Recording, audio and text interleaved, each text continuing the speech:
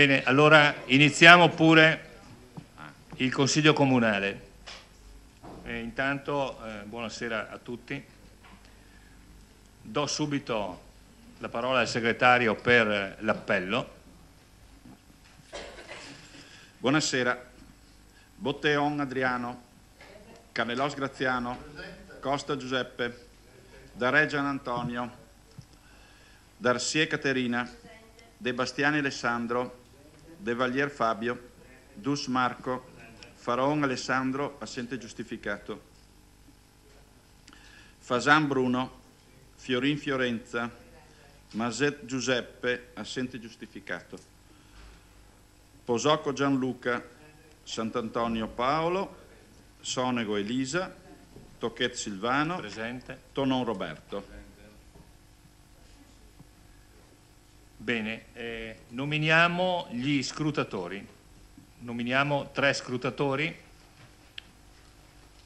Marco Dus, propongo Darsie Caterina e Posocco. Caso strano sono i 3 della volta scorsa. Benissimo, i 3 scrutatori accettano quindi. Allora Dus, Darsie Caterina e Posocco.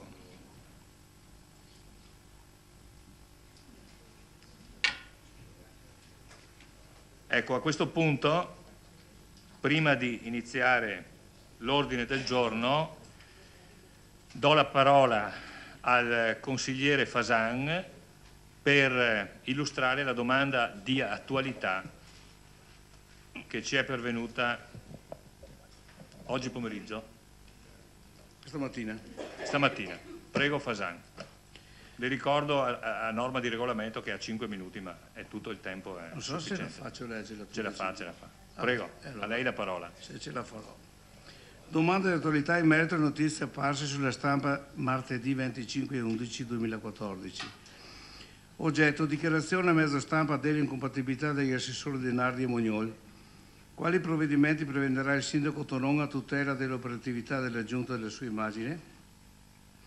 Leggo con costernazione sul quotidiano locale Il Gazzettino che, nella riunione di giunta in data 23/10/2014, gli assessori Denardi e Mognol non hanno partecipato alla discussione del punto all'ordine del giorno riguardante un incarico per uno studio di fattibilità ad un progetto alternativo all'attuale progetto della variante del statale 51 di Alemagna, denominato Traforo di Sant'Augusta, considerando la loro presenza incompatibile con l'argomento trattato.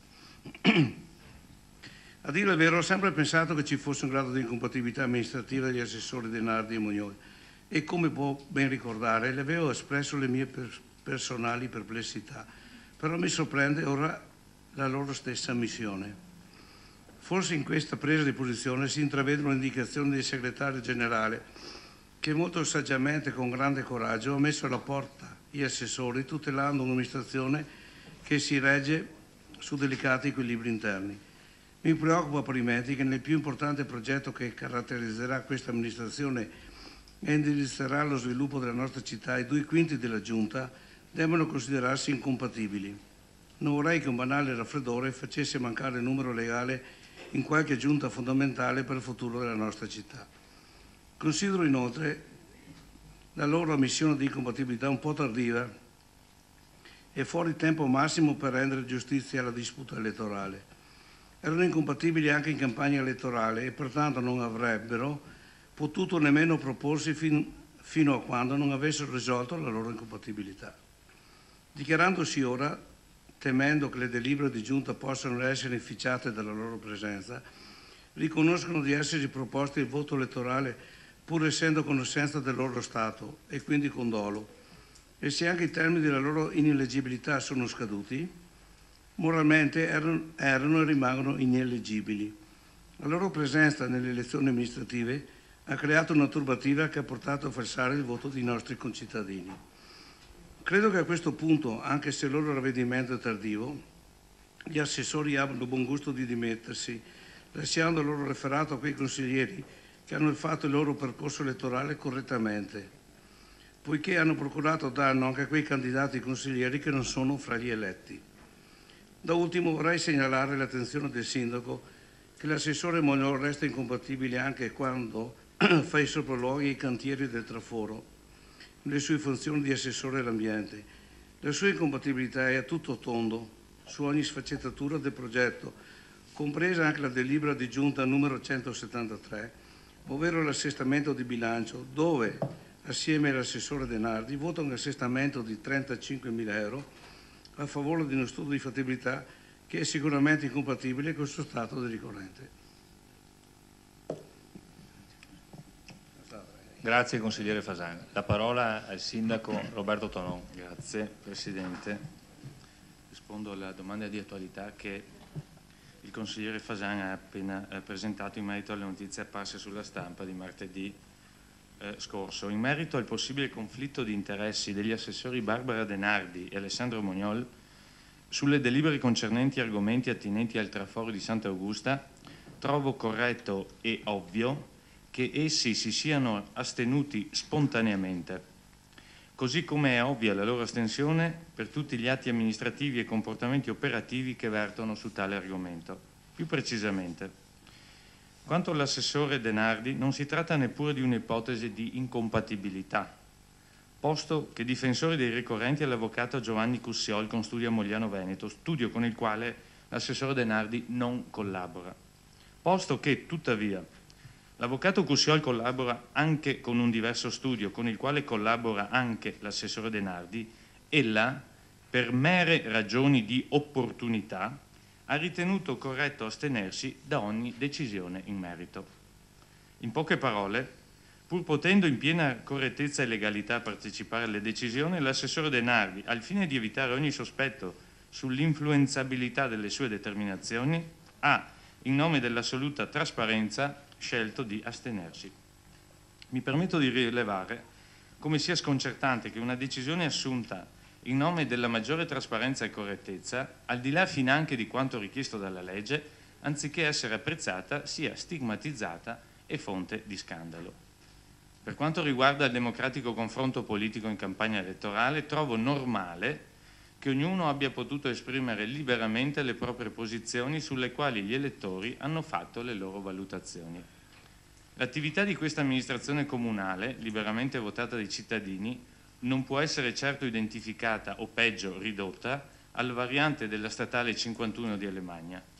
Il futuro della città di Vittorio Veneto è molto, molto di più di tutto questo.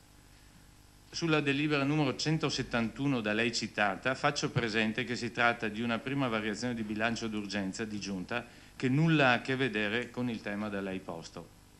Ritengo opportuno sottolineare che ho fatto comunque presente e raccomandato a tutti i miei assessori, all'atto della loro nomina e anche successivamente, di evitare scrupolosamente situazioni di possibile conflitto di interesse.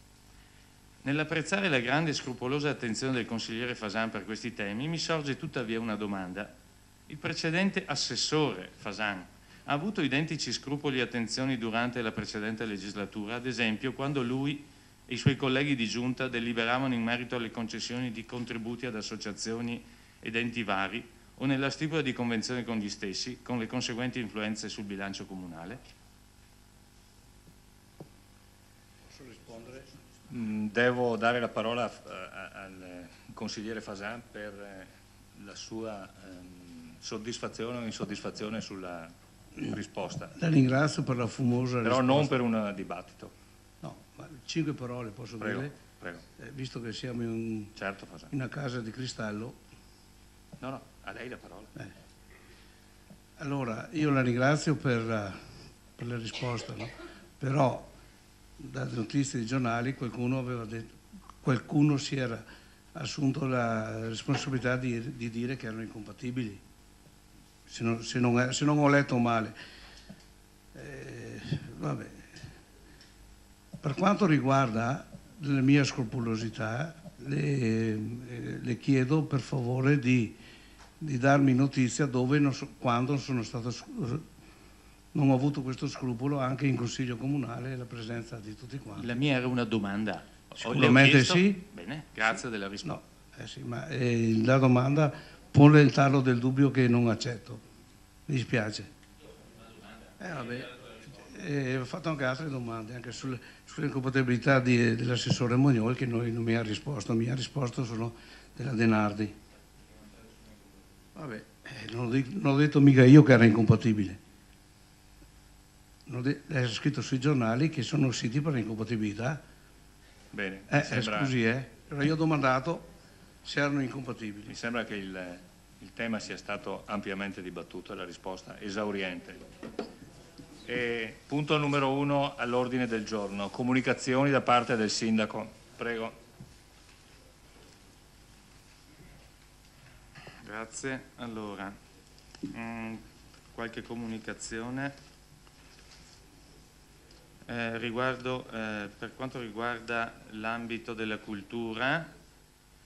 Comunico solo alcuni numeri relativi all'apertura del Museo della Battaglia, che è avvenuto dal 5 al 10 novembre, apertura definitiva al pubblico, con 2 convegni, 9 conferenze, una tavola rotonda, 3 concerti, 6 workshop, un educational, una presentazione del premio, 6 visite guidate animate, un annullo filatelico, un evento di apertura ufficiale, 2 buffet e con la cittadella militare presente dal 5 al 10 novembre. Con una movimentazione di circa 6.000 persone. La cosa però che ritengo più interessante riguarda l'apertura al pubblico. Nei giorni dall'11 novembre al 27 novembre ad oggi ci sono stati 905 ingressi paganti. Ottimo successo ha avuto anche il concerto del 23 novembre al Teatro da Ponte, dove è stata eseguita a cura dell'orchestra del Conservatorio del Orchestra del Conservatorio di Castelfranco Veneto, la nona di Beethoven. Ahimè il teatro è risultato essere piccolo, nel senso che qualche centinaio di persone non ha potuto accedere. Il venerdì 28, non so se vuole parlare l'assessore Uliana, verrà aperta, inaugurata la mostra a Palazzo Todesco. Volentieri, grazie. Allora, domani, venerdì, alle ore 18, a Palazzo Todesco viene inaugurata la mostra su Lino Di Netto, un artista di importanza internazionale, trevigiano d'adozione, nato però ad Este. L'inaugurazione avverrà con la partecipazione straordinaria dello psichiatra Vittorino Andreoli, quindi ovviamente siete tutti quanti invitati a questa inaugurazione che riapre le porte a un palazzo così importante, così bello come appunto Palazzo Todesco a Serravalle. Grazie. Grazie Assessore. Comunico anche che all'interno del protocollo stipulato firmato il 10 novembre fra l'amministrazione comunale, il Ministero della Difesa e l'Agenzia del Demanio, è già avvenuta la prima riunione del gruppo di lavoro, così come previsto dal protocollo, in cui sono intervenuti 3 generali che facevano parte della task force romana e l'Agenzia del Demanio. La riunione è avvenuta presso il nostro comune. Per quanto riguarda i trasporti, c'è una comunicazione anche del vice sindaco, l'assessore Turchetto. Sì, grazie, buonasera a tutti. Comunico che in questo periodo, tra il precedente Consiglio ed oggi, abbiamo avuto alcuni incontri con alcune istituzioni che si occupano di trasporto pubblico locale. In particolare abbiamo avuto un incontro in Regione, alla presenza anche di tecnici di Trenitalia. In questo incontro abbiamo rappresentato le condizioni della nostra stazione ferroviaria. Abbiamo chiesto che ci siano più corse, soprattutto negli orari utilizzati dai pendolari, quindi di primo mattino e verso sera, con collegamento da Conegliano verso Vittorio Veneto, che è un collegamento carente. Abbiamo rappresentato la necessità di andare verso una visione evoluta del trasporto pubblico locale, una visione che quindi comprenda la massima integrazione possibile tra ferro gomma, tra quindi gli autobus urbani, gli autobus extraurbani e appunto il servizio ferroviario. In questo senso abbiamo detto che è utile ed opportuno sfruttare la novità che c'è da quest'anno, e cioè il fatto di avere l'orario cadenzato per quanto riguarda i treni. L'orario cadenzato consente di avere un efficace ed efficiente sistema, in prospettiva ovviamente adesso ancora non c'è, ma consente di studiare un efficace sistema di trasporto integrato, appunto ferro-gomma, perché gli orari di partenza dei treni avvengono sempre allo stesso minuto di ogni ora. Quindi di cogliere questa opportunità che c'è oggi per andare in questa direzione.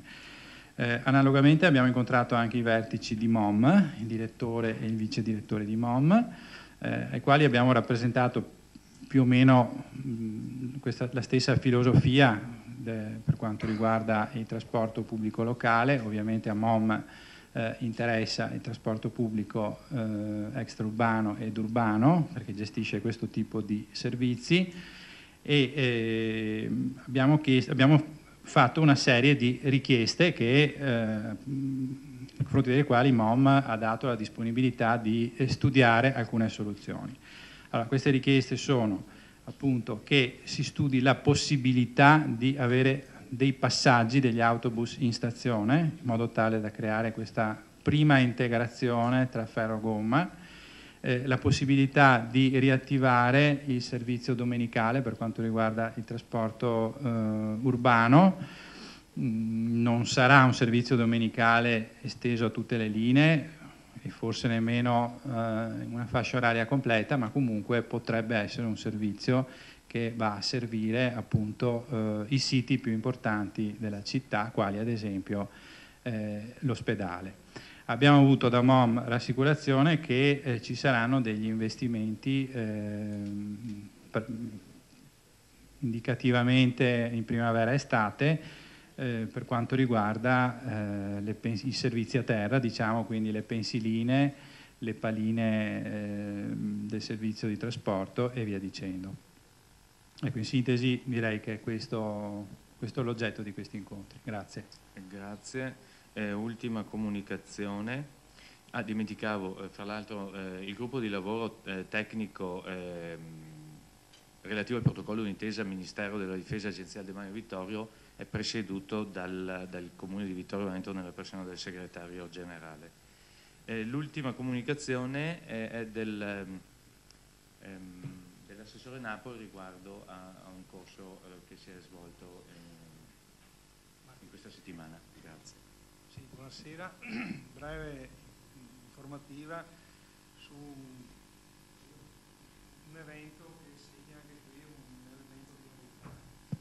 Martedì, nella giornata di martedì, si è tenuto presso la biblioteca del Sindaca una giornata formativa potremmo definire sulle norme anticorruzione, ma in realtà ha abbracciato un po' tutti i temi, diciamo così, del rapporto cittadino e personale della pubblica amministrazione, con particolare attenzione, diciamo, alle norme fondamentali.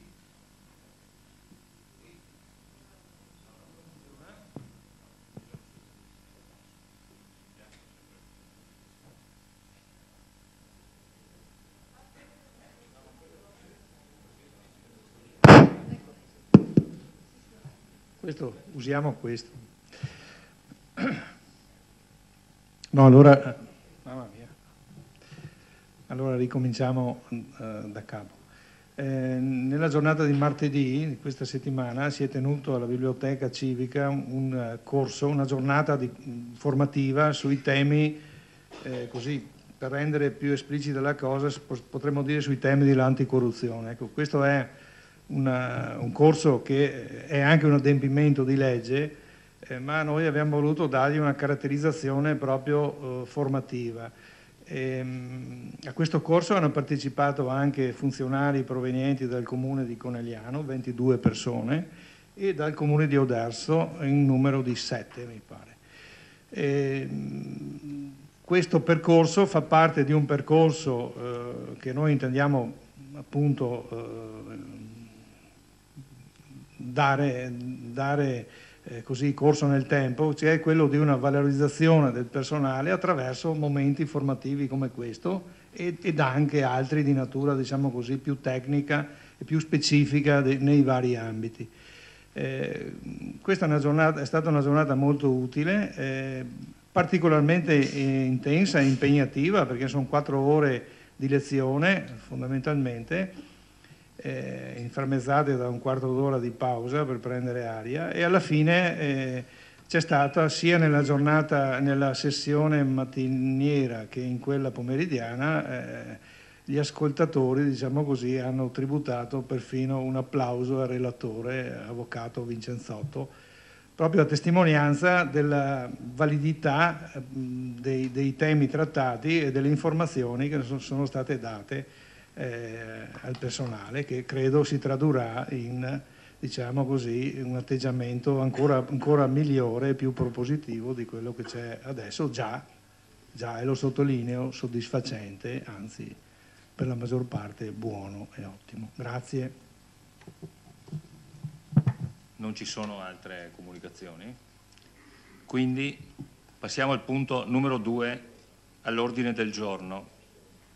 Disciplina per l'assegnazione e la fissazione dei canoni degli alloggi di edilizia residenziale pubblica, legge regionale 10 del 1996, modifica delibera di Consiglio Comunale 67 del 2006, approvazione nuovi criteri di assegnazione. La parola all'assessore Denardi. Buonasera, intanto scusatemi la voce, ma colgo l'occasione anche per tranquillizzare il consigliere Fasan che nonostante il raffreddore riusciamo a lavorare tutti quanti lo stesso. La delibera che viene sottoposta all'attenzione del Consiglio prevede la modifica di quelli che sono sostanzialmente l'attribuzione dei punteggi in sede di bando per l'assegnazione degli alloggi di edilizia residenziale pubblica. La quota di punteggio attribuibile discrezionalmente dal Consiglio Comunale è stabilita in un totale di 8 punti.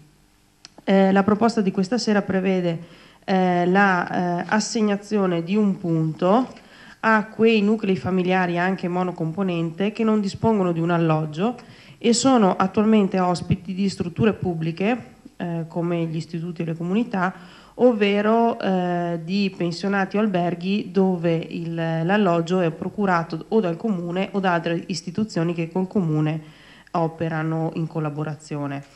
La finalità di attribuire un punto sugli 8 disponibili, ribadisco, ai soggetti che sono titolari appunto di questa particolare situazione è quella di tutelare situazioni di emarginazione che hanno tuttavia un progetto di recupero alle spalle. Sostanzialmente i soggetti che in genere andranno a beneficiare di questa attribuzione di punteggio sono soggetti che fuoriescono da percorsi di marginalità sociale e che hanno però un grado di autonomia tale da consentirgli di risiedere autonomamente in un'abitazione e per i quali si prevede una prospettiva di recupero e di reinserimento sociale. Questo punto viene sostanzialmente attribuito limitando a 3 il numero dei punti massimi che il soggetto può ottenere in virtù della durata della residenza nel comune di Vittorio Veneto. Tengo a precisare che il punteggio massimo al momento attribuibile, quindi 3 punti, nel caso in cui venga approvata questa modifica, viene ottenuto con una residenza nel comune di Vittorio Veneto anche in periodi non continuativi per una durata di 30 anni o più di 30 anni.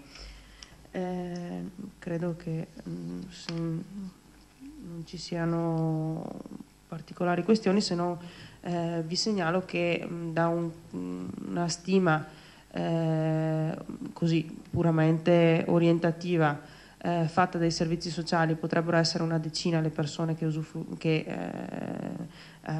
potrebbero partecipare al bando e vedersi attribuito questo ulteriore punteggio, e che al momento non è obbligatorio per il Comune di Vittorio Veneto procedere con lo svolgimento del bando, perché la normativa prevede che questo venga fatto ogni 2 anni, anche se non vi sono alloggi eventualmente disponibili da assegnare.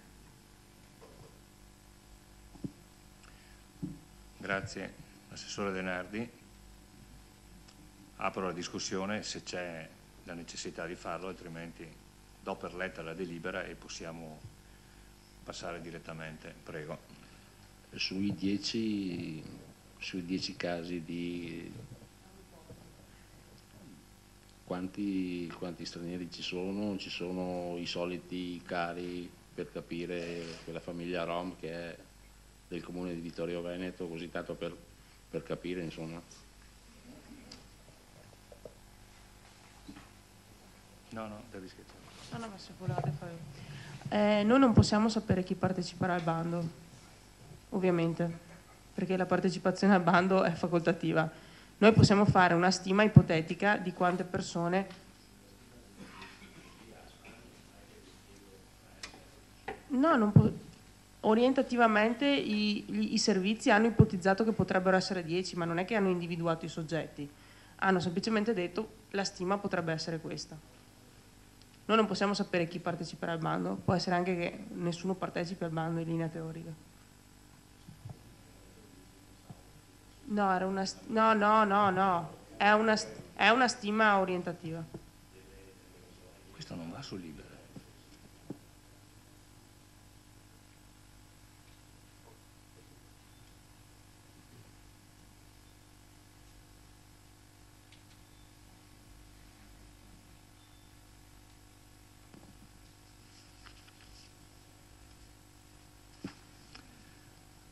Scusate, ecco qua, questo, eccolo, abbiamo sistemato un dettaglio tecnico.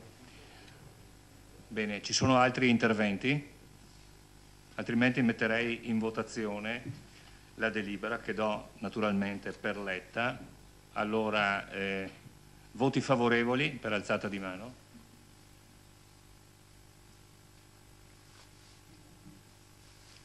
Contrari? Astenuti? 4 astenuti, nessun contrario.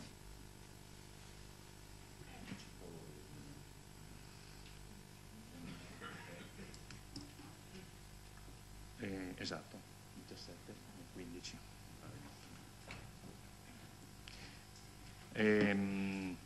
Metto in votazione l'immediata eseguibilità. Favorevoli? Contrari? Astenuti? 4 astenuti. Idem come sopra.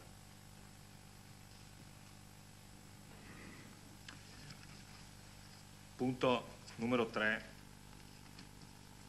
all'ordine del giorno. Ratifica deliberazione di Giunta Comunale numero 171 del 20 ottobre 2014 ad oggetto bilancio di previsione esercizio 2014, prima variazione, e do la parola all'assessore Napoli per una breve illustrazione. Quella funziona. Sì, si tratta appunto della ratifica di una deliberazione d'urgenza della Giunta del 20/10/2014 per registrare, diciamo, l'ingresso in bilancio di una somma che arriva dal Consorzio BIM. Leggo brevemente il dispositivo.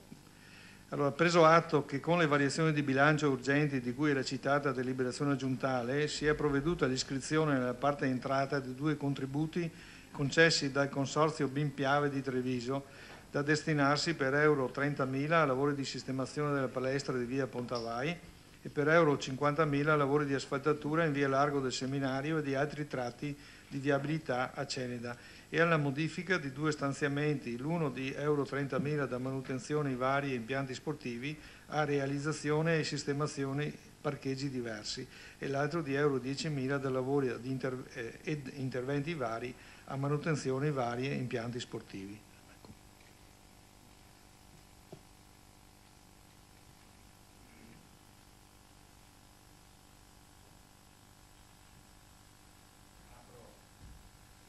Apro la discussione, credo ci sia una prenotazione nell'ordine. Consigliere Botteon. Prego. Sì, grazie Presidente. A dire la verità la prenotazione era relativa al punto precedente in cui invitavo solamente il consigliere D'Area a non fare nomi, anche perché vi è una privacy, penso che all'interno del Consiglio Comunale fare nomi di cittadini vittoriesi non sia consigliabile, neanche consentito. E volevo anche fare i complimenti all'assessore De Nardi per il lavoro svolto. Niente, solamente per quanto riguarda questo punto all'ordine del giorno, volevo solamente ricordare il dibattito avuto in commissione in cui si è parlato dei fondi provenienti dal consorzio BIM e come il Comune di Vittorio Veneto forse potrebbe attivarsi in un prossimo futuro per cercare di aumentare la propria quota, come è stato ricordato dal consigliere Fasan, è stato cercato di fare in precedenza dall'assessore Miato, sicuramente un lavoro che potrebbe essere continuato appunto da questa giunta. È tutto, grazie. Grazie.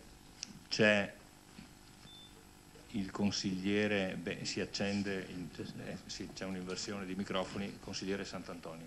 Allora, mi ha preceduto di un soffio il consigliere Botteon relativamente alla cosa che volevo proporre, cioè il fatto che gli 80.000 euro del consorzio BIM Piave, secondo lo studio e secondo una lettera spedita dall'assessore, ex assessore Miatto, del 10/4/2014, può essere sostanzialmente aumentato. La mia proposta è quella di dare questo incarico formalmente a un assessore, che altro non può essere che l'assessore Mognol, in quanto all'assessorato alle politiche energetiche, che si prenda a carico. C'è uno studio fatto molto bene, io l'ho letto, e in buona sostanza succede che attualmente per tutti i comuni distintamente vengono dati dei fondi in modo equo. In realtà ci sono dei comuni che contribuiscono di più al consorzio BIM per gli aspetti del territorio, delle centrali idroelettriche eccetera, e Vittorio Veneto ne ha molte di queste centrali, quindi in linea teorica dovrebbero spettare più soldi al comune di Vittorio Veneto. Quindi invito formalmente la Giunta a prendersi carico di portare avanti questo lavoro e ovviamente questi 80.000 euro, che potrebbero diventare molti di più, potrebbero essere utilizzati per abbassare la quota della Tasi. Poi volevo chiedere, penso all'assessore Napoli, ma non lo so, come siamo messi con le entrate dell'IMU dell'Enel, perché anche questo era un capitolo che era in stand-by, e dal punto di vista anche delle entrate suggerisco, sempre all'assessore all'ambiente, di fare anche qualche riflessione relativamente al discorso dei rifiuti, perché dal mio punto di vista, come nel consorzio BIM potremmo fare qualcosa, anche dal punto di vista dei rifiuti, con la Savno potremmo anche là guadagnare qualcosina. Grazie. Grazie delle sollecitazioni. Darei la parola, non ci sono altre prenotazioni, darei quindi la parola all'assessore Napoli. Sì. Per quanto riguarda l'utilizzo dei fondi, l'utilizzo è vincolato e quindi non si possono utilizzare per altri scopi. Quanto al discorso, così mi prendo un po' anche tempo dell'assessore Mognoli. Io credo che il ragionamento impostato dal collega Miato in precedenza nell'aprile di quest'anno possa essere sicuramente ripreso. Poi è da capire che spazio c'è di azione concreta, insomma. Comunque è una cosa che sicuramente verificheremo.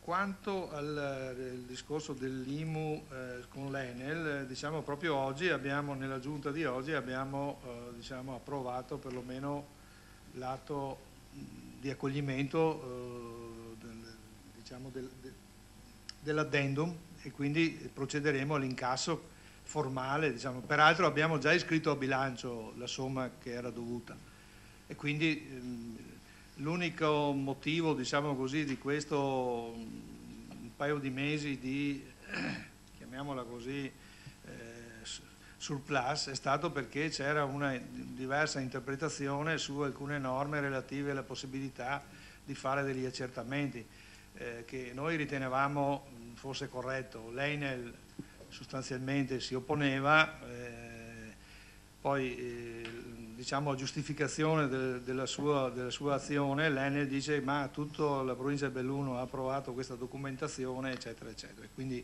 abbiamo ritenuto di soprassedere e quindi abbiamo proceduto all'accordo, tutto qui. Quindi... Grazie, Assessore Napoli, vedo prenotato il consigliere Posocco, prego. Sì, grazie Presidente, volevo solo dire una cosa all'assessore Napoli. Lo studio di cui si parla, fatto dall'ex assessore Miatto, è pronto, non occorre fare niente, basta prenderlo in mano e portarlo avanti. Non si parla di 10-20 mila euro in più, si parla di cifre veramente importanti, quindi vi invito a veramente sentire gli uffici comunali e veramente portare a conclusione uno studio che appunto è già pronto. Grazie. Grazie. E si è prenotato il consigliere Carnelossa. Sì, brevissimo, per evidenziare così una cosa abbastanza anche ovvia. Lo studio non l'ho visto, ma è indubbio che per avere maggiori trasferimenti del BIM non basta esclusivamente la volontà del Comune di Vittorio, bisogna sentire cosa ne pensa il BIM e la controparte. Mi spiace ecco, che la giunta precedente e l'assessore Miatto sia aggiunto un po' a fine mandato. Probabilmente se vi era maggiore efficacia e se c'era questa convinzione sulle buone ragioni del Comune, probabilmente non ci troveremo oggi a parlarne. I soldi, visto che sono dati per certi, sarebbero già stati in saccoccia e invece ci è stato dato anche su questo il testimone, come in tante altre cose, lo vedremo anche dopo credo, in forza del quale appunto cose che sembravano certe ci sono state date a noi in modo tale da verificare se la questione sia fattibile o meno. Vero, probabilmente dallo studio risulterà che abbiamo il buon diritto di farlo, se il BIM non aderisce con le buone, tra virgolette, nel nostro sistema esiste solamente il contenzioso giudiziario. È indubbio che mi parrebbe, se ripeto l'accordo bonario non si riesce, mi parrebbe davvero singolare che ci trovassimo ad essere come Comune di Vittorio ad avere l'universo globo del BIM contrario. Ecco, ripeto, ne ho parlato senza conoscere specificatamente la normativa. Ecco, non voglio entrare nel merito perché non conosco, mi è sembrato così opportuno segnalare come necessariamente di fronte a qualcuno che ha una pretesa nei confronti di un altro che dovrebbe ottemperare a questa pretesa, nel nostro sistema o c'è l'accordo o c'è un contenzioso. Mi auguro appunto che lo studio sia talmente fatto bene, in forza del quale, presentato al BIM immediatamente e ci mandi una lettera. A regola, a dir la verità, mi pare da aprile, forse le poste in Italia sono molto lunghe, dicono, ma adesso sono anche efficienti, ma finora di quella richiesta così precisa, così puntuale, così inoppugnabile, in realtà il BIM se n'è fatto baffo e, da come mi risulta, non abbia risposto né ci abbia mandato una quantificazione diversa rispetto a quei 80.000. Grazie. Consigliere Posocco, prego. Sì, una piccola replica, collega Carnelos. Lei giustamente ha detto io non ho ancora visto lo studio e quindi la invito a vedere lo studio. Una cosa, ha tirato in ballo l'assessore Miatto.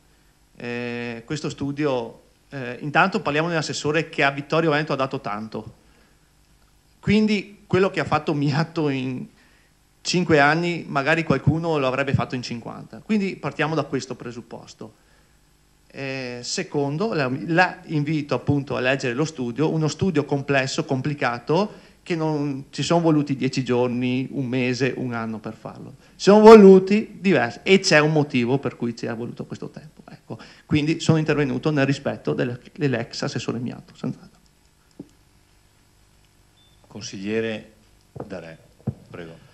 Sì, vorrei rispondere a questo preciso. Intanto voglio dire che nell'ultima votazione del BIM Piave il Comune di Vittorio Veneto ha votato contro con l'assessore Rossetto presente.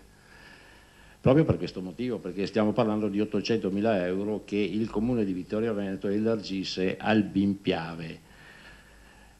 Noi dobbiamo capire per quale motivo noi dobbiamo condividere le difficoltà e i disagi che il Comune di Vittorio Veneto ha, avendo le centrali, avendo le condotte idroelettriche, tutti i canali che attraversano il nostro comune, che danno delle risorse importanti al gestore, ma noi dobbiamo dividere questo, ma perché? Perché a suo tempo si è deciso di dividere, diciamo, questi proventi di entrata dei canoni idrici in maniera uguale con tutti i comuni. Noi dividiamo praticamente Contenson di Piave, che non ho capito cosa c'entri, ho qualche elenco, non so, mi viene in mente Possagno, mi viene in mente così, San Biagio di Callalta, Segusino.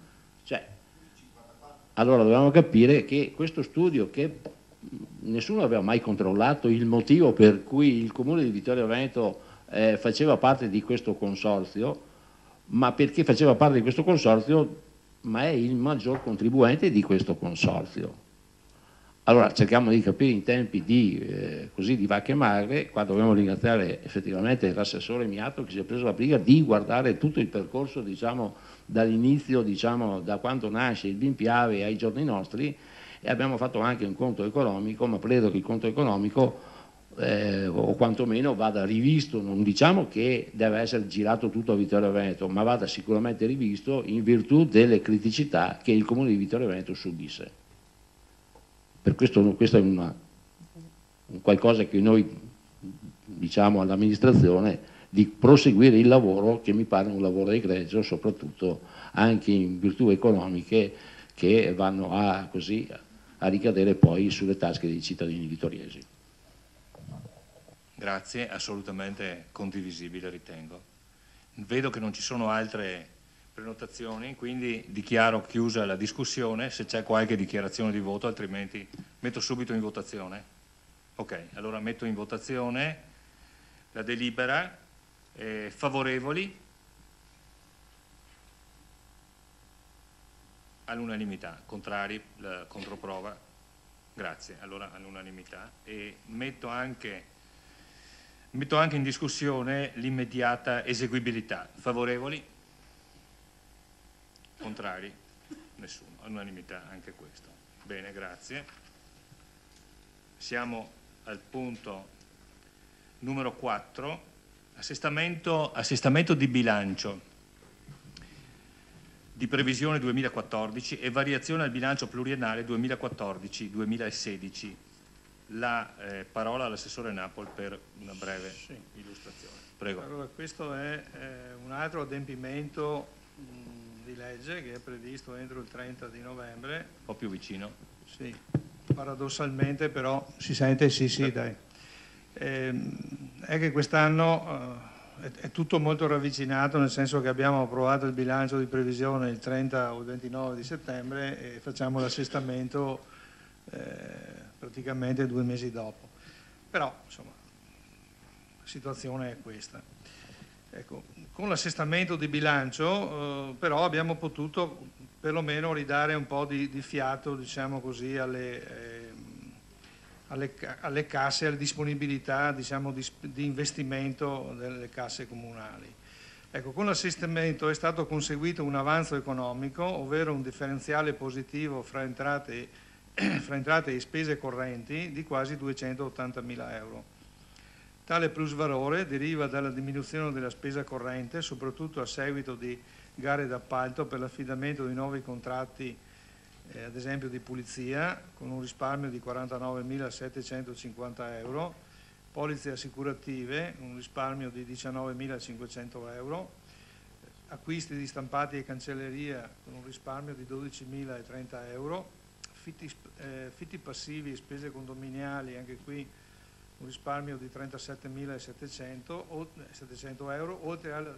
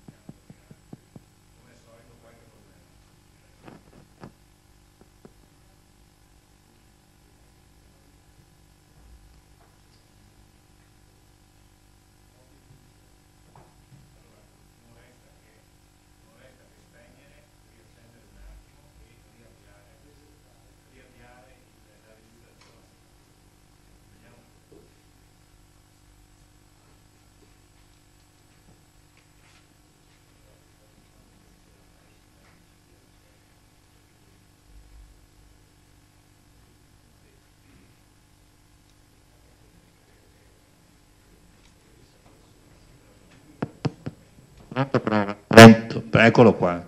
Allora, senza spegnere, ferma. Vabbè, questo è un problema elettronico, c'è una specie di innesco. Ecco, mi dica pure quando ha riavviato la registrazione. Prego, Napoli. Sì, allora funziona.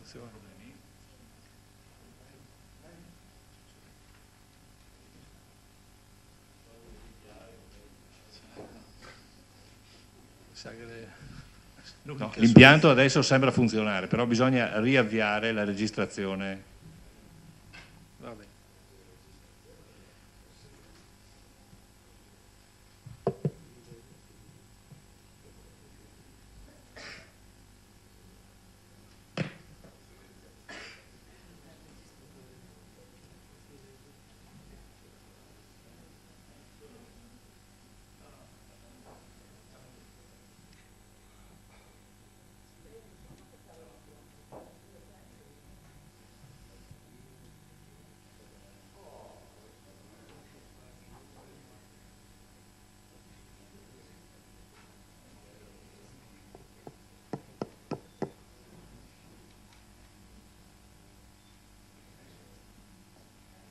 Bene, l'impianto funziona, adesso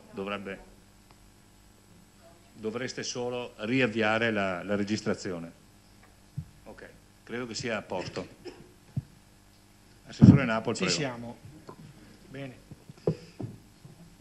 Dopo non parlo il P. Allora, l'assestamento di bilancio, riprendendo il ragionamento di prima, è una scadenza obbligatoria prevista per legge il 30 di novembre, che di solito arriva verso la fine dell'anno in realtà per noi arriva 2 mesi dopo l'approvazione del bilancio preventivo, quindi è un po' tutto scombussolato. Ecco, da questo diciamo, passaggio importante comunque è emersa una disponibilità per investimenti dalla riduzione della spesa corrente abbastanza importante, che viste il periodo di difficoltà insomma, è una sorpresa molto gradita per la città. Quindi con l'assestamento è stato conseguito un avanzo economico, ovvero un differenziale positivo fra entrate e spese correnti di quasi 280.000 euro. Tale plusvalore deriva dalla diminuzione della spesa corrente, soprattutto a seguito di nuove gare d'appalto per l'affidamento dei nuovi contratti di pulizia, un risparmio di 49.750, polizze assicurative, meno 19.500, stampati e cancellerie, meno 12.030, affitti passivi e spese condominiali, meno 37.700, oltre ad una diminuzione delle spese per il personale di 114.550 e altre voci di spesa minori. Questo significa che comunque tutte le richieste da parte dei servizi sono state soddisfatte. L'amministrazione ha potuto destinare pertanto le risorse che si sono liberate al finanziamento di investimenti, lavori ed opere pubbliche, tra cui la manutenzione straordinaria, ad esempio l'inizio della manutenzione straordinaria dell'impianto di videosorveglianza per euro 27.000, per finanziare la collaborazione di incarichi professionali per euro 35.000, la sistemazione di tratti stradali cittadini per euro 100.000, lavori ed interventi di sistemazione piazze per euro 40.000 e altri lavori e interventi così distribuiti nel territorio per euro 60.000. Ecco, si tratta di un risultato importante che diciamo, testimonia anche del buon lavoro che si fa all'interno della macchina amministrativa del Comune, mi auguro anche frutto di un clima costruttivo di condivisione e collaborazione. Ecco, questo risultato, sottolineo, avviene in un periodo di sofferenza molto grande per i bilanci comunali, il nostro compreso, riuscire a ridurre la spesa corrente coprendo comunque le esigenze finanziarie dei vari dipartimenti per riuscire a finanziare lavori ed investimenti è un fatto veramente degno di nota. Ecco, quindi vi ringrazio. Grazie Assessore Napoli. Vedo che c'è una prenotazione. Prego, Sant'Antonio, consigliere Sant'Antonio. Ho visto sui giornali stamattina che appunto quanto diceva l'assessore Napoli, penso che sia un buon inizio e auguro di continuare in questo modo perché è proprio così che bisogna eventualmente amministrare, quindi cercare di avere degli avanzi e dei ricavi, insomma, per diminuire quelle che possono essere le tasse per i cittadini. Qua però all'interno di questa delibera io ho visto, abbiamo già visto anche in commissione, che ci sono 35.000 euro per uno studio di fattibilità. Scusate se ritorno sull'argomento. Ho chiesto a cosa si riferissero in commissione e mi è stato detto che sono 35.000 euro relativi allo studio di fattibilità per il traforo, per i flussi di traffico, se non erro, giusto? Allora, ho visto anche che questa delibera è stata firmata, c'era la presenza dell'assessore Mognol e dell'assessore Denardi. Allora, mentre diciamo sulla stampa si è visto che l'assessore Denardi ha dato delle giustificazioni di incompatibilità, prima il sindaco ha dato delle giustificazioni anch'esso della incompatibilità della Denardi, mentre invece ha glissato sull'argomento Mognol. Allora io vorrei sentire direttamente dall'assessore Mognol se si ritiene o meno incompatibile con tutti gli argomenti che riguardano il traforo e quindi tutte le decisioni che vengono prese in giunta, compresi i 35.000 euro di studio che l'assessore ha votato. Prima il sindaco ha detto che l'assessore non è incompatibile. Allora io leggo un attimo prendo spunto dall'articolo 78 del testo unico degli enti locali, dove si legge che il comportamento degli amministratori deve essere scontatamente improntato all'imparzialità e al principio di buona amministrazione. La normativa continua peraltro chiarendo che proprio al fine di garantire la necessaria imparzialità del comune e soprattutto la tranquillità per i cittadini, che le decisioni assunte dall'ente non risentano di alcun condizionamento personale. Gli amministratori hanno l'obbligo di astenersi dal prendere parte della discussione alle votazioni di delibere, attenzione, riguardanti i propri interessi o quelli dei loro parenti o affini fino al 4° grado. Il che significa che dal mio punto di vista su questi tipi di delibere l'assessore è incompatibile. Ecco, scusate, non so se qualcuno abbia capito quello che ho letto, comunque. Vabbè. No, si è capito e adesso... C'è il testo unico che dice dell'incompatibilità. Io vorrei sentire direttamente dall'assessore se si ritiene compatibile o incompatibile. Se è incompatibile non può votare neanche i 35.000 euro di stanziamento per un qualcosa inerente al traforo. Sì. Se è incompatibile oggi, forse lo era anche qualche mese fa e anche quando è entrato in giunta. Grazie. Grazie. Vuole rispondere l'assessore Napoli, prego? Rispondo dal punto di vista semplicemente tecnico, non vorrei che ci fosse un equivoco. Credo I anch'io. 35.000 euro sono compresi in questa delibera di assestamento di bilancio che è in votazione stasera in Consiglio Comunale, non è stata approvata dalla Giunta. Quindi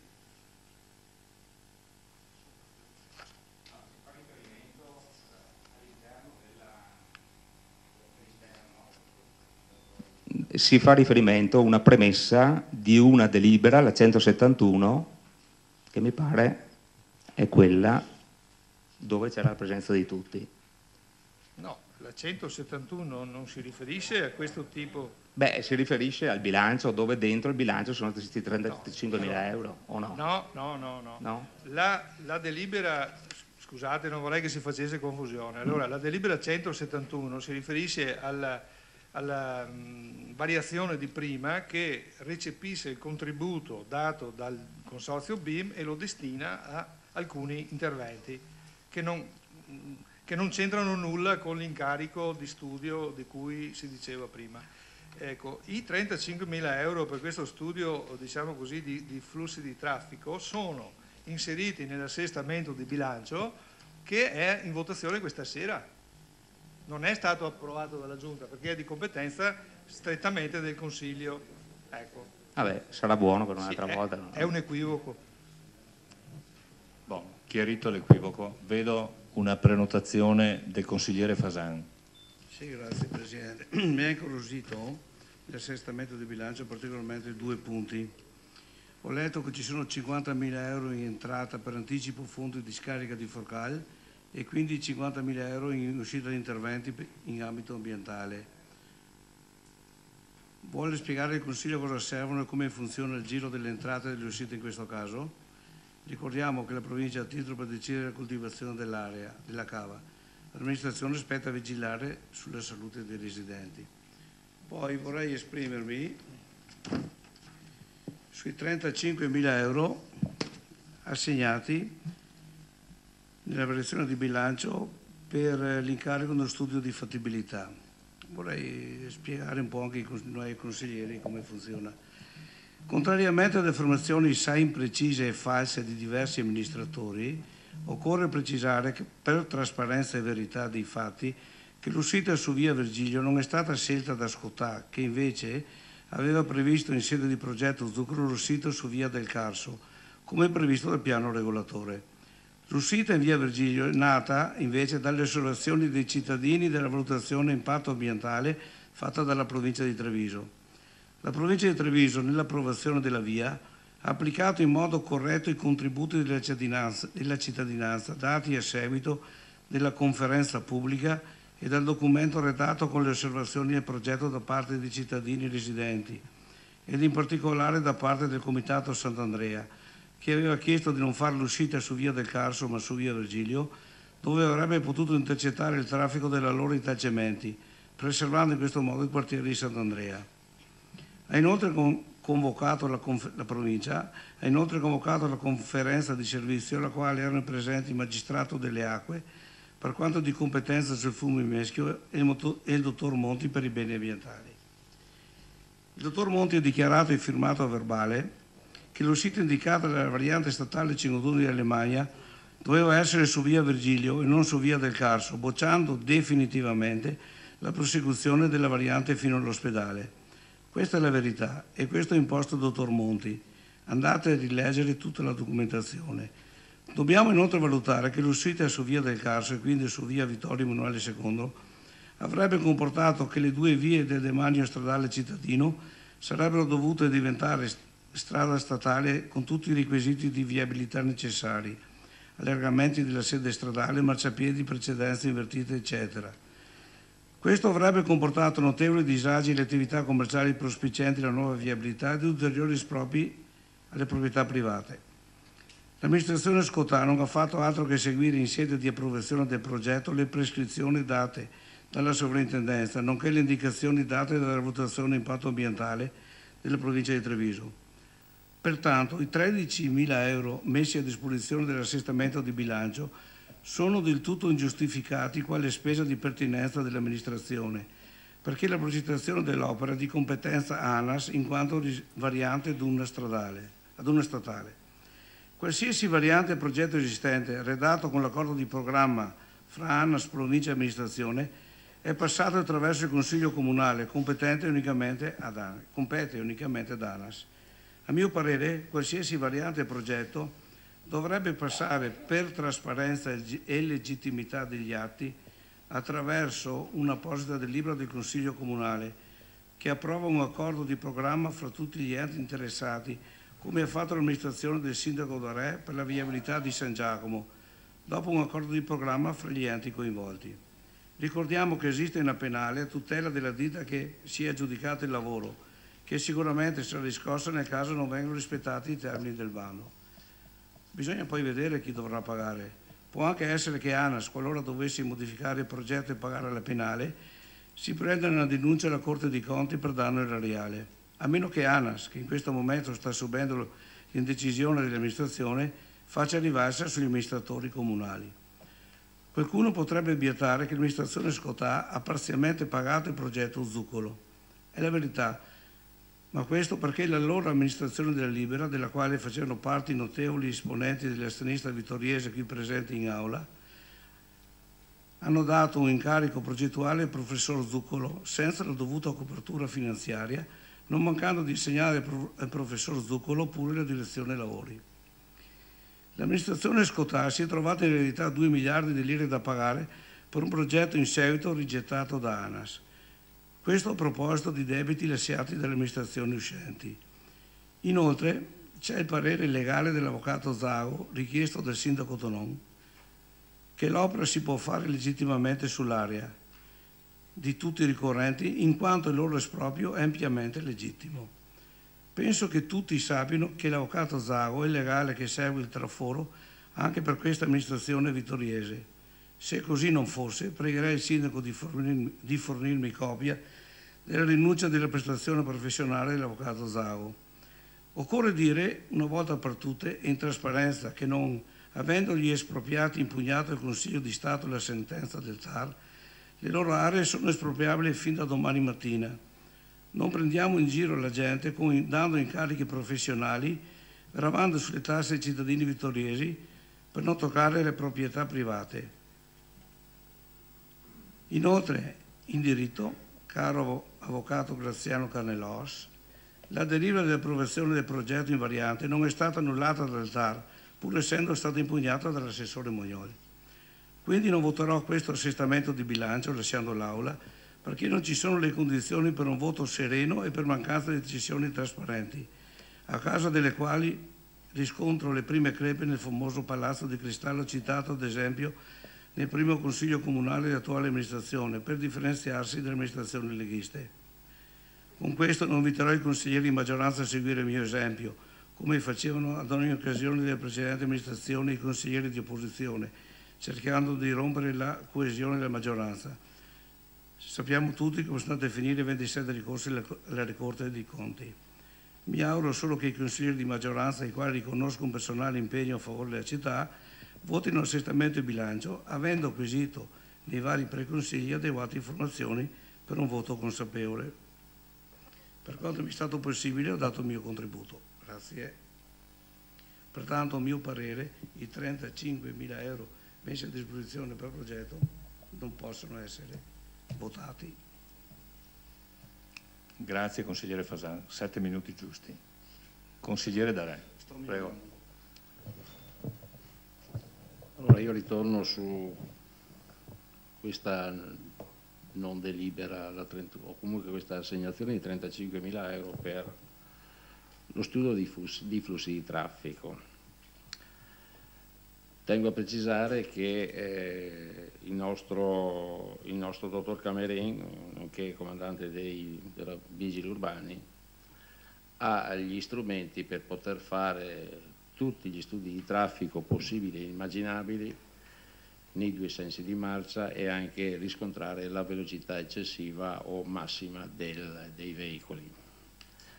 Trovo strano che si dia un incarico da 35.000 euro per fare una cosa che secondo me la possiamo fare tranquillamente al nostro interno, e se non è così siate quantomeno trasparenti nel dire che fate uno studio alternativo alla viabilità e alla variante 51 dell'Alemagna, al traforo di Sant'Augusta. Lo potete fare come amministrazione comunale, avvalendovi della provincia, della regione. Non serve camuffare un incarico che si dice sia affidato prossimamente allo studio Moro. Lo studio Moro, sappiamo benissimo, fa viabilità, fa diciamo strade, fa ponti, eccetera, eccetera.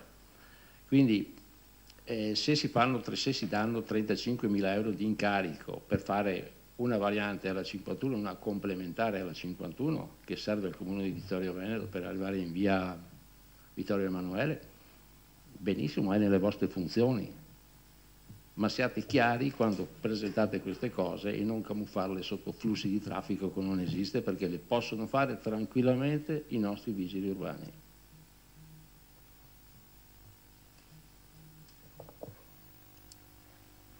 Grazie consigliere Darè.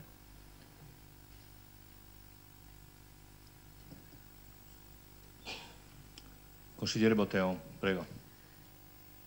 Mi pare che abbiate la vista un po' centrata su un argomento, cioè su quei 35.000 euro, su cui sicuramente adesso avremo risposte dettagliate. Quello che sicuramente emerge però è che non abbiate commentato minimamente tutte le altre voci, e ve ne sono tante su questa variazione di bilancio. Innanzitutto credo che vada sottolineato il lavoro dell'assessore Napoli, che si trova con una serie di scadenze strettissime, con una prossima variazione del metodo di tenuta della contabilità del Comune che è sicuramente molto impegnativa, e si trova ad operare senza alcun passaggio di consegna dalla giunta precedente, perché io prima correttamente come Presidente della Commissione Bilancio ho ricordato sul BIM il contributo che era stato appunto sottolineato dal consigliere Fasan, quindi il contributo precedente dell'assessore Miatto, però d'altro canto bisogna anche dire che non vi è stato nessun passaggio di consegne. Se vi fosse stato un passaggio di consegne probabilmente quello studio avrebbe già avuto un seguito. Adesso vi è l'impegno da parte della Giunta di dar seguito, appunto di cercare di studiare la fattibilità di portare avanti quello studio, però con un passaggio di consegne che appunto ha a cuore il bene della città, sicuramente avremo fatto dei passi in avanti e non avremo perso tempo. Detto questo, sicuramente vi sono dei numeri in questa variazione di bilancio che secondo me è il caso di guardare. il fatto che abbiamo 100.000 euro in meno da minore addizionale comunale IRPEF a causa della diminuzione della base imponibile dovuta alla crisi economica, quindi rispetto alle previsioni 100.000 euro in meno sono un dato abbastanza significativo. 40.000 euro da diminuzione proventi energia elettrica su impianto fotovoltaico in zona industriale, sicuramente una scelta positiva questa, però vi sono 40.000 euro in meno rispetto alle previsioni, quindi sicuramente è stato anche dovuto alle condizioni meteorologiche, però forse è anche dovuto a qualche calcolo errato, però ci sono 40.000 euro in meno. Altri 40.000 euro in meno dovuti allo spostamento dell'Agenzia delle Entrate. L'Agenzia delle Entrate, Palazzo Medaglie d'Oro, lo spostamento causa, quindi si trova l'amministrazione attuale avere 40.000 euro in meno rispetto alle previsioni. Altri 34.000 da diminuzione provenienti sanzioni, codice della strada. Inoltre ci sono i tagli che purtroppo colpiscono tutti i comuni italiani. Quindi è sicuramente difficile l'attuale opera da parte dell'amministrazione vittoriese. Nonostante ciò però ci sono delle voci in uscita che credo sia il caso di sottolineare. Il fatto che vi sia un 50.000 euro di incremento spesa per sistemazione tratti stradali cittadini è sicuramente lodevole e fa ben intendere quello che sono le volontà di sistemare i tratti stradali cittadini. Sono tantissimi, quindi sicuramente non basteranno questi 50.000 euro, però la volontà è quella di cercare di destinare il più possibile dei fondi comunali per migliorare le strade di Vittorio Veneto. 40.000 euro per maggiori spese per lavori di sistemazione delle piazze, altro obiettivo dichiarato e perseguito. 27.000 euro per videosorveglianza, quindi per migliorare la sicurezza, che siamo noi, giunta di centro-sinistra, a investire per migliorare la sicurezza dopo tutto ciò che è stato sbandierato in passato. È una cosa che anche questo fa pensare, perché sono maggiori spese rispetto al previsto. Altri 50.000 per spese per acquisto macchinari. C'è una serie di spese che sono state perseguite, sono qui in bilancio, le stiamo votando e che sicuramente fanno vedere come la Giunta sta lavorando per migliorare la città di Vittorio Veneto. Grazie. Prenotato. Sì, non vorrei andare fuori tema, però sto fatto dei 35.000 euro, sto fatto della domanda di attualità, mezza risposta al collega Fasan, e la mia richiesta di sentire direttamente l'assessore, visto che è presente, se sostanzialmente è compatibile o incompatibile. Non so se sia il momento adeguato, però dal punto di vista politico secondo me è una cosa importante che venga chiarita. Ecco, quindi gradirei se ci fosse la risposta, o altrimenti vabbè, ditemi voi quando ci sarà. Grazie. Consigliere Posocco, prego. Sì, volevo solo fare 3 domande, in questo caso all'assessore Turchetto, credo. Non c'è? Vabbè, magari mi risponde il sindaco. Allora, i 50.000 euro che sono segnati per la manutenzione delle strade sono riferiti alla sistemazione della frana di Maren e Formeniga e alla sistemazione di un tratto di strada a San Giacomo, via Isonzo, perché quelli che erano stati previsti erano troppo pochi. Seconda domanda, ci sono 40.000 euro in più, mi sembra, per la sistemazione di piazza a Ceneda, perché quelli che erano stati previsti sono stati valutati che sono troppo pochi, e se ha i dati dei risparmi dovuti alla manutenzione degli impianti semaforici e delle segnalazioni diciamo stradali, nel fare le segnalazioni stradali. Grazie. Credo che meglio rispondere alla fine. C'è ancora un intervento? Come vuoi? facciamo il giro, completiamo perché vedo prenotato il consigliere De Bastiani. Buonasera. Sì, io sono un po' perplesso perché sono abituato a votare quello che è scritto nelle delibere e ritorno su questo argomento tirato in ballo dei 35.000 euro per maggiori spese per collaborazioni e incarichi professionali, e questo è quanto dice la delibera. Adesso sinceramente ho sentito parlare anch'io, ho letto anch'io che potrebbero essere destinati allo studio dei flussi di traffico riguardanti l'uscita del traforo di Sant'Augusta, ma sinceramente io non mi sento di votare la spesa per quello studio. Io voterò 35.000 euro per delle collaborazioni. Quando la Giunta verrà a indicarci, se sarà opportuno, se dovrà farlo, che quei soldi sono destinati allo studio dei flussi di traffico, eventualmente anch'io avrò qualcosa da dire. Cioè, sento addirittura fare il nome di un professionista. Sì, l'ho letto anch'io sul giornale, ma voglio dire, tra leggerlo sul giornale e sapere che il professionista è quello, cioè, c'è una gran differenza, insomma. Ma sì, qui siamo in consiglio comunale, no? E quindi è logico, all'esterno la stampa fa il suo lavoro, fa dei nomi, per strada in osteria si parla, si dicono delle opinioni, si fanno dei nomi, però qui sinceramente la delibera che andiamo a votare, che il Consiglio Comunale vota questa sera, non è una delibera, l'assestamento di bilancio che votiamo questa sera prevede una spesa di 35.000 euro per delle collaborazioni in carichi professionali che potrebbero essere anche altri, quindi che la Giunta spenda questi soldi per incarichi mi sembra che sia nella normale pratica amministrativa. Quando eventualmente verrà fuori, nel specifico, se verrà fuori questo problema, eventualmente ne riparleremo in modo approfondito, perché allora cioè un'osservazione del genere può essere fatta a qualsiasi altra voce.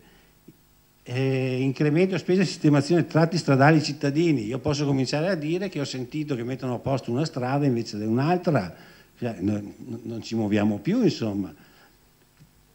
Io, ripeto, voterò quello che è scritto nella delibera, che non è una delibera, l'assestamento di bilancio, e quindi non trovo niente di eccepibile che si stanzino dei soldi per degli studi a incarichi professionali. Sono stati fatti tanti in tanti anni. Vedremo dopo eventualmente se la cosa andrà avanti e ognuno dirà la sua opinione in merito.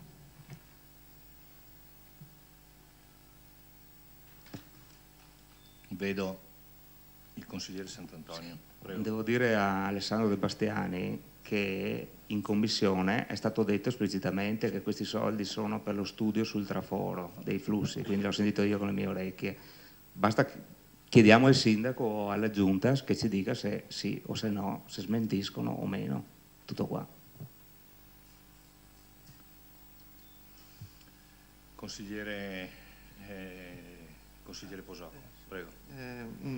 Collega De Bastiani, nel verbale di deliberazione della Giunta Comunale numero 173, variante SS 51 di Alemagna, determinazioni, c'è scritto: dato atto che attualmente le risorse economiche necessarie per l'incarico non sono disponibili in bilancio e pertanto si rende opportuno dare indirizzo ai competenti dirigenti di reperire le risorse necessarie da inserire nella prossima variazione di bilancio. Io credo che questa delibera dica che nella prossima variazione di bilancio vengono inseriti i soldi che sono quei 35.000. Chiaro? Ecco.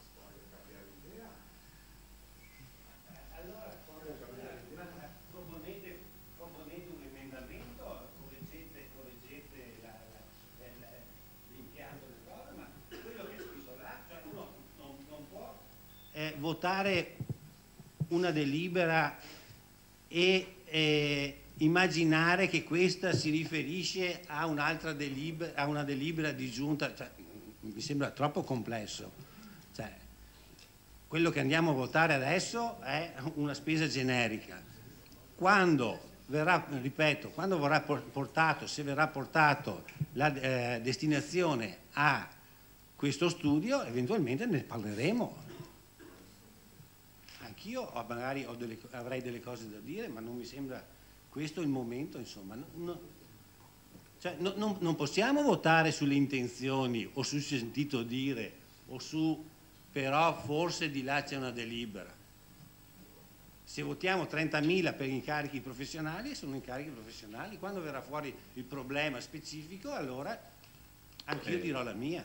Allora, aveva la parola Posocco, aveva chiuso l'intervento. Volevo dire che, con tutto il rispetto delle opinioni altrui, il gruppo Tony Darè, sindaco a cui appartengo, no, dopo. Ok. Sì, scusate. Sì, va bene, io l'ho interpretato come una risposta online. Allora, si è prenotato il consigliere Fasan. Prego. Mi ha anticipato il consigliere Sant'Antonio che in commissione consigliare a mia precisa domanda l'assessore Napoli ha detto questi soldi sono per lo studio di fattibilità di un nuovo progetto. Ha detto così, non ha detto per i flussi del traffico, almeno io ho capito così pertanto. E quando l'assessore Napoli parla in commissione parla da assessore, non parla tanto per dire. Allora io credo che questi soldi erano già una destinazione. Una breve replica da parte dell'assessore Napoli e poi la parola al sindaco in ogni caso. Sì, no, solo brevissima però. Lo studio riguarda dei flussi di traffico, non nuovi progetti. Vedo che c'è ancora una prenotazione del consigliere Darè. No, voglio rispondere al consigliere Bottegon. Per quanto riguarda il passaggio delle consegne, lo potevate fare benissimo con il dottor Traina, e non lo avete fatto, evidentemente non l'avete ritenuto opportuno, però mi pare che gli uffici competenti abbiano la competenza per poterlo fare e lo hanno fatto sicuramente con la signora che sta proprio alle sue spalle. Per quanto riguarda le manutenzioni, le telecamere sono manutenzioni, hanno un periodo, hanno sempre un periodo di manutenzione, lo vedrà comunque in questi prossimi anni, che non è dovuto a delle mancanze di chi stava prima. Le manutenzioni sono sempre all'ordine del giorno. Per quanto riguarda la delibera, che non è una delibera, allora io sono un po' sarcastico, dottor Costa, perché quando eravamo dall'altra parte noi avevamo le delibere fantasma, adesso abbiamo le delibere fantastiche, cambia poco, ma mi permetta anch'io di esprimere come si esprimeva lei. La parola al sindaco Tonon, prego. Sì, ringrazio il consigliere De Bastiani perché ha correttamente interpretato la cosa. È un accantonamento di una cifra che può essere utilizzata sia per studio di mobilità, diciamo così, flussi di traffico, che anche per altre motivazioni. Però un appunto a quanto ha detto il consigliere Darè. Un conto è fare manutenzione delle telecamere, un conto è riattivarle perché non funzionavano. No, se una non funziona non è più, non si mantiene perché non funzioni, se non funziona più si aggiusta. L'amministrazione comunque ha preso contatti con la Regione e con l'ANAS sull'accordo di programma stipulato in Consiglio Comunale nel 1998 per i passi che verranno concordati.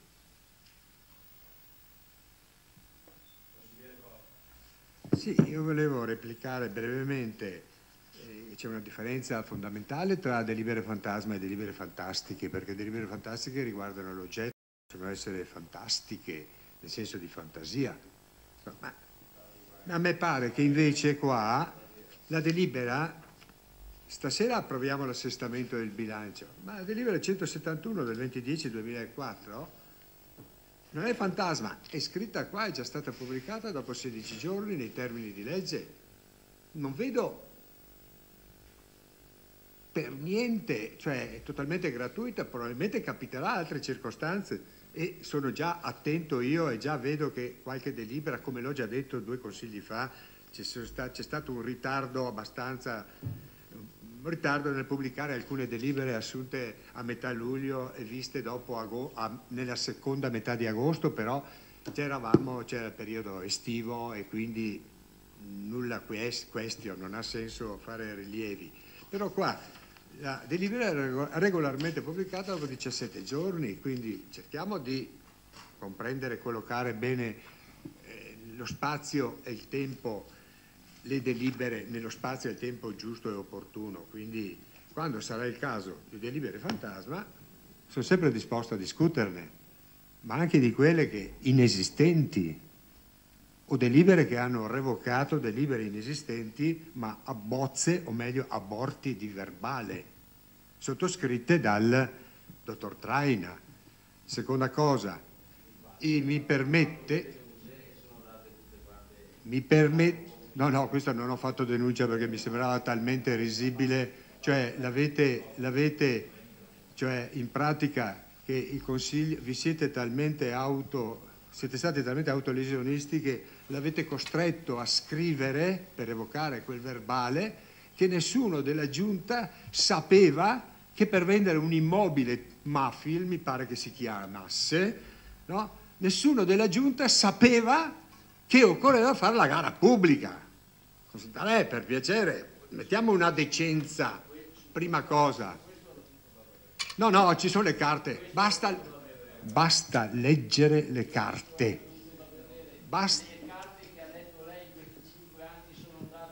Basta leggere le carte, se vuole gliele riporto. Non ho scritto niente alla Corte dei Conti su questo. Invito il consigliere Costa a proseguire perché poi nella trascrizione prego. Basta leggere le carte con gli occhi, non con la testa, perché uno capisce già le bugie che uno è stato costretto, umiliato a scrivere per revocare un atto che lasciamo perdere. Seconda cosa, il passaggio di consegna dovevate chiederlo al dottor Traina.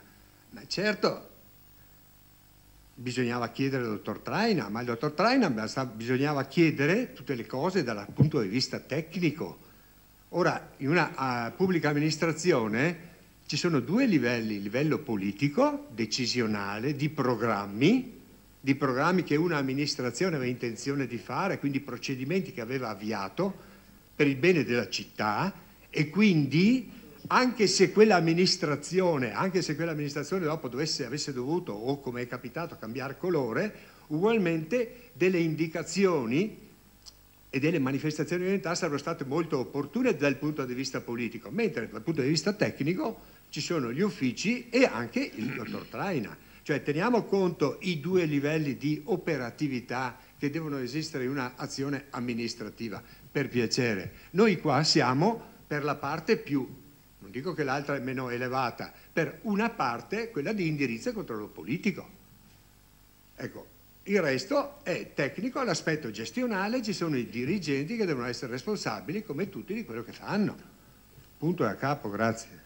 Grazie consigliere Costa. Vedo che non ci sono altri interventi, quindi se ci sono dichiarazioni di voto, altrimenti metto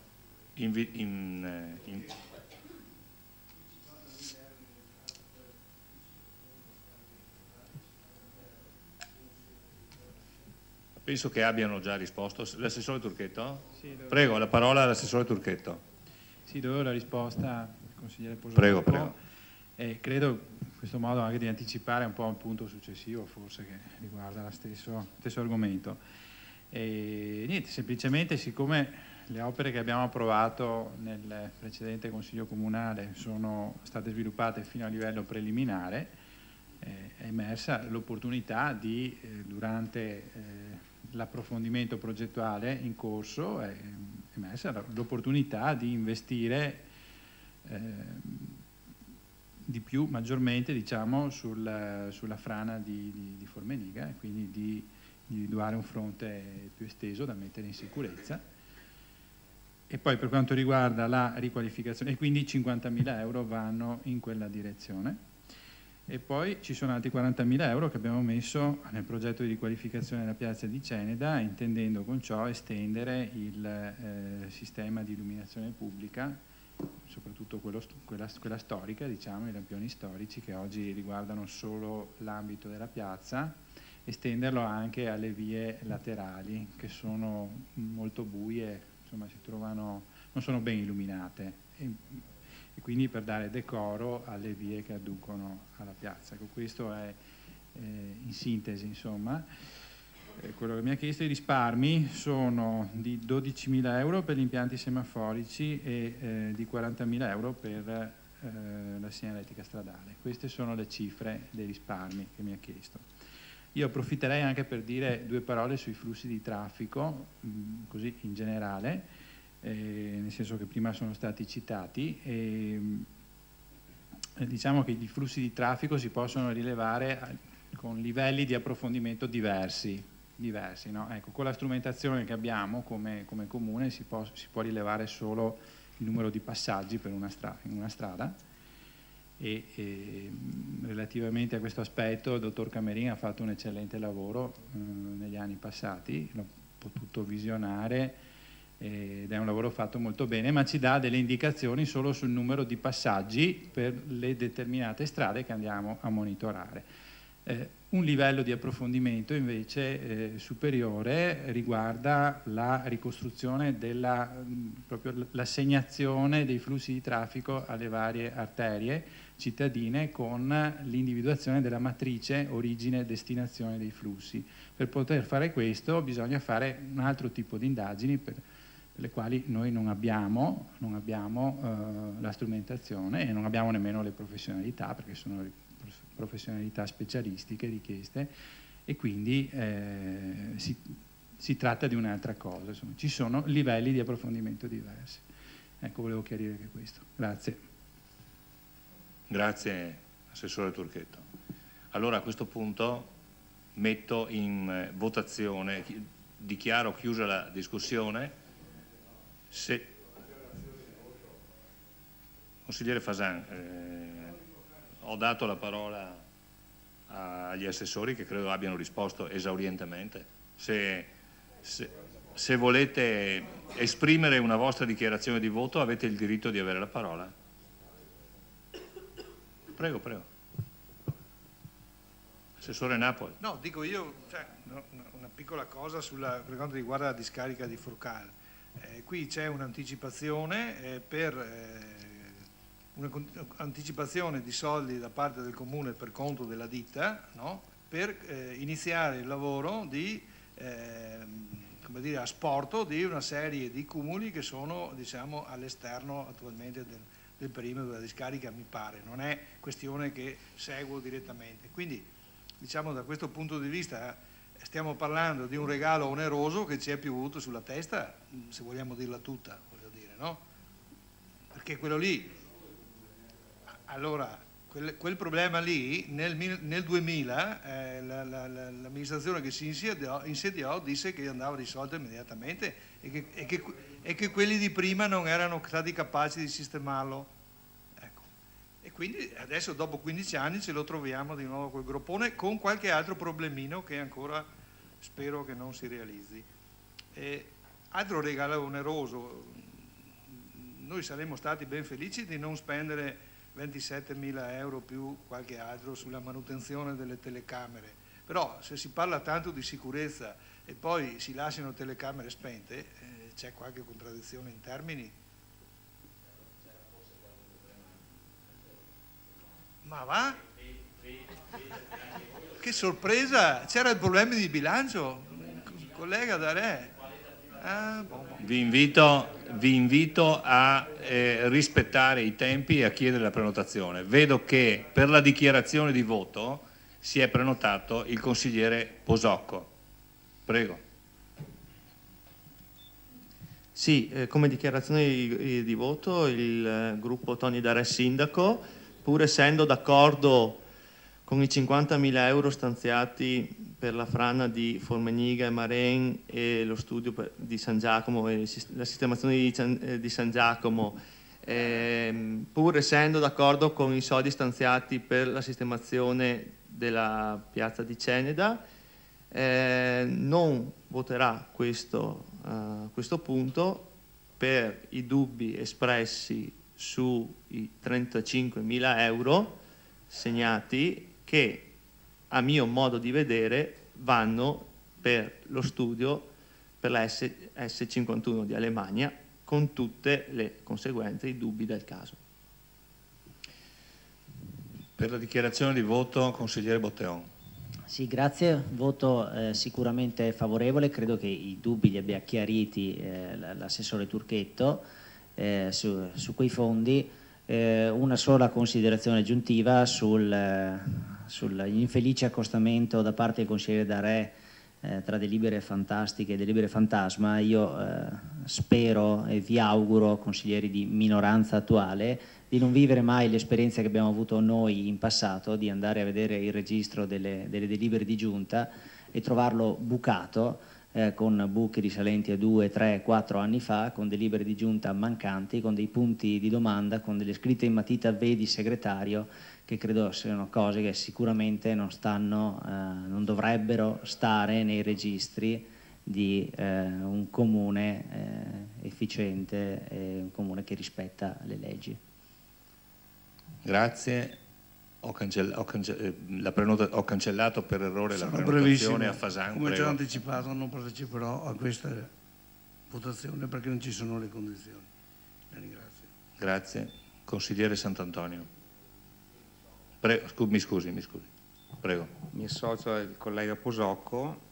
Volevo solamente ricordare a Alessandro De Bastiani che una volta accantonati questi soldi e probabilmente votato a favore della delibera, questi soldi poi vengono decisi dalla Giunta, quindi tranquillamente si può destinare una somma accantonata e poi la Giunta deciderà dove andrà questa somma, quindi non è vero che si ritorna sul problema.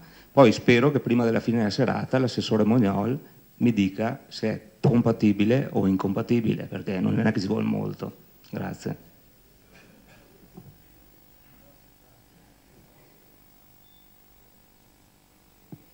Allora, sono chiuse le dichiarazioni di voto. Metto in votazione la delibera al punto numero 4 all'ordine del giorno. Favorevoli? Contrari? Un contrario?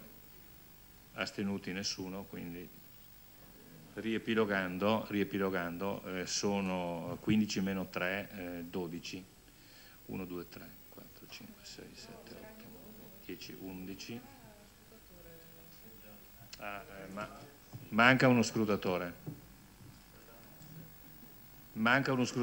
Bisogna eleggere uno scrutatore supplente, Sant'Antonio, scrutatore supplente. Allora, annullo la votazione precedente. Favorevoli? Contrari? Un contrario, nessun astenuto. 1, 2, 3, 4, 5, 6, 7, 8, 9, 10, 11 più 1, 12. I conti tornano, quindi 11 favorevoli, un contrario. Esatto, 3 consiglieri sono usciti. Passiamo, hai ragione Barbara, chiedo scusa, ma bisogna votare l'immediata eseguibilità. Favorevoli? Contrari? Nessun astenuto, quindi stessi numeri della votazione precedente, idem come sopra. Passiamo al punto numero... Scusami. Una cosa, visto che ho prenotato, e anche per correttezza nei confronti... Si sente? Sì.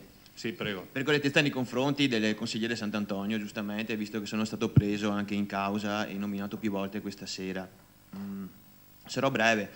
Io ritengo di essermi comportato correttamente fino ad oggi perché, come ben prima lei ha elencato, sappiamo che c'è una legge, che è il testo unico sugli enti locali, che di fatto vieta a un caso come il mio di poter partecipare a votazioni e discussioni in merito appunto a problematiche che riguardano un parente fino al 4º grado. Sapete tutti bene che c'era una sentenza del TAR in piedi e un ricorso che riguardava mio padre in quanto ricorrente appunto nella questione del traforo di Sant'Augusta. Quindi io credo fino ad oggi di essermi comportato correttamente, perché appunto quando necessario sono uscito dall'aula, non ho votato ad esempio la delibera famosa che si è discussa anche sui giornali, come ben sapete, quindi da questo punto di vista mi ritengo di aver agito correttamente.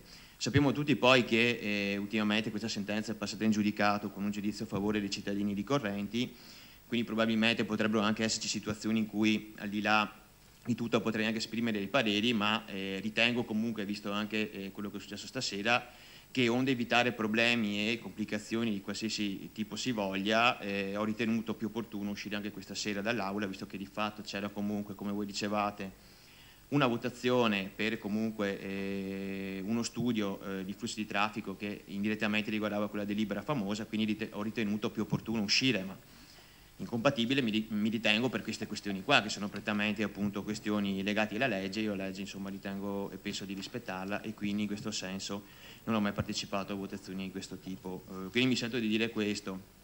Un'altra cosa che non c'entra con questa questione qua, se l'ha parlato di Forcal, visto che è una questione ambientale che mi riguarda da vicino in quanto assessore all'ambiente, e penso che con l'assessore Fasan ne discuteremo più approfonditamente martedì prossimo in Commissione Territorio, che è stata convocata appunto e soprattutto per queste questioni, Forcali in primis, quindi lì sarò molto, molto ben volentieri, illustrerò la situazione e la scelta fatta dall'amministrazione.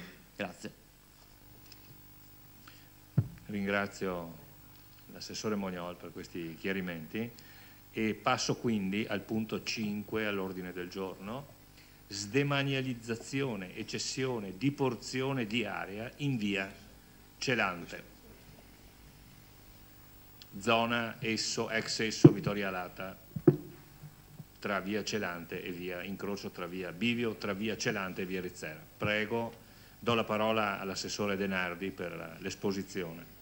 Prego. Allora, si tratta della sdemanializzazione e cessione dell'area di proprietà comunale di circa 24 metri quadri, su cui insiste una porzione del fabbricato costruito dai signori Salamon e una adiacente porzione di area scoperta di 63 metri quadri. Come indicato dal Presidente, si tratta dell'area relativa all'ex distributore Esso, ora chiuso, nell'area della Vittoria Alata all'ingresso meridionale della città. La sdemanializzazione e cessione dell'area ha la finalità di completare le procedure per la transazione con i coniugi Salamon. I coniugi Salamon hanno promosso un'azione civile nei confronti del Comune di Vittorio Veneto per veder riconosciuto l'intervenuto acquisto per usucapione dell'area scoperta esterna dell'ex distributore. Nel 2012 la sentenza del Tribunale di Treviso sezione distaccata di Conegliano ha riconosciuto l'area come demaniale e quindi non usucapibile, assegnando al Comune di Vittorio Veneto una somma di 70.000 euro a titolo di risarcimento del danno per l'occupazione del suolo demaniale negli anni precedenti, gli ultimi semplicemente perché gli anni a partire dal quinto indietro si erano ormai prescritti e quindi non era più possibile ripeterli, e condannava altresì e condannava quindi il pagamento di 70.000 euro al Comune per questa occupazione. I coniugi Salamon, avverso la sentenza in parola, promuovevano appello e nei mesi scorsi vi è stata una serie di proposte di transazione e quindi un accordo intervenuto con i coniugi Salamon per il quale la causa d'appello verrà abbandonata in seguito al pagamento di 70.000 euro da parte dei signori Salamon al Comune, importo pari a quello disposto dalla sentenza a titolo di risarcimento per l'indebita occupazione negli anni precedenti, 8.500 euro pari al valore di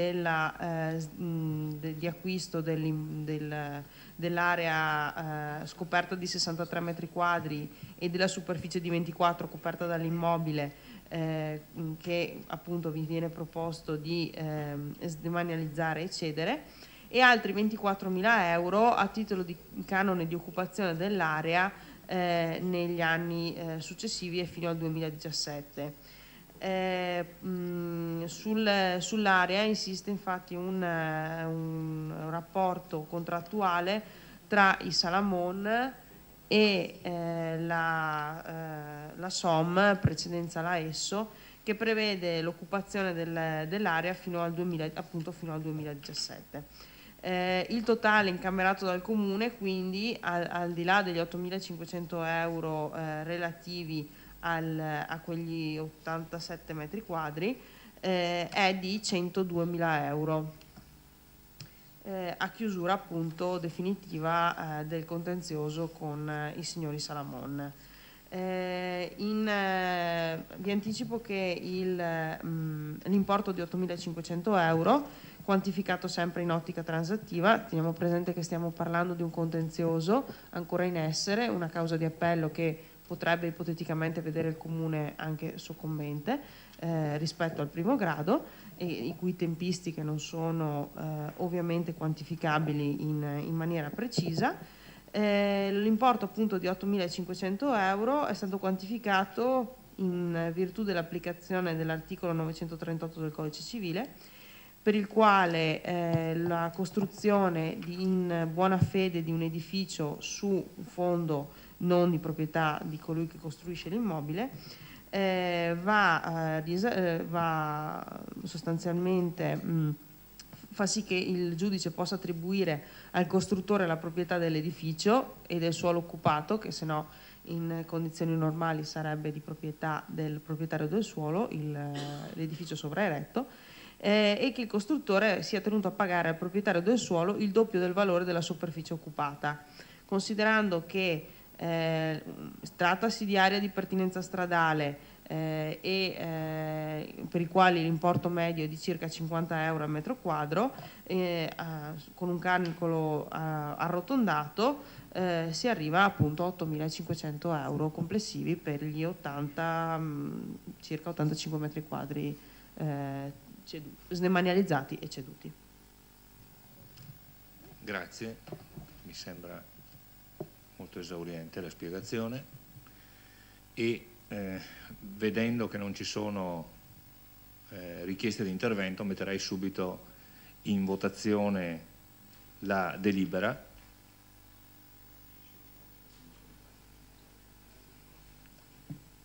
Sì, stiamo verificando il numero dei votanti. C'è una richiesta del consigliere Fasani. Allora, ho sentito che per i prossimi 3 anni di occupazione la proprietà paga 25.000 euro. Possibile? Si sa quanto versa SOM al privato? Allora, la SOM versa al privato un totale di 23.100 che però non è attribuibile, sì, non è attribuibile all'area in questione, nel senso che l'area di proprietà del Comune è solo una parte dell'area che SOM ha in locazione dai proprietari, e che prevede anche altri 350 metri quadri, oltre a quella compresa nell'area comunale, 100 dei quali a ufficio, che quindi hanno sicuramente un valore superiore rispetto a un'area parziale di natura pertinenziale rispetto alla strada. Sì, tengo a precisare che la giunta precedente, di quale mi pare facesse anche parte, aveva proposto 70.000 euro, non 102,5.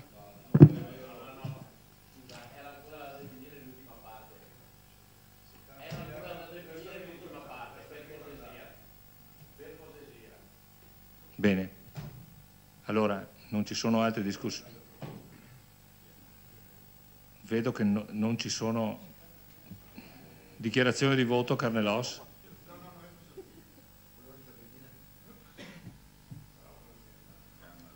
No, per una questione che avevamo parlato in commissione consigliare, se era stato verificato, ecco, la possibilità di una clausola che al momento della consegna ce la consegnino bonificata.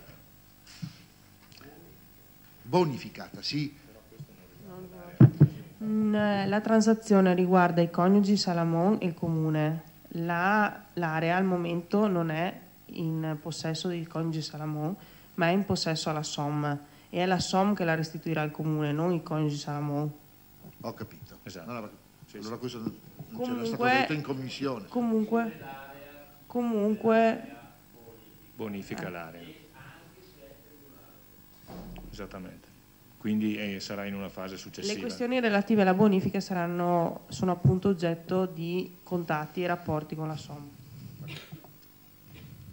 Bene, metto in discussione la delibera, metto in votazione, scusate, chiedo scusa.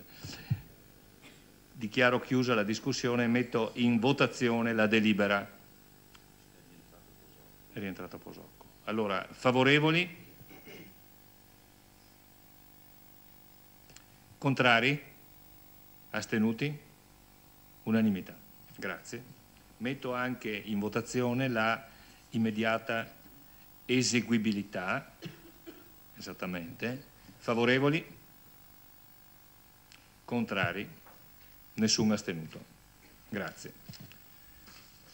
E quindi possiamo passare al punto numero 6 dell'ordine del giorno. Recupero dell'antica cartiera Galvani e della Villa La Colletta per la realizzazione di una nuova struttura ricettivo-alberghiera, schema di convenzione, approvazione. A questo punto la parola al sindaco Roberto Tononi. Grazie. Allora, Opus Fin è proprietario di alcuni immobili all'interno del comune di Vittorio Veneto. Ha presentato, essendo proprietario anche di un compendio immobiliare vicino al Meschio chiamato Opificio di via Galvani,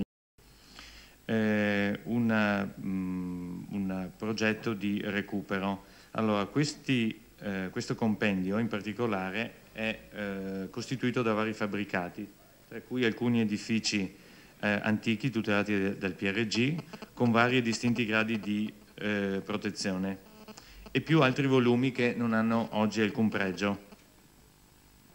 Hanno tutti destinazione produttiva artigianale, questi ultimi, e in grave stato di degrado ed abbandono. Per pervenire a un recupero organico di tutto l'immobile, il privato ha presentato un progetto di recupero e riqualificazione di tutte le aree, con la realizzazione di una nuova struttura ricettivo-residenziale, e sono previsti esattamente interventi di restauro conservativo per la villa e i cosiddetti edifici di archeologia industriale, demolizione e ricostruzioni dei volumi che sono stati oggetti di condono, cambio di destinazione d'uso da opificio a ricettivo, alberghiero e residenziale, e individuazione e definizione degli standard urbanistici e delle opere di urbanizzazione necessarie. Dopo questa introduzione credo sia opportuno che il dirigente, l'architetto Antoniazzi, spieghi brevemente, illustri in maniera più dettagliata. Grazie.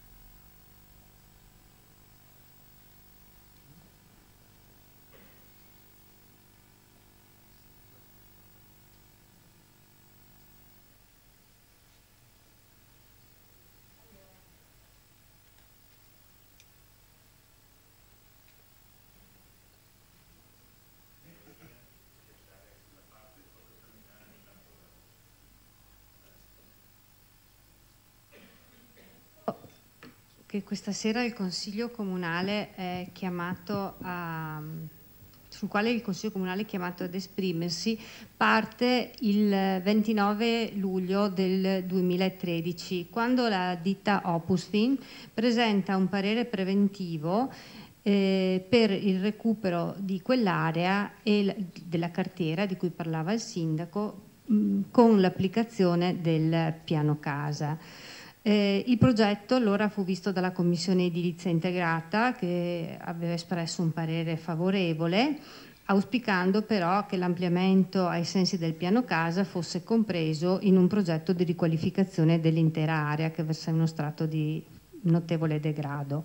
Dopo la Commissione Edilizia Integrata, il progetto è stato visto dalla quarta Commissione Consiliare in agosto e quindi in ottobre, perché così prevedeva allora la delibera consiliare di applicazione del piano casa. La Commissione Consiliare ha espresso allora un parere favorevole, suggerendo però una localizzazione diversa dei parcheggi.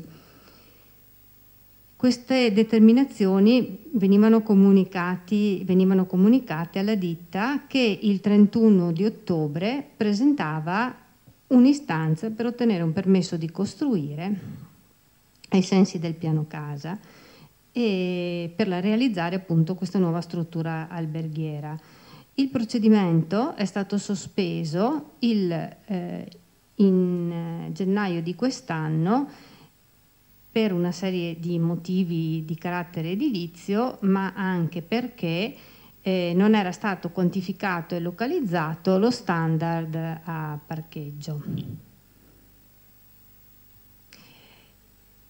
E in febbraio quindi la ditta risponde al Comune manifestando la problematica che non aveva a disposizione aree diverse rispetto a quelle indicate per localizzare lo standard a parcheggio. Ci sono quindi state due delibere della Giunta Comunale, una prima delibera con la quale a febbraio la Giunta Comunale aveva manifestato l'opportunità di acquisire l'area all'interno del comparto 7A per localizzare lo standard a parcheggio. E quindi una seconda delibera, una volta interpellati i proprietari di quelle aree, che prendeva atto delle modifiche che si dovevano apportare a quella convenzione già approvata per acquisire le aree. In seguito a queste due delibere di giunta, il Consiglio Comunale in aprile di quest'anno aveva espresso un parere favorevole alla permuta delle aree comprese nel comparto 7A con un'area di proprietà Opusfin al di là del fiume e questo consentiva la diversa localizzazione dei parcheggi. Come conseguenza della delibera del Consiglio Comunale è seguita una delibera della Giunta Comunale che ha approvato definitivamente lo schema di convenzione del comparto 7A e una determina dirigenziale che ha approvato uno schema di permuta delle aree e la delibera che questa sera è sottoposta all'analisi del Consiglio Comunale è una delibera che va a regolare i rapporti tra le parti, tra Opusfin e Comune per la realizzazione di questo standard a parcheggio. Dopo l'illustrazione del procedimento, che abbiamo così esemplificato perché è complesso, ci sono alcune tavole esplicative. Questo è il complesso della cartiera nel quale si vede chiaramente il recupero dell'edificio storico, la villa, che era una residenza e rimane una residenza, almeno in questa parte, e la creazione di tutto il complesso turistico ricettivo in parte della villa, nell'edificio che sta sopra l'isola e nei vecchi opifici. E sempre da questa planimetria si vede come sia previsto nella parte a sud del compendio la realizzazione di due nuovi corpi di fabbrica, questo e questo qua dietro, collegati da un elemento più basso, e la destinazione di questi immobili è appunto turistico-ricettiva, con ristorante, parti comuni, stanze. Questa è una visione di come dovrebbe essere la ricostruzione del volume destinato delle baracche produttive che attualmente sono in uno stato appunto di forte degrado, con l'ampliamento delle stesse ai sensi del piano casa e la realizzazione appunto di questi due corpi di fabbrica collegati da un elemento ad un piano.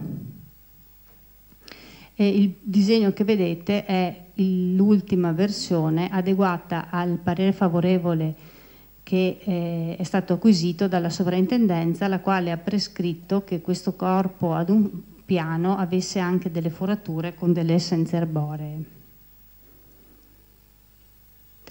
E da questa planimetria d'insieme si vede il discorso dello scambio delle aree. Questa era l'area all'interno del comparto 7A.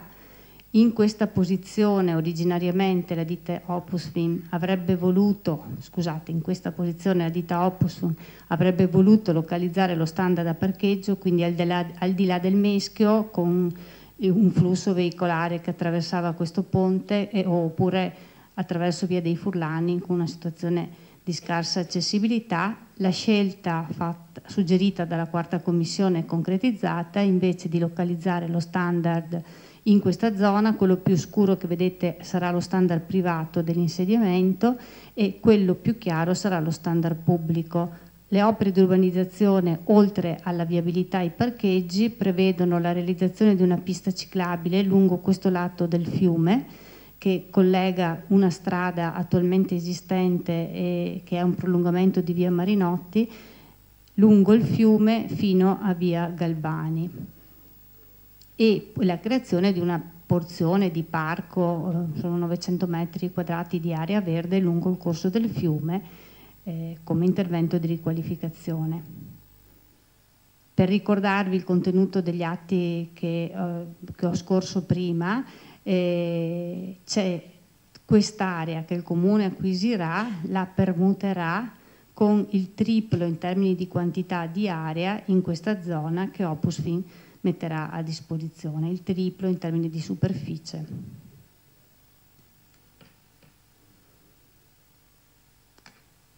E come ufficio, come anticipato in quarta commissione consigliare, rispetto al testo di convenzione agli atti del Consiglio Comunale, ci sono una serie di integrazioni con dei dati definiti in ordine alle superfici precise degli standard, alla stima del costo delle opere di urbanizzazione e all'indicazione di tutti i pareri pervenuti fino a quello ultimo di stamattina della sovrintendenza. Se volete io do lettura anche di queste integrazioni. Sì, si può accendere.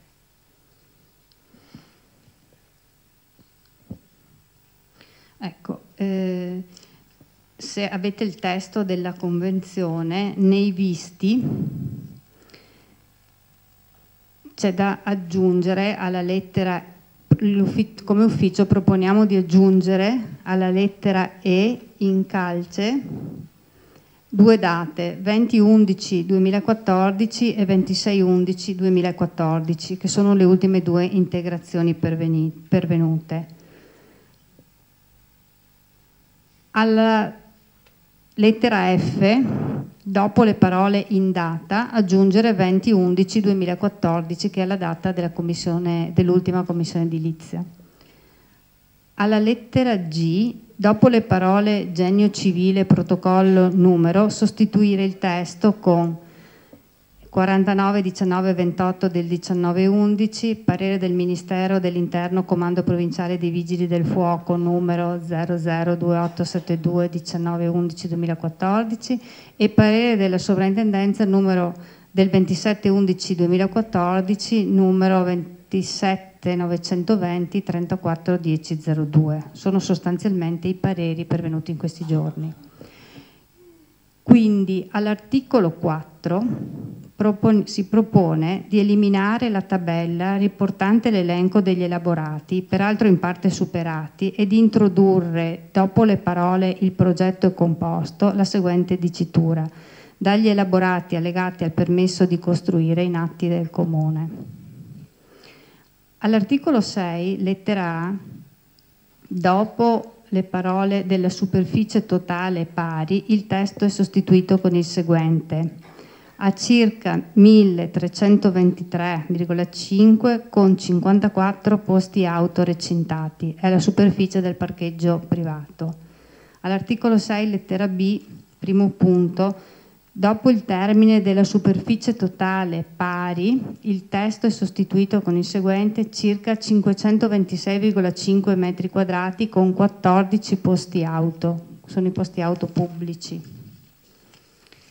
Al terzo punto, dopo il termine della superficie totale pari, il testo è sostituito con il seguente: a circa 965 metri quadrati. È il verde. Dopo la lettera B, aggiungere come da planimetria allegata alla convenzione, che ho qui e riesco anche a farvi vedere come immagine. Poi proponiamo in calce all'articolo 6 di aggiungere: le parti convengono che, qualora il Comune decida di costruire anticipatamente, ricorrendone i presupposti, tutte o alcune delle opere di urbanizzazione sopraelencate, esse potranno essere dallo stesso Comune realizzate a propria cura e spese, fatta salva la possibilità di richiedere alla parte privata la realizzazione di altra opera analoga di pari valore e connessa all'ambito di intervento di cui alla presente convenzione. All'articolo 7, terza riga, dopo in euro si scriva 101.158,16 come da computo metrico presentato dalla ditta ed acquisito in data 26/11/2014, protocollo 36.494. E lo stesso all'articolo 9, terza riga, dopo l'importo di euro si scriva 101.158,16. Bene, questi quindi sono gli emendamenti d'ufficio prodotti dall'ufficio. Che deposito. Sì, che avevamo, scusate, che avevamo visto in commissione prima. Conferenza di capigruppo, chiedo scusa, prima del Consiglio Comunale. Questi qua li leggo io. Ecco, esatto. La quarta commissione...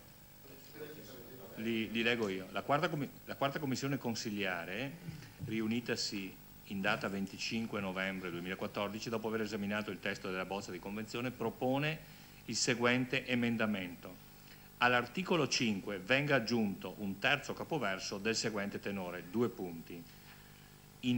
Aperte virgolette, in ogni caso le opere di urbanizzazione relative alla pista ciclabile dovranno essere realizzate e collaudate entro il termine di un anno dalla comunicazione formale dell'inizio dei lavori, chiuse virgolette. Seconda aggiunta, all'articolo 9, dopo la parola assicurativa venga aggiunto, aperte virgolette, di una primaria compagnia assicuratrice accettata dall'amministrazione comunale, chiuse virgolette. Questi sono i due emendamenti proposti dalla commissione consigliare. La parola al consigliere De Bastiani, Alessandro De Bastiani, prego. No, non serve perché appunto volevo... Ha già letto lei le proposte di emendamenti che abbiamo fatto in commissione consigliare, quindi volevo leggerli io. Faccio un'osservazione. Adesso noi andiamo a votare un documento abbastanza complesso. Noi abbiamo in mano una bozza precedente. Ci sono gli emendamenti nostri, ci sono gli emendamenti dell'ufficio. Riterrei, ma sarebbe stato forse opportuno che avessimo avuto la delibera ben strutturata per andare al voto, no? Perché effettivamente adesso chi si è preso nota di alcune cose lo ha fatto. Effettivamente alcune osservazioni mi sono anche sfuggite.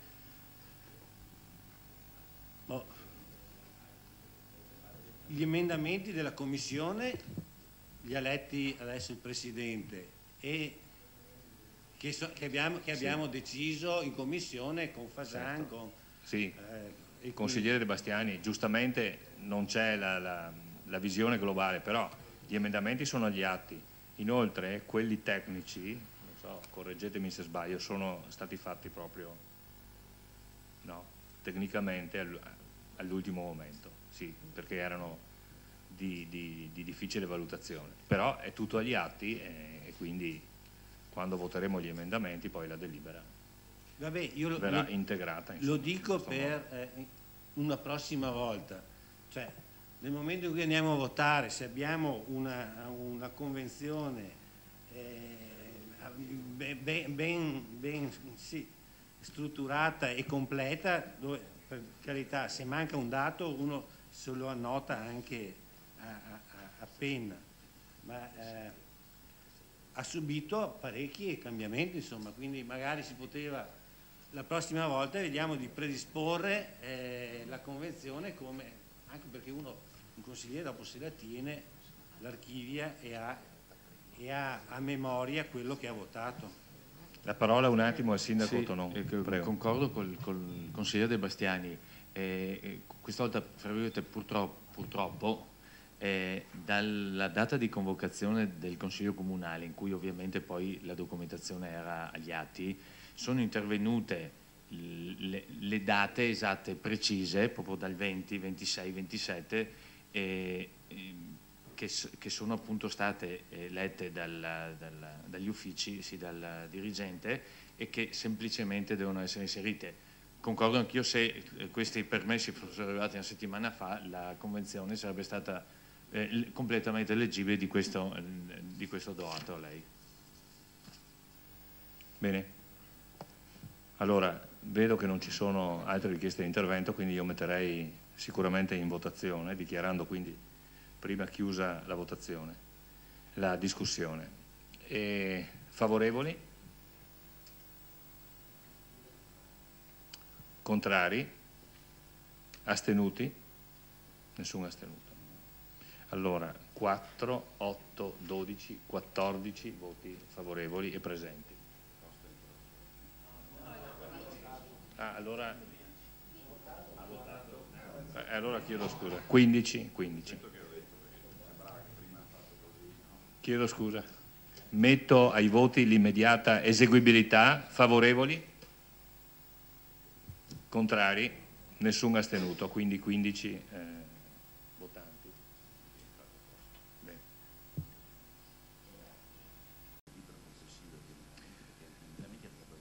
Allora, chiedo scusa della mia inesperienza. Prima della votazione finale vanno votati, per me era ovvio che la delibera era emendata, però formalmente, allora annullo la votazione, sono costretto ad annullare la votazione. Allora, dobbiamo... Tutti quanti assieme o votiamo insieme? Di solito quelli della Commissione vengono considerati già recepiti, però visto il contesto e anche le osservazioni del Presidente della Commissione, ritengo che possano venire sottoposti a votazione complessivamente gli emendamenti prima del voto finale. Ok, allora mettiamo in votazione gli emendamenti assieme, Commissione e emendamenti tecnici. Quindi favorevoli, votiamo quindi gli emendamenti al punto 6 all'ordine del giorno. Favorevoli? Contrari? Astenuti? Nessuno? E quindi rifacciamo la votazione della delibera. Favorevoli? Così come emendata, esattamente. Contrari? Immediata eseguibilità. Favorevoli? Contrari? Nessuno astenuto.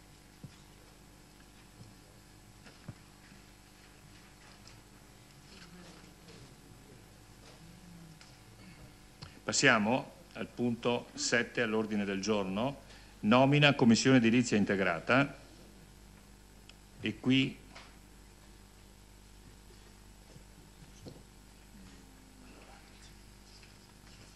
posso dire io due parole? Vuoi illustrare tu? Allora, ricordo solo che la Commissione Edilizia Integrata è prescritta dal regolamento edilizio del Comune di Vittorio Veneto, all'articolo 12 le attribuzioni della Commissione Edilizia Integrata, e all'articolo 13 la composizione della commissione edilizia. Dopo le premesse dello schema di delibera, basta ricordare che l'articolo 13 appunto stabilisce che la commissione edilizia integrata sia composta, oltre che da un membro di diritto, il dirigente dell'unità edilizia privata, da 4 membri elettivi esperti della materia, tra i quali un avvocato esperto in diritto urbanistico e gli altri scelti tra laureati in architettura, ingegneria, urbanistica, agraria, materie ambientali ed artistico monumentali o equipollenti. Inoltre, sempre l'articolo 13 prevede che la qualificazione di esperto sia dimostrata con presentazione di un curriculum e competenze dimostrate, e sempre l'articolo 13 che la durata della commissione edilizia integrata è sempre lo stesso articolo 13 che stabilisce la durata appunto della commissione edilizia integrata. Ci sono interventi particolari? Allora, gli scrutatori sono già stati nominati, esatto, bisogna distribuire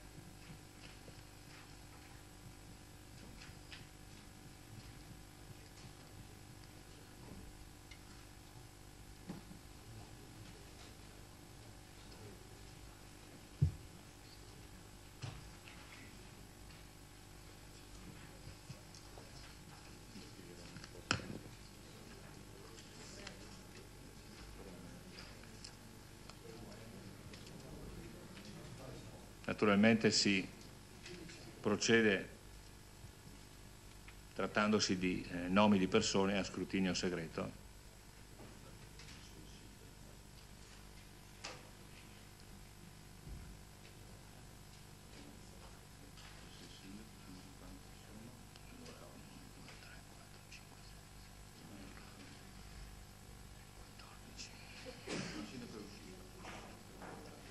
Sì, il sindaco è uscito, non vota.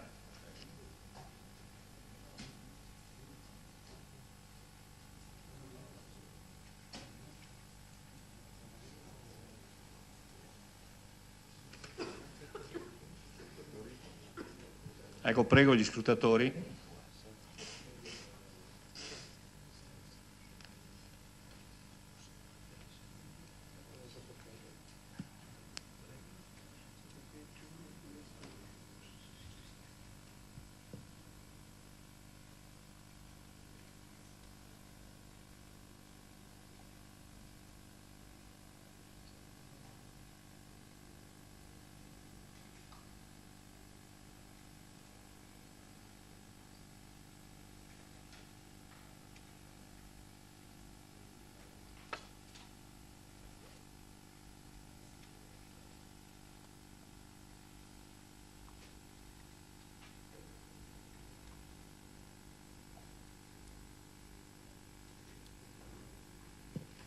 Allora vi pregherei di procedere allo spoglio.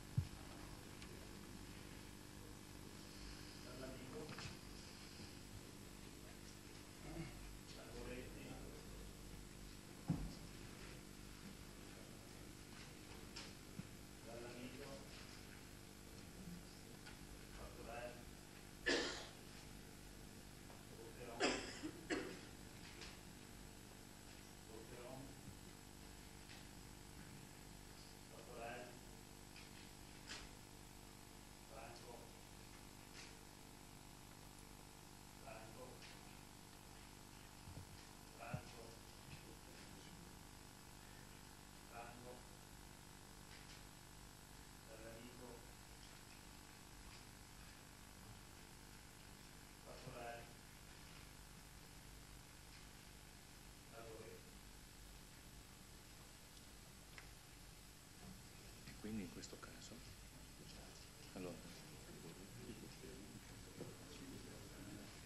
allora facciamo una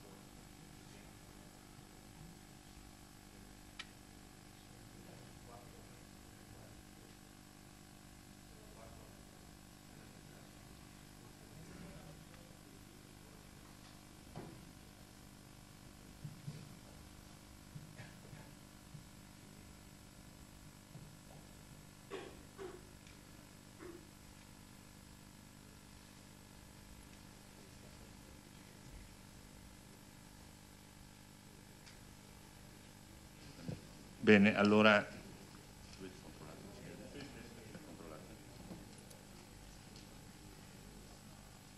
leggo i risultati della votazione.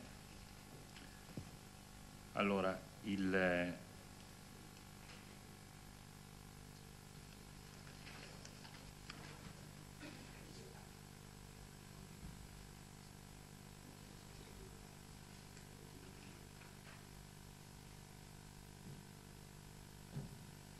l'avvocato esperto in diritto urbanistico è l'avvocato Botteon, con 2 voti, e gli altri 3 membri, architetto Franco Flavio, architetto Dall'Amico Alfredo,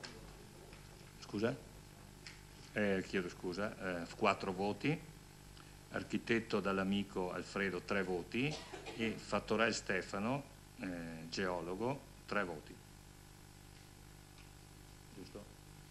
Altri 2 voti, Alboretti Salvatore.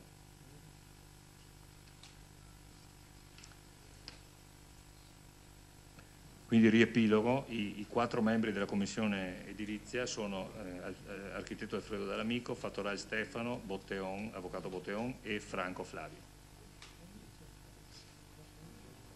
Volevo chiedere se c'è la possibilità, se è previsto di leggere i curricula dei partecipanti, un po' è possibile?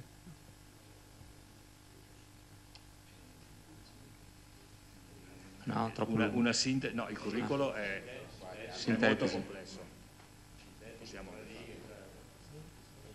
No, il curriculum, io leggerei questo.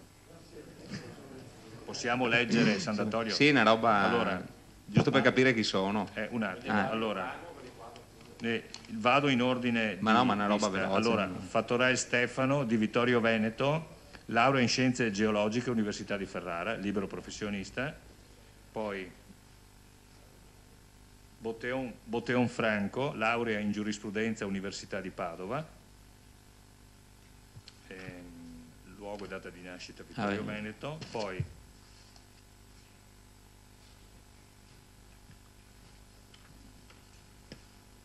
Franco Flavio, laurea in architettura, Università di Venezia, residente a Vittorio Veneto. Ho saltato Dall'Amico, evidentemente mi è sfuggito.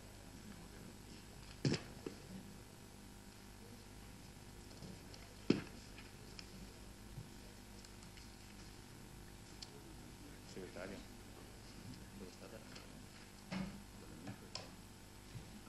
Sono proprio, scusate. Dall'Amico Alfredo, di Vittorio Veneto, laurea in architettura, Università di Venezia, libero professionista. Ok. I curriculi sono agli atti. Allora passiamo.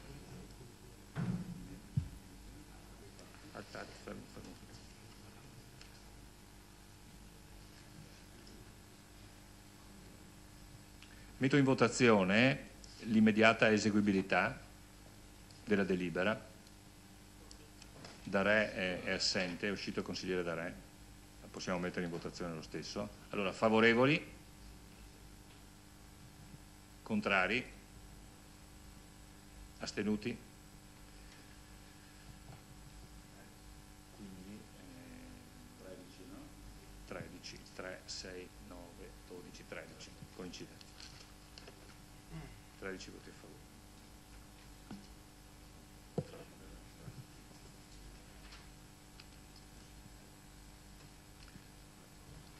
Possiamo passare al punto numero 8 all'ordine del giorno.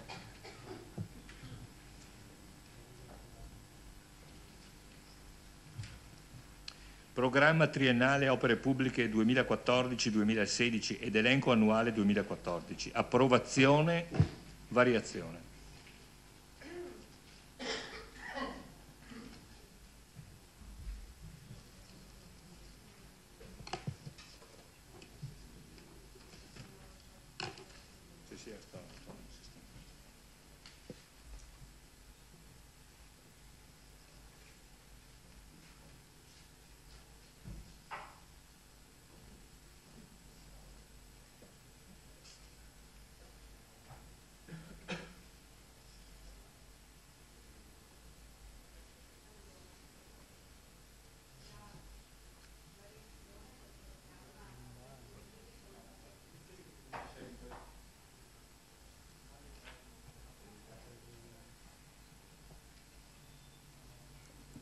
La variazione del programma opere pubbliche, come ha anticipato l'assessore Turchetto prima nel punto all'ordine del giorno riguardante il bilancio, è così articolato. La variazione ovviamente riguarda il primo anno, dove l'importo complessivo delle opere pubbliche aumenta da 1.400.000 a 1.490.000 e conseguentemente di 90.000 euro aumenta anche il programma triennale.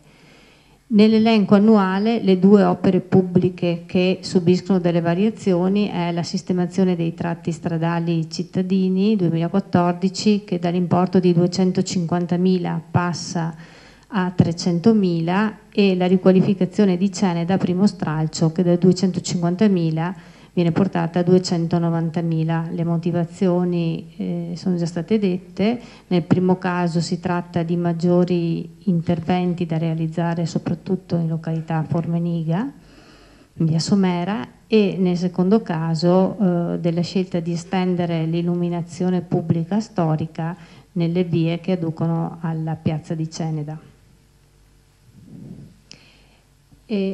Altre variazioni interessano invece l'elenco delle opere da realizzare in economia. Nella prima tabella in rosso si leggono le opere che sono state stralciate rispetto alla previsione iniziale, e si tratta della ristrutturazione tetto dell'ex scuola di Longhere e di due interventi, quelli sugli impianti semaforici e quelli su una segnaletica stradale, per i quali ci sono ancora dei residui di bilancio, per cui è possibile fare degli interventi necessari per il 2014 senza utilizzare queste cifre. Viceversa, le righe che vedete in giallo hanno subito una variazione. In entrambi i casi si tratta di variazione in aumento, perché la sistemazione di altri spazi e tratti stradali cittadini ha subito un incremento di 12.000 euro e da 14.000 è diventata un capitolo con 26.000 euro a disposizione, e quella che era la sostituzione dell'APECAR della sezione spazzamento ambiente è diventata, a questa si è aggiunto l'acquisto di un compattatore necessario per il servizio spazzamento. In verde più chiaro sono poi indicate 3 opere in corso di progettazione. Una è la sistemazione di piazza Medaglie d'Oro, collegata alla sistemazione di piazza del Popolo. Una sono degli interventi di minima nel viale della Vittoria per 20.000 euro, e gli altri sono i lavori di asfaltatura già in corso a Ceneda. Ho poi tutte le schede, però non so se vale la pena vederle, insomma. La sintesi è quella che ho illustrato.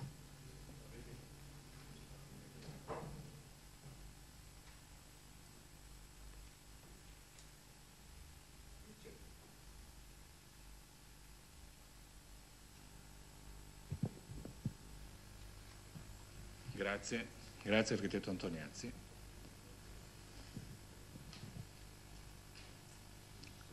Apro la discussione. Se ci sono interventi. Nessun intervento. Quindi metterei direttamente in votazione la delibera, programma triennale opere pubbliche. Approvazione della variazione. Presenti siamo in 15 a questo punto. 15 presenti. Allora, favorevoli? Contrari? Astenuti? 4 astenuti, 11 favorevoli.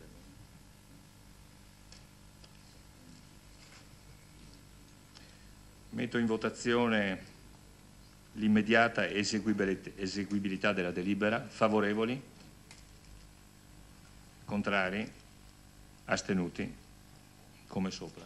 4 astenuti, 11 favorevoli.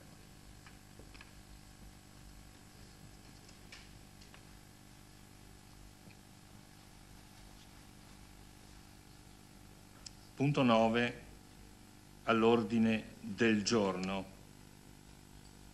Darei la parola al Sindaco. Commissione consigliare temporanea area ex Fassina ex Carnielli, nomina dei componenti. Prego. Grazie. Allora, in una precedente seduta di Consiglio Comunale, quella del 23 luglio 2014, è stata confermata fra gli organismi indispensabili la commissione consigliare denominata area ex Fassina ex Carnielli, che era stata istituita con una delibera consigliare del 26 febbraio 2005, quindi è stata confermata.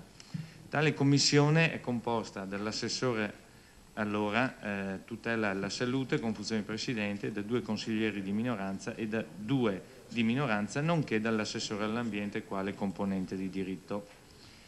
Ai sensi del regolamento sull'organizzazione del funzionamento del Consiglio Comunale e delle commissioni consigliari, quindi si propone l'istituzione della la nomina dei componenti di questa commissione, che quindi sono 6, l'assessore al sociale come presidente, l'assessore all'ambiente componenti di diritto e poi altri 4 componenti, 2 consiglieri di maggioranza e 2 consiglieri di minoranza. Bene, nella riunione di capigruppo tenutasi prima del Consiglio sono stati espressi i nominativi dei 2 consiglieri di minoranza nelle persone di Faraon Alessandro e Sant'Antonio Paolo e dei 2 componenti della maggioranza, De Valier Fabio e De Bastiani Alessandro. Quindi metto in votazione questi 4 nominativi con voto palese per alzata di mano, quindi favorevoli, unanimità.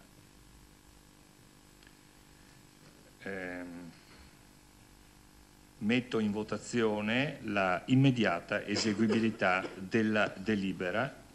Favorevoli? Contrari? Nessuno. 15 voti favorevoli, unanimità.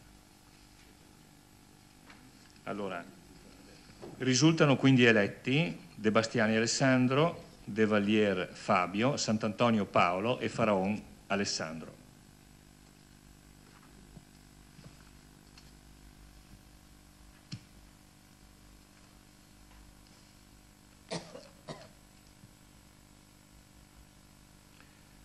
Punto numero 10 all'ordine del giorno, proposta di delibera dei consiglieri dei gruppi consigliari Lega Nord, Liga Veneta, Toni Dare Sindaco e Forza Italia sulla questione dei profughi a Vittorio Veneto.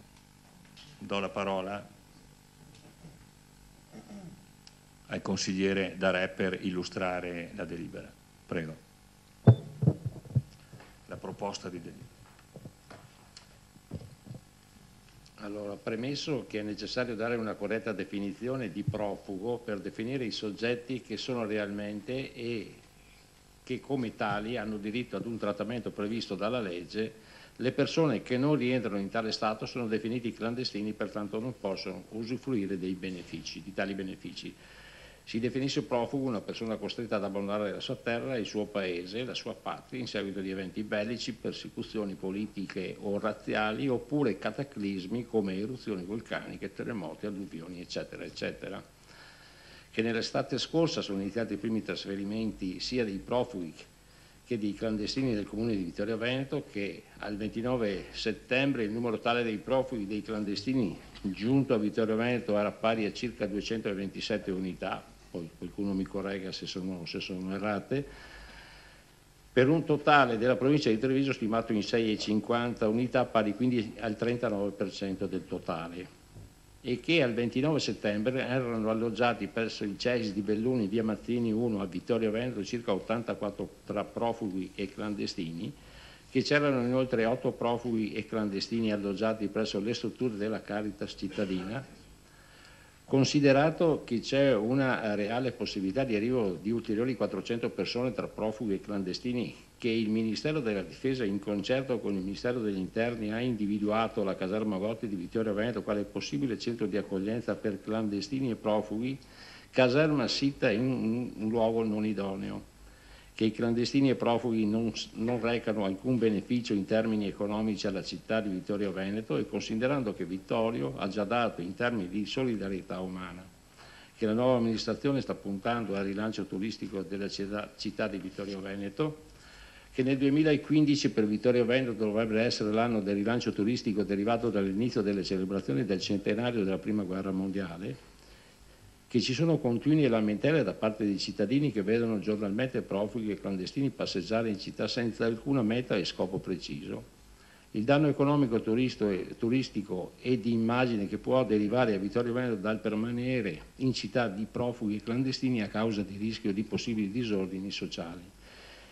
Il possibile deprezzamento degli immobili posso avere nella zona dove soggiornano i profughi e anche per tutta l'estensione del comune. È possibile per cari condizioni sociali e sanitarie di cui possono versare i profughi e clandestini, e che le conseguenze possibili sulla popolazione vittoriese in termini di costo sociale e rischio sanitario, che potrebbero conseguentemente anche responsabilità oggettive per i pianificatori ed esecutori di questi del tutto inopportuni soggiorni. Tutto ciò premesso, delibera di dare mandato alla Giunta e al Sindaco in particolare questa responsabilità della tutela della salute dei cittadini vittoriesi, di mettere in atto immediatamente tutte le misure necessarie che possano arrestare l'arrivo di profughi, flussi di profughi e clandestini sia in strutture pubbliche, private o militari all'interno della città, di incaricare il Sindaco a prendere il più presto contatto con la Prefettura di Treviso per informarsi della situazione attuale e per ostacolare ed opporsi con ogni forza all'invio a Vittorio Veneto di nuovi profughi e clandestini.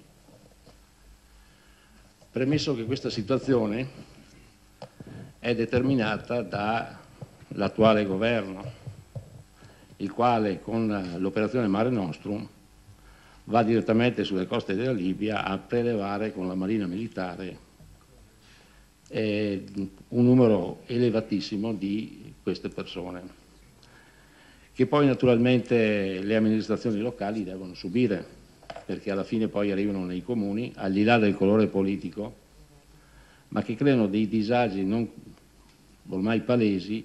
Noi vediamo nella nostra città cosa succede, e che quindi questa operazione va sicuramente, dal punto di vista politico noi la condanniamo, ma è noto e arcinoto, ma ritengo che continuare su questa linea, anche perché vorremmo capire questa operazione Mare Nostrum, dove l'Europa non dà assolutamente nessun supporto, diciamo, alla città di Vittorio Veneto, ma soprattutto non accolgono nessun clandestino e nessun profugo nelle nazioni, diciamo, in cui della nostra Europa. Vogliamo capire se questo flusso di migranti che arrivano nel nostro territorio, fino a quanto lo Stato sarà disposto a pagare, diciamo, le strutture che lo ospitano. E se questo non avvenisse, vorremmo capire che questi poi non rimangano poi a carico dei comuni, i quali si sono fatti partecipi, diciamo, di questa operazione, diciamo. Allora, queste sono le premesse che noi facciamo, perché riteniamo questa situazione una situazione sicuramente di disagio, sicuramente di difficoltà, e sicuramente vogliamo capire, anche perché mi pare che all'interno della nostra comunità ci siano già tantissime altre forme di migranti. Vorremmo capire che prospettive di vita diamo a queste persone, vorremmo capire se queste persone hanno un lavoro, vorremmo capire se riusciremo poi a creare un futuro per loro, per fare, non so, le loro famiglie, o comunque sicuramente in questo momento sono soltanto degli ospiti che la nostra città continua così ad ospitare, ma di cui sicuramente non vediamo un futuro certamente garantito. Quindi, fatta questa premessa, penso che lei Sindaco, essendo il garante dell'ordine pubblico e sanitario della città di Vittorio Veneto, prenda atto che questa è una situazione sicuramente di criticità quantomeno, e quindi penso che questo nostro punto all'ordine del giorno, questa delibera, sia proprio per sensibilizzare, perché l'arrivo di un centinaio di persone permanenti nella nostra città non è poco su una città da 29.000 abitanti. Grazie consigliere Darè. Devo dire che abbiamo colto la sollecitazione, che è una sollecitazione importante. So che ci sono state anche molte osservazioni e discussioni all'interno della maggioranza e so che ci sono anche possibilità di convergere su alcuni punti. Comunque apro la discussione. Assessore Denardi, prego. Sì, ritengo utile, prima che procediate alla votazione, fornirvi qualche informazione utile anche all'eventuale dibattito fra i consiglieri. Anzitutto l'operazione Mare Nostrum si è chiusa il 31 ottobre di quest'anno e attualmente è partita una nuova operazione, Triton, a cura dell'Agenzia Europea per le Frontiere, che ha una struttura anche dal punto di vista del dispiegamento di mezzi completamente diversa rispetto all'operazione Mare Nostrum, tanto che tutte le operazioni rimangono effettuate esclusivamente all'interno delle frontiere nazionali e che comunque, appunto, in quanto curata dall'Agenzia Europea per le Frontiere, non è più a carico in misura pari a quanto avveniva per l'operazione Mare Nostrum dello Stato italiano. Vorrei cogliere l'occasione per ringraziare sia la Caritas sia il CEIS per aver in questi mesi costantemente informato l'amministrazione di ogni evoluzione nella gestione dei migranti presenti nel territorio comunale, e che in vista di questo Consiglio Comunale, su richiesta dell'amministrazione, hanno provveduto ad inviare delle corpose relazioni dalle quali vengono estrapolati i dati che in questo momento io vado a riferirvi. Al momento, con più precisione alla data del 25 di novembre, a Vittorio Veneto nei due centri erano presenti, per quanto riguarda il CEIS, 105 persone, di cui 4 minori, e alla Caritas 6 persone, 5 uomini e una donna. Contrariamente a quanto veniva nei primi mesi, i primi arrivi, è bene specificarlo, sono dei primi giorni di maggio del 2014.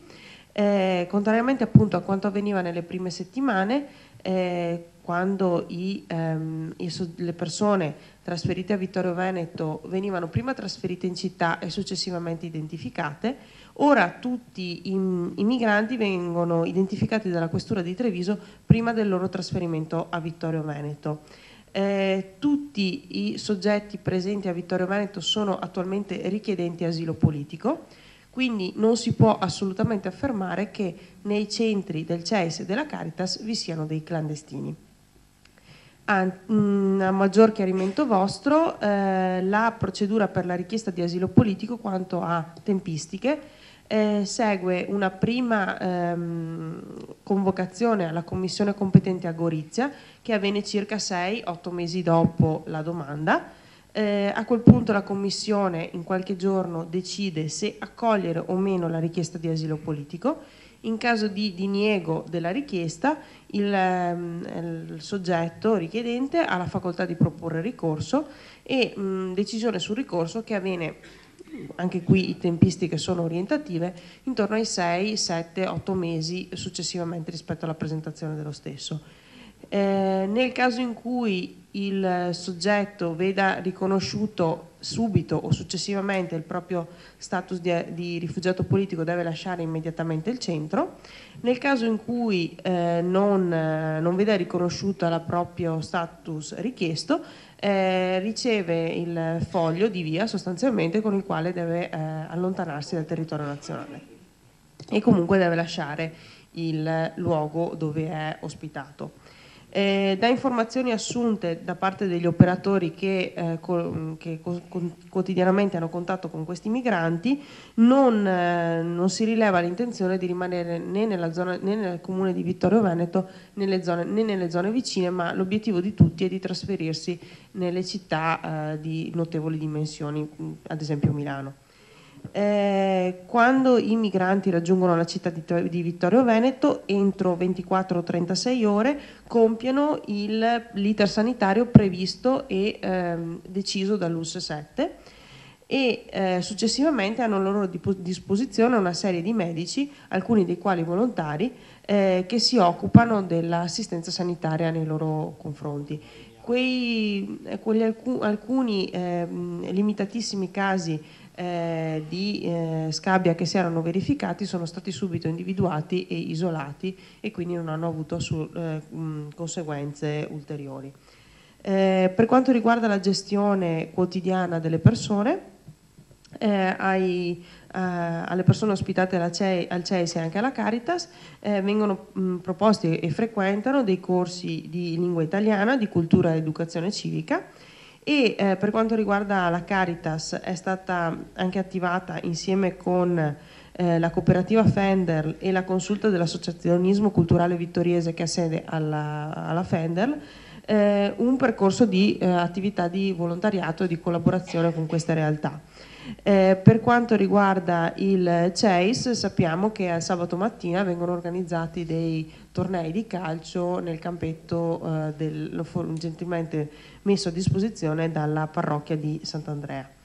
Per quanto riguarda il vestiario, viene fornito a queste persone anche grazie alla raccolta di abiti usati e a diverse donazioni anche da parte di privati. Un paio di settimane fa sono stati, ad esempio da parte di un commerciante, donati una trentina di paia di scarpe nuove a queste persone. Dalle 8 di mattina alle 8 di sera vi è assoluta libertà per queste persone di allontanarsi dal centro, dalle 8 di mattina alle 8 di sera, perché alle 8 di mattina e alle 8 di sera viene fatta la cosiddetta conta e devono essere presenti nella struttura e nelle ore notturne permanere all'interno della struttura. Sempre nella struttura del CEIS, in modo particolare, le persone ospitate si occupano anche della preparazione dei pasti, comunque della gestione della mensa e della pulizia delle aree comuni con una sorta di turnazione. Oltre a quanto già specificato nei precedenti consigli comunali, ricordo che i migranti sono destinatari di un pocket money di 2,50 € circa al giorno a testa, quindi 70 € al mese, con i quali possono comprarsi le ricariche telefoniche o cellulari o quello che ritengono.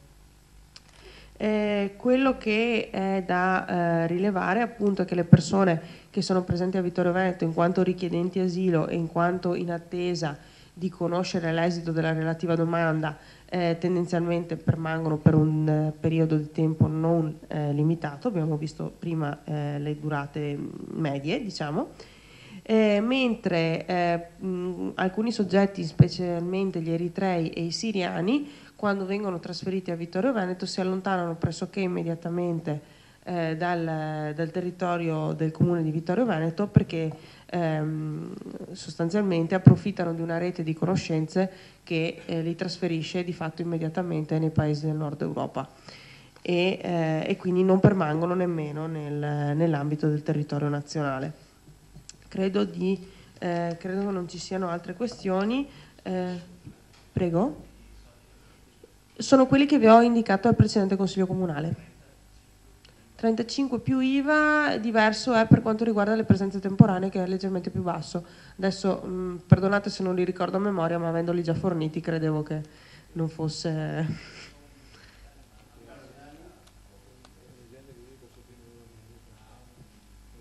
In questo momento io non ho l'elenco perché ho chiesto le presenze complessive al 25 di novembre. viene fornito comunque giornalmente l'elenco delle presenze al comune.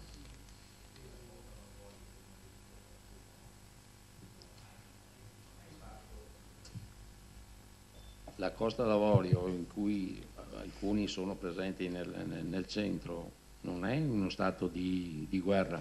Allora, non è nostra competenza stabilire se i soggetti in questione hanno diritto o meno a ottenere lo status di rifugiato politico. La normativa prevede che fin tanto che loro hanno fatto domanda e viene decisa, hanno diritto di rimanere qui.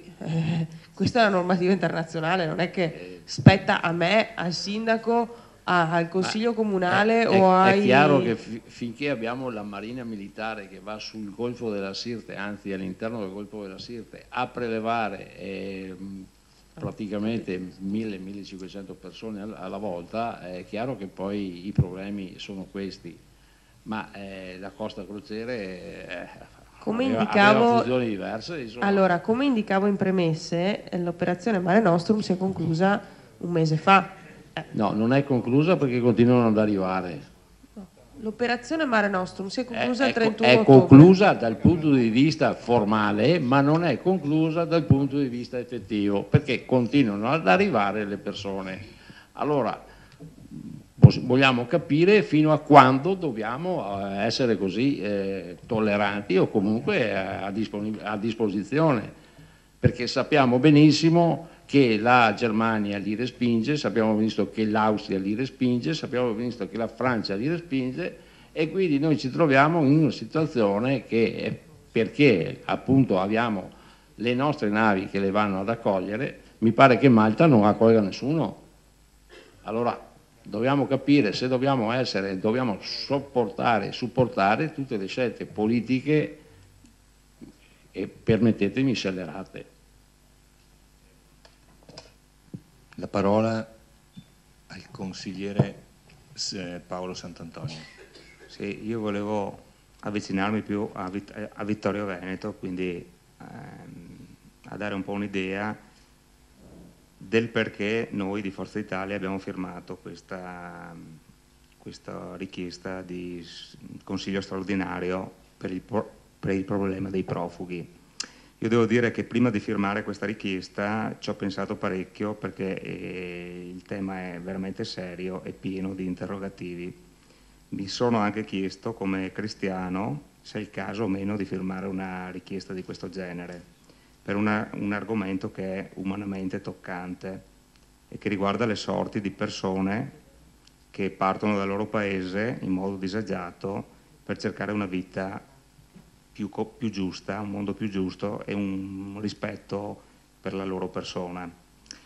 Dopo alcune riflessioni ho pensato ho deciso che era giusto firmare una richiesta di questo genere, soprattutto per il ruolo che rappresento, istituzionale, e per i cittadini che rappresento e con cui ho avuto parecchi contatti in questo periodo a Vittorio Veneto. Quindi prendendo più i panni del laico e lasciando un po' più distanti quelli del cristiano, soprattutto per chiedere spiegazioni a chi governa la città su questo fenomeno che sta accadendo in Italia e nella nostra città, e per il fatto soprattutto di non continuare a subire passivamente le scelte di politici e amministratori pubblici spavaldi, che forse i profughi li considerano più come dei numeri o della merce di scambio. L'atto che noi abbiamo messo in piedi, se lo leggete attentamente, non è un atto di razzismo, neanche di odio nei confronti di queste povere persone che giungono in Italia in condizioni disagiate.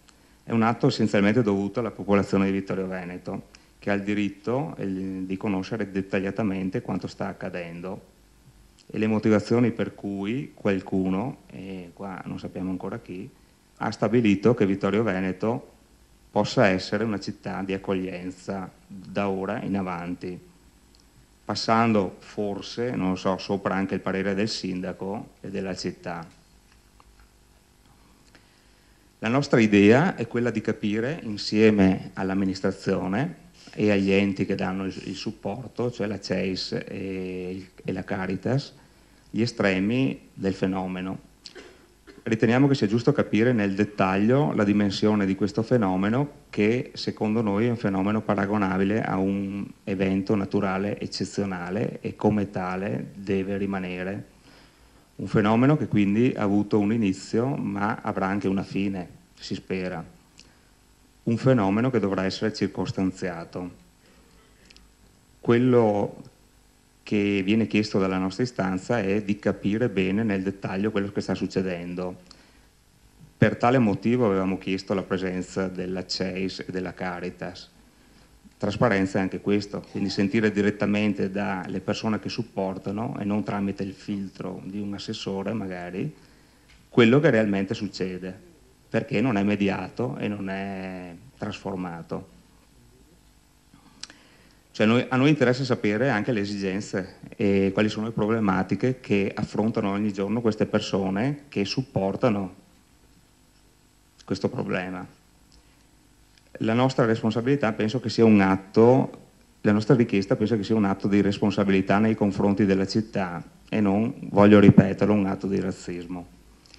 Perché è fin troppo facile fare i buonisti e spesso, come accade, sentirsi dire vogliamoci tutti bene, non preoccupandoci poi di analizzare a bocce ferme i fenomeni e quali potrebbero essere le conseguenze che hanno questi fenomeni, di alcune, come ho detto prima, scelte azzardate dei politici. Le richieste anche che abbiamo fatto nella nostra proposta di delibera mi sembrano anche di buon senso, cioè abbiamo richiesto di monitorare la situazione tracciando in modo scritto il fenomeno. Questo va a vantaggio di tutti i cittadini e di tutti. Un fenomeno che è monitorato lo possiamo studiare e cercare di capire come si può migliorare. Pertanto chiediamo se ci sono dei registri di carico e scarico delle persone e delle carico e scarico, sì, carico e scarico. Vabbè, ok.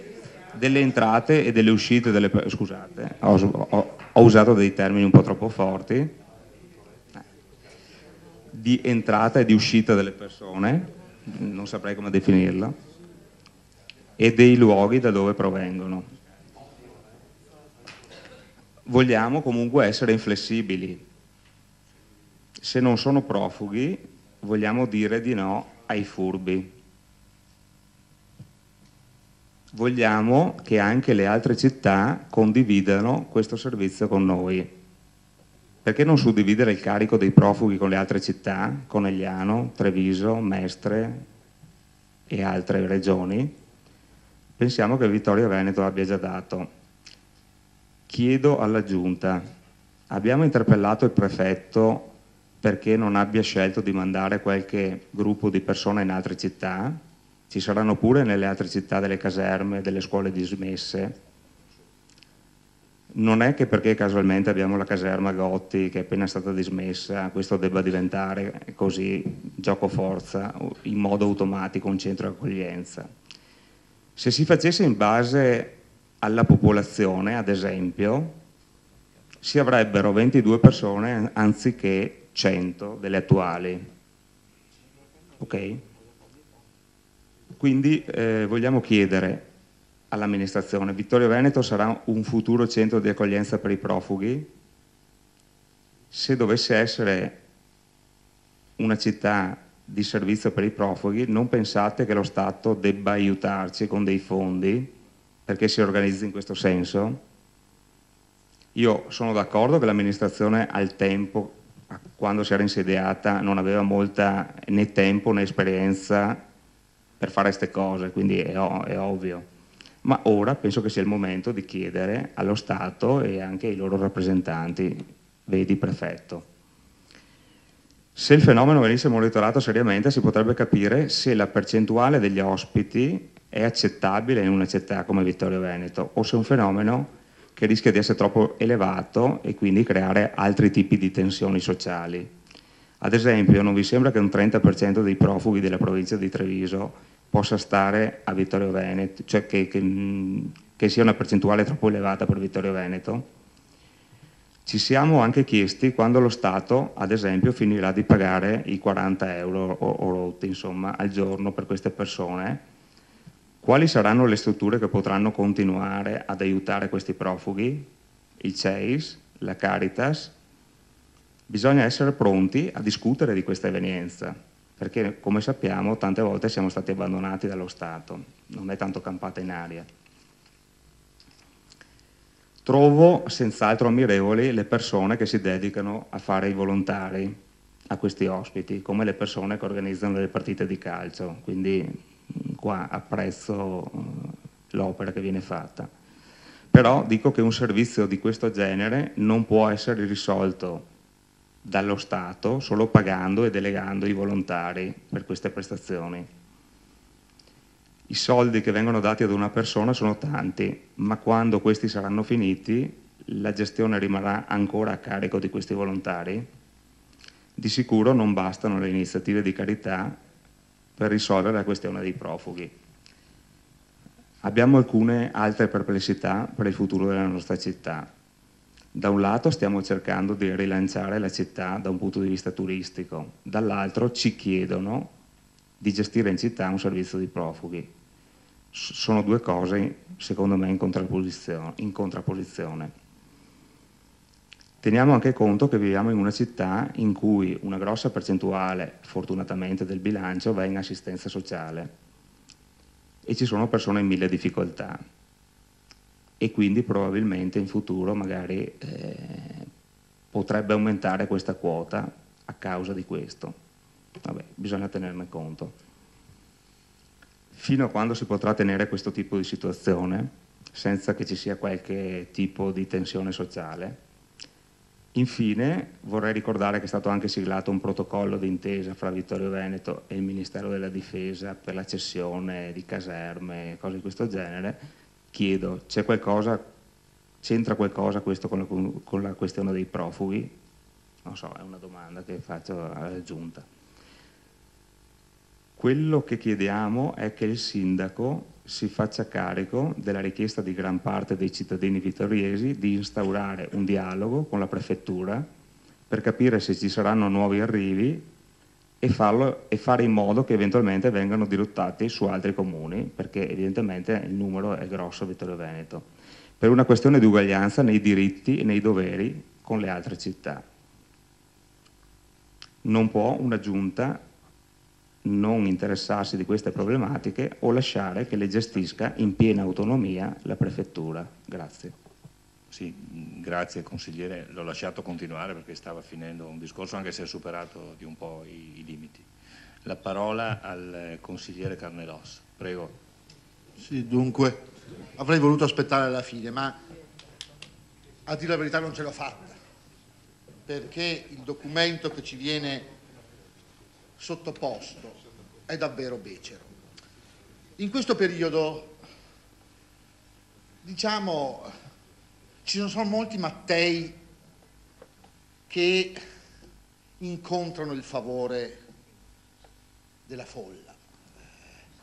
Abbiamo il Matteo Salvini, abbiamo Matteo Renzi, abbiamo il pompiere Matteo Orfini e stasera volevo cercare anch'io un Matteo, visto che è di moda, e per sottoporre all'attenzione qualche riflessione. Il Matteo che mi è venuto in mente, ovviamente non è nessuno dei tre, è Matteo Evangelista.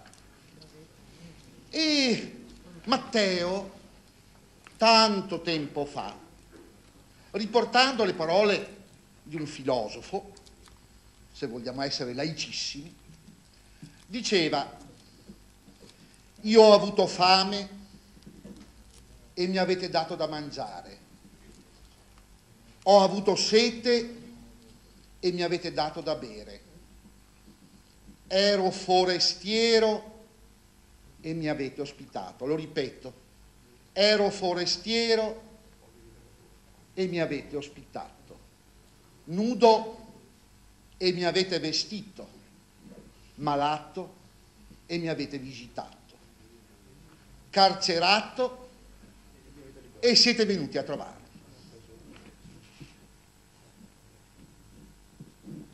Ieri l'altro, o ieri, Un seguace di questo Matteo, di fronte a un emiciclo molto più grande rispetto a questo, diceva: è necessario affrontare insieme la questione migratoria.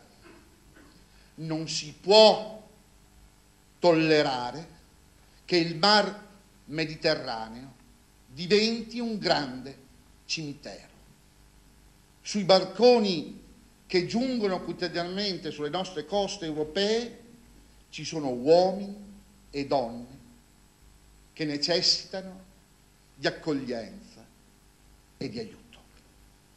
Io non riesco, non sono funambolo come Sant'Antonio che riesce a scindere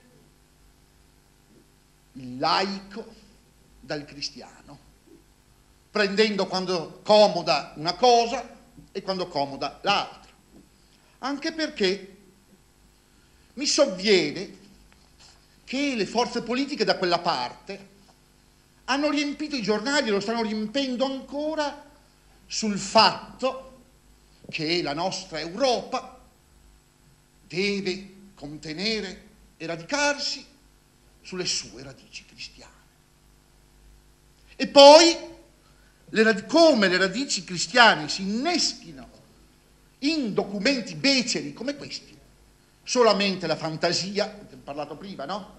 I fantasmi e il fantastico, stessa cosa qui, solo i fantasmi e i fantasiosi riescono a vedere le radici cristiane in atteggiamenti come questi. E per me esistono i forestieri, esistono i migranti. Non esiste qualcuno da caricare e scaricare. I si scaricano e si caricano. E ve lo dico anche perché sono figlio di un emigrante. Mio padre dal 50 al 56 prese anche lui, certo non un barcone, ma erano i transatlantici, la flotta Lauro, che avevano la prima classe, seconda classe, terza classe, e qui, a dir la verità, quell'umanità dolente c'era anche nei grandi transatlantici. Avete in mente tutti il Titanic, no? La parte bassa, erano tutta gente che fuggiva, che si intrufolava, che andava nei nuovi mondi, dove c'era l'abbondanza. Se fossero stati bene mio padre, quelli del Titanic e quelli degli altri barconi, se stavano bene nella loro terra, che evidentemente amano e amavano, tutti coloro che nascono amano la loro terra, ci sarebbero rimasti in quella terra, non sarebbero venuti a rompere le scatole nel mondo evoluto, nel nord del mondo che sfrutta il sud del mondo. Allora, se ci mettiamo una mano sulla coscienza, di fronte non abbiamo profughi, clandestini, extracomunitari, comunità, abbiamo uomini e donne. Li avete visti quegli occhi dolenti? Vi sembrano gente felice? Vi sembrano persone che sono contente di essere venute via dalla loro terra? E mi riferisco non solo, perché lì è evidente, i siriani, i somali, il Medio Oriente acceso. Secondo voi, vi domando, i firmatari di questo, se si fossero trovati in quelle situazioni, cosa avrebbero fatto se non fuggire? Ma l'avrebbero fatto anche, ha parlato della Costa d'Avorio come fosse il paradiso terrestre, vero? Non ci sono eventi bellici, ma consigliere D'Auria, lei pensa che se quelle persone stessero bene, avessero da mangiare, sarebbero partite? E poi è curioso Anche noi abbiamo attualmente persone che purtroppo nella nostra terra, che adesso varcano i confini. E allora è davvero così curioso che mentre i nostri che vanno in altri paesi sono persone di buona volontà che cercano un'opportunità, gli altri, quelli che invece vengono nel nostro paese, sono clandestini, profughi e gente da caricare e scaricare. No, no. E il dramma, sapete qual è? Che questo documento viene dalla classe dirigente e la classe dirigente non deve fare l'incendiario, bensì il pompiere.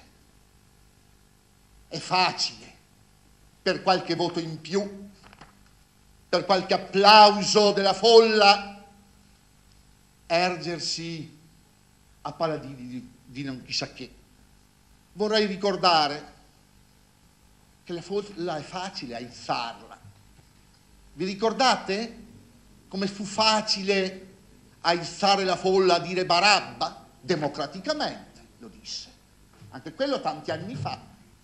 Se si contavano erano la maggioranza. Applausi e ovazioni. E anche lì ci fu quella classe dirigente che fece Ponzio Pilato e ascoltò la folla applaudente. Barabba, Barabba. Allora, è vero, la storia talvolta... Consigliere, la invito a chiudere. Vabbè, grazie. Ne avrei tanto da dire, farò poi la replica. Dico solo due piccole cose. Ne dico due sole. Non sarebbe meglio noi che siamo classi dirigenti? Al mio amico Fasan piace quando uso di termini di dire a prescindere dal fatto se siamo rossi, bianchi, celesti o rosapallidi. Non sarebbe meglio che ci mettessimo tutti insieme a dare una mano a queste persone? Provate a immaginare, ho letto nel settimanale diocesano che addirittura a questa feccia dell'umanità hanno negato di poter giocare a pallone. Qualcuno. Meno male che qualcun altro, magari sempre in tonaca, invece quel campetto glielo abbia dato. Pensate, nemmeno giocare. Dicono vanno a strosso. Domandano 2 ore per giocare a calcio. Lo sport fortifica, unifica, rende uguali e si ha il coraggio di dire di no. Vedete, finisco Presidente, ma su temi come questi come si fa a essere compendiosi e non venir fuori, come si può dire, la passione che ci sta in noi? Anche perché, e davvero termino, poi mi sarà concessa la replica e continuerò dopo, va detto che la persona è sempre persona. Quegli occhi dolenti, quell'umanità dolente che ricorda i nostri che erano una comunità dolente. Vi ricordate i film con Ellis Island? Mi sembrava la stessa cosa che diceva l'assessore prima, giustamente, servizi sanitari, controlli, questo e quell'altro. Li vedevate felici? E allora non è che il ruolo di ciascuno di noi, che stiamo meglio di tanti altri, sia anche quello di poter dividere con loro quella felicità e quell'abbondanza che rispetto al sud del mondo noi abbiamo. Credo davvero che dovremmo un po' riflettere e pensare che il sonno della ragione genera mostri e se invece di ascoltare la pancia, ascoltassimo la ragione e la nostra ambizione non fosse quella di raccattare voto più o voto meno, probabilmente questo Paese sarebbe migliore. Grazie. Sì, io adesso non vorrei... Consigliere Carnellosa, lei ha parlato per 12 minuti, adesso io non l'ho interrotta, ma voglio dire, i concetti si sono capiti, ma si erano capiti già prima della sua fine. Quante cose mancano. Il consigliere Botteon si è prenotato nell'ordine. Prego. Cerco di essere più conciso del collega consigliere Carnellosa. Allora, innanzitutto ringrazio a partire dal consigliere Sant'Antonio per aver riportato questa discussione a livelli umani. Mi fa abbastanza impressione, devo dire, da consigliere comunale di Vittorio Veneto, che affrontare, così come stiamo facendo così a lungo questo tema, quando in precedenza c'è stato un punto che è sicuramente più importante per la città di Vittorio Veneto, ovvero la riconversione della cartiera Galvani in una struttura alberghiera che la città di Vittorio Veneto aspetta da anni, da sempre, e non è stato neanche affrontato neanche con un commento da parte della minoranza, invece siamo qui così fortemente a commentare la questione Mare Nostrum.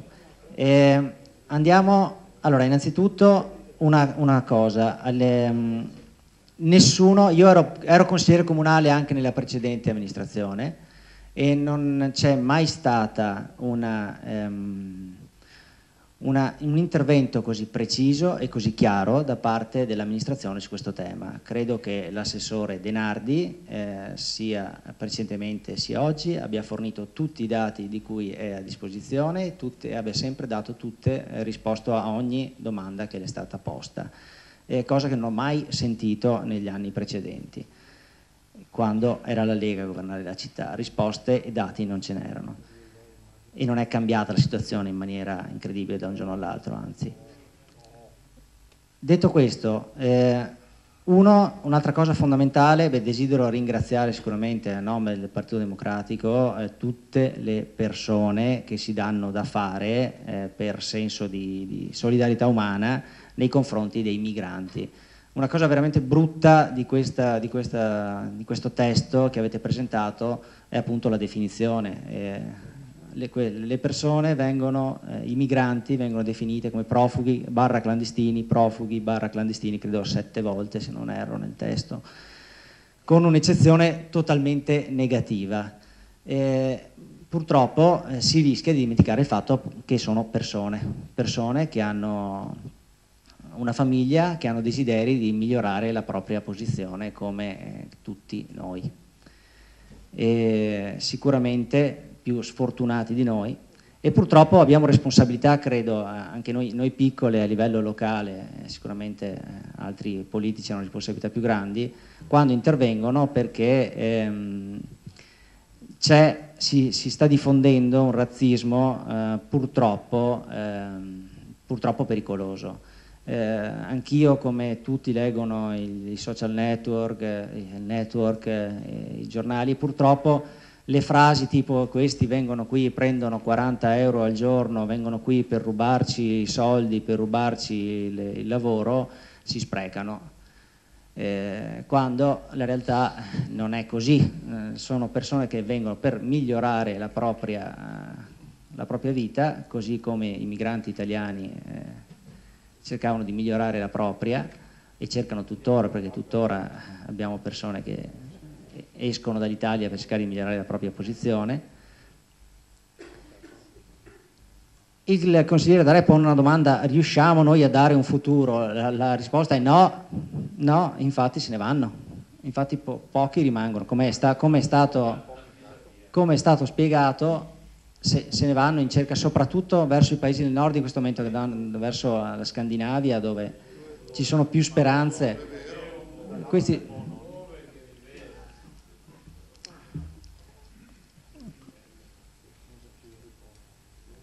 Quindi non restano a Vittorio Veneto, come è stato spiegato anche prima e anche lo scorso precedente Consiglio Comunale dall'assessore Denardi, e spesso il problema viene gonfiato. Il problema è un problema enorme e non è un problema di Vittorio Veneto, è un problema enorme, è il problema del mondo, è il problema delle persone povere che emigrano verso i paesi che stanno meglio, verso i paesi ricchi, ancora ci definiamo paese ricco. E siamo capaci di risolverlo come Consiglio Comunale di Vittorio Veneto? Sicuramente no, però questo non ci esenta da non essere solidali dal punto di vista umano, anzi. Ci sono anche le responsabilità politiche, non è emerso, nessuno ha tirato fuori il ruolo della Regione Veneto. Se vi è una conferenza Stato-Regioni che determina che ci devono essere dei punti di accoglienza a livello regionale, la Regione Veneto dovrebbe fare il suo corso, dovrebbe cercare di prendersi le proprie responsabilità e cercare di individuare dei luoghi. È semplice dire no, non è giusto che stiano a Vittorio Veneto senza indicare qualche posto alternativo. Sarebbe interessante invece discutere sul luogo, perché si è parlato di questo centro nella caserma Gotti, e lì è interessante il discorso, perché la caserma Gotti sicuramente è una struttura che può essere importante, può essere strategica per gli spazi, per dove è collocata per la città, e quindi forse è inappropriato sicuramente come luogo per un punto di accoglienza. E questo sarebbe un dibattito sicuramente interessante, credo, per la città di Vittorio Veneto. Quindi parlare effettivamente, come sicuramente faremo, perché siamo anche costretti, è costretta la Giunta a farlo, parlare delle destinazioni delle caserme che nel prossimo anno dobbiamo cercare di trovare. Bene, io spero, mi auguro che questo dialogo vada nella direzione di solidarietà umana, sempre tenendo presente che abbiamo di fronte a noi persone.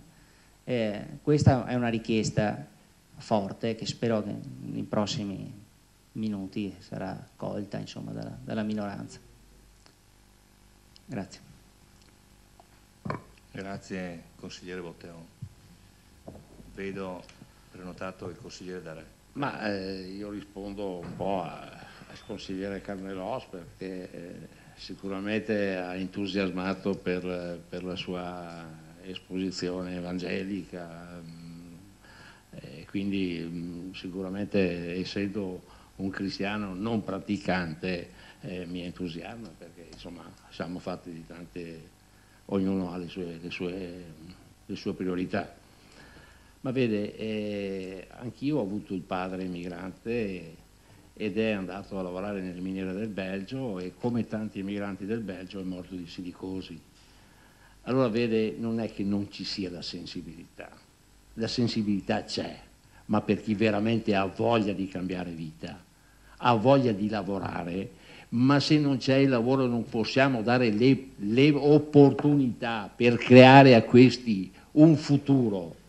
Non dobbiamo essere la fabbrica delle illusioni, non possiamo essere la fabbrica delle illusioni, dobbiamo essere chiari, ne possiamo ospitare quanti? 100, 200, 500, ma dobbiamo dare a questi un futuro, un'opportunità, un domani, perché venire qua e fare i radical chic è semplice, troppo facile, perché poi vanno tutti a carico dei contribuenti vittoriesi, italiani o quant'altro, e per quanto, se non riusciamo a dare a loro l'opportunità di poter lavorare e quindi di inserirsi nel tessuto sociale. Quando io ho parlato della Costa d'Avorio, ho parlato non a caso. Io ho un dipendente che lavora da me da 10 anni, e se lui lavora da me da 10 anni vuol dire che lui si è trovato bene con me, e io mi sono trovato bene con lui. Allora, l'opportunità le abbiamo, ma se non abbiamo le opportunità neanche per i nostri, quante persone rimangono a casa? Quante persone vengono a trovarla nel suo ufficio, signor Sindaco, di 50 anni, troppo vecchi per andare in pensione, troppo giovani per andare in pensione, troppo vecchi per andare al lavoro? Allora se non ci sono queste opportunità non possiamo creare illusioni, non possiamo prendere le navi e andarli a prendere e portarli qua per poi farli girovagare per l'Italia. È su questo principio che io mi batto e mi fondo, non è perché c'è il razzismo, è troppo facile dire si è razzisti. O siamo in grado di dare un futuro, altrimenti dobbiamo essere chiari e dire non c'è posto.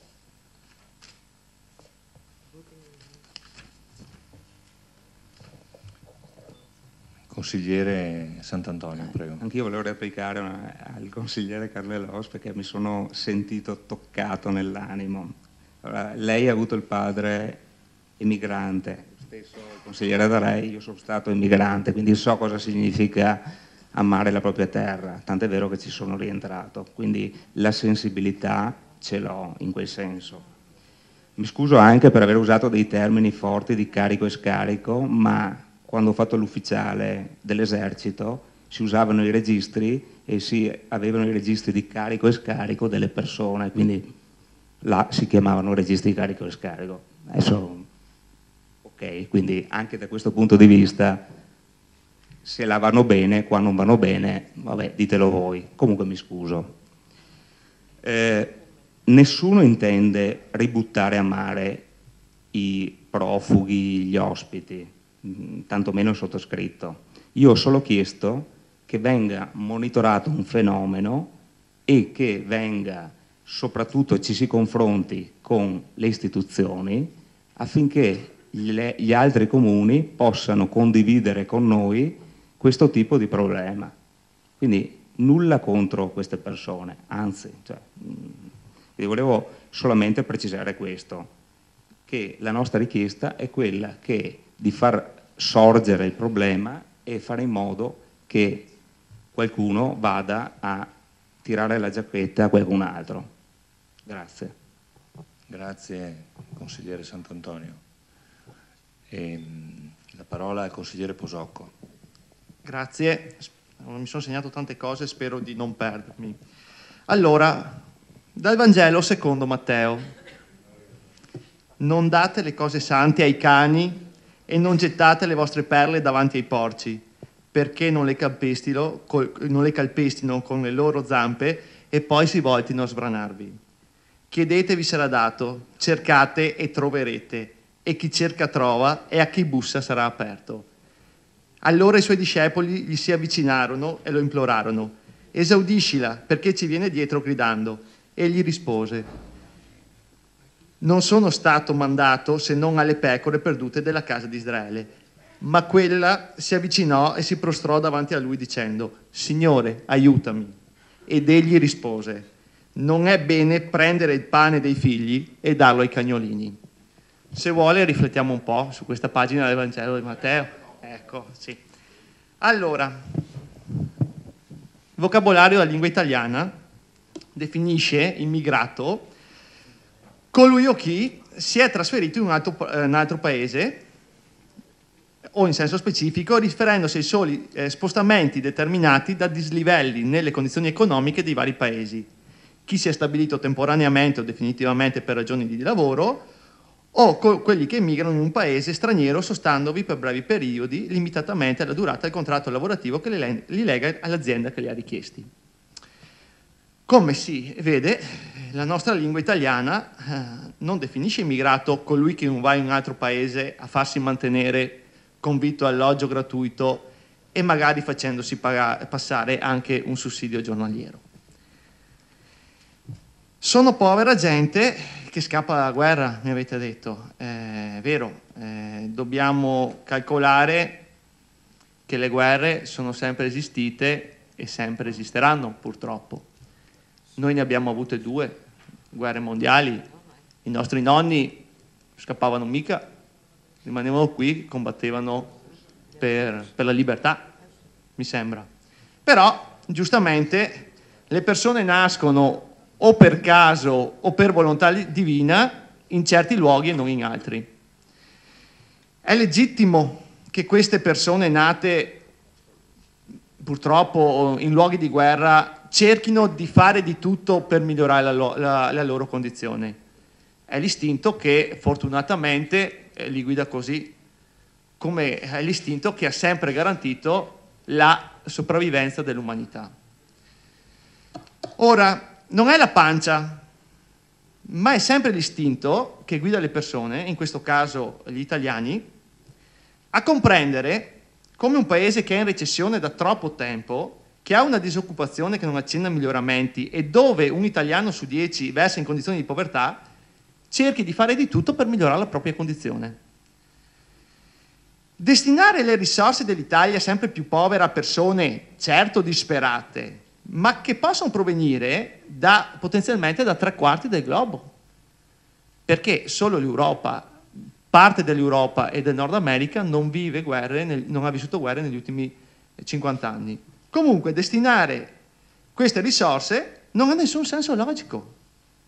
Se avete risorse da destinare ai disperati delle guerre, si fa con le proprie donazioni, non con un contributo orizzontale che attraverso le tasse coinvolge tutti i cittadini. Poi siamo stati migranti, siamo d'accordo, lo siamo stati tanti qui dentro, i padri di alcuni di noi, ma è un contesto molto diverso. Cioè, siamo andati nei paesi ricchi dove si pensava di trovare lavoro, non dove si pensava di trovare un sussidio. Nelle miniere di Francia e Belgio, la tragedia di Marcinelle del 1956, chi è che è morto? Italiani. Si trovava ciò che si trovava. Non ho informazioni per cui il paese che ci ospitava, ad esempio la Francia, desse 20 franchi al giorno solo per il fatto che un italiano in cerca di occupazione soggiornasse in quel paese. Se lavorava duramente, allora riceveva denaro. Parlato di razzismo. Razzismo, è più razzista chi sostiene di dare soldi a una persona disperata che non ha nulla o cerca aiuto, o chi non vuole dare la stessa quantità di denaro a una persona altrettanto disperata che ha perso il lavoro, che deve pagare le tasse e cerca aiuto? Poi dite cercate voti. No, la gente che ha la pancia con le budelle attorcigliate viene da noi perché siamo l'unico strumento con cui si può esprimere. Prima di implodere, purtroppo, come sta succedendo in alcune periferie di alcune città italiane. Ma hanno le loro ragioni.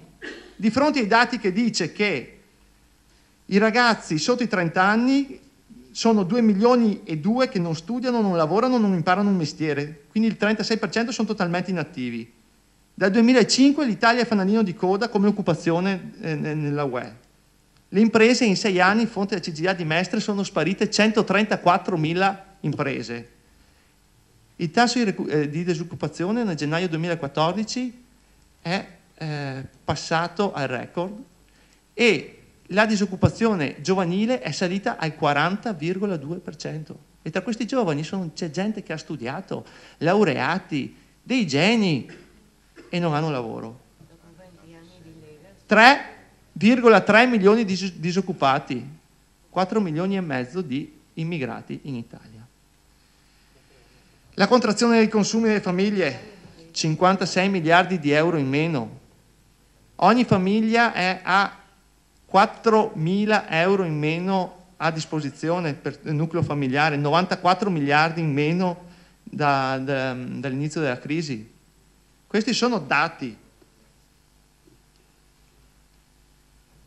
Quindi la povertà assoluta ha colpito il 7% delle famiglie. Al nord è triplicata negli ultimi anni. Il tasso di povertà è passato dal 2,5% al 6,4%. Allora, di fronte a questi dati, non c'entra, sono persone, sono disperati, arrivano, ma non abbiamo posto. Non abbiamo posto. Dobbiamo capire che se abbiamo risorse dobbiamo investirle da loro, creare lavoro da loro, creare occupazione da loro. Non è il sistema giusto quello di far vedere che qui c'è l'Eldorado. Con tutto il rispetto delle persone che vedo girare, ma cioè mi immagino l'altro giorno in piazza Flaminio c'era tanta gente, c'erano questi migranti e fotografavano col telefonino questa festa, quella foto della gente. Poretti, sì, però quella foto dove la mandano? La mandano giù e dicono guarda che bene che sto qui, dai venite su, tu di qua, falsa, trasmettiamo, non è quello il modo, non è quello il modo. Continuo dopo, grazie. Dunque, se non sbaglio, mi ha chiesto la parola il sindaco Tonon, prego. Grazie, per precisare alcune cose, soprattutto le sollecitazioni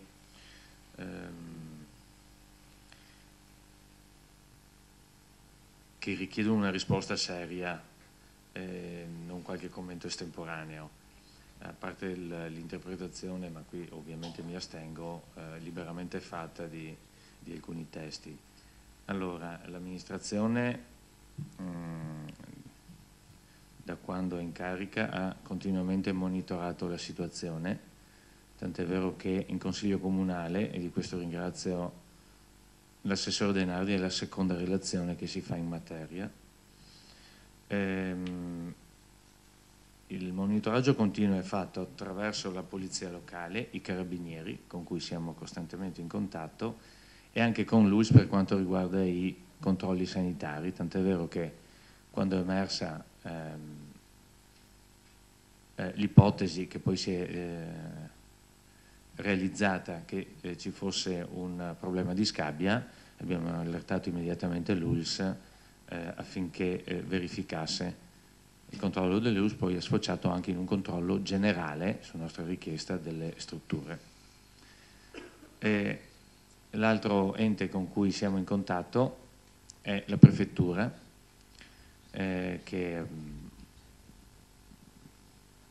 è stata interpellata per capire quali fossero gli accordi che erano stati presi, le convenzioni quindi firmate, dagli enti che ospitano i migranti, ovvero sia quelli citati anche dalla proposta di delibera da voi citata, il CEIS di Belluno, in realtà la cooperativa integra, e la Caritas diocesana di Vittorio Veneto.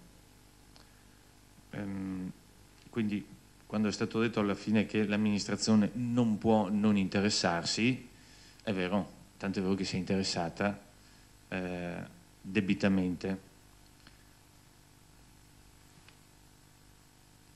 Gli accordi sono presi direttamente dai gestori con la prefettura, indipendentemente da quelle che sono le non volontà di qualche ente locale che si è espresso in altri comuni del Veneto,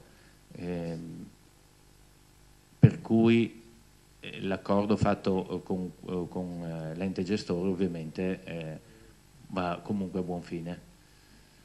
La prefettura ci fornisce i dati, i numeri dei migranti, delle persone che arrivano in città. Come è stato già sottolineato, a parte appunto alcune che non so se sono imprecisioni o notizie da dove vengono, quando si parla di un certo numero di centinaia mi pare siano definiti profughi o clandestini in arrivo, non so da quali fonti arrivino. Quelli che sono transitati, i numeri sono stati elencati prima dall'assessore Denardi, e i residenti attualmente in città, nelle due strutture indicate, sono stati dichiarati e vengono aggiornati di giorno in giorno. Rammento solo che l'inizio presso la Caritas dell'accoglienza per la cosiddetta emergenza Nord Africa è iniziata il 9 maggio 2014 qui in città.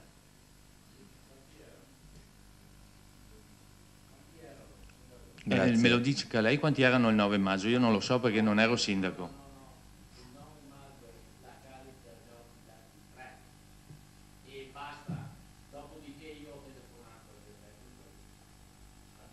Invece ne sono arrivati ancora. No, ben prima. Però fuori microfono, però consigliere Darè, lei dovrebbe prenotarsi e... Lei ha fatto un intervento. No, due. Bene, chiedo scusa. Comunque, consigliere Costa, sì, ha ragione. E poi è il secondo intervento. Consigliere Costa, a lei la parola, prego. Sì, grazie. Sì. Io credo che sia il momento di arrivare a fare un po' di sintesi tra quelle che sono state le posizioni emerse nel dibattito. Da una parte vi è l'esigenza di assicurare, dare una certa sicurezza, dare una certa prospettiva di futuro a chi passa, e dall'altra parte c'è anche, ma anche non è escluso, penso, da ambo le parti, un minimo di solidarietà nei confronti di chi appunto viene via da luoghi di guerra o di calamità varie. Io credo che si debba fare, a conclusione del tutto, si debba fare un po' sintesi di tutto questo, ma anche sintesi in rapporto a quello che è il ruolo, a quello che è il Consiglio. Il Consiglio comunale è chiamato a fare, e quello che anche il Consiglio può fare. Per cui io darei lettura del testo di deliberazione che era stato proposto, che è stato appunto, viene emendato e è stato anche discusso prima della seduta in una riunione con tutti i capigruppo, sul quale mi pare che vi sia stata una convergenza. Allora io darei la lettura del testo che viene alla fine proposto, dopo i vari emendamenti. Premesso che dal 9 maggio scorso sono iniziati i primi trasferimenti di migranti nel comune di Vittorio Veneto nell'ambito dell'operazione Mare Nostrum, che dal 29 settembre il numero totale dei migranti giunto e o transitato a Vittorio Veneto era pari a circa 227 unità su un totale della provincia di Treviso stimato in 650 unità, pari quindi al 33% del totale, che dal 25 novembre 2014 erano alloggiati presso il CEIS di Belluno in via Mazzino 1 a Vittorio Veneto 105 migranti, tra i quali 4 minori, che alla stessa data erano inoltre presenti 6 migranti alloggiati presso strutture della Caritas cittadina, tra i quali 5 uomini e una donna, che tutti i migranti a quella data presenti a Vittorio Veneto hanno intrapreso la procedura per la richiesta di asilo politico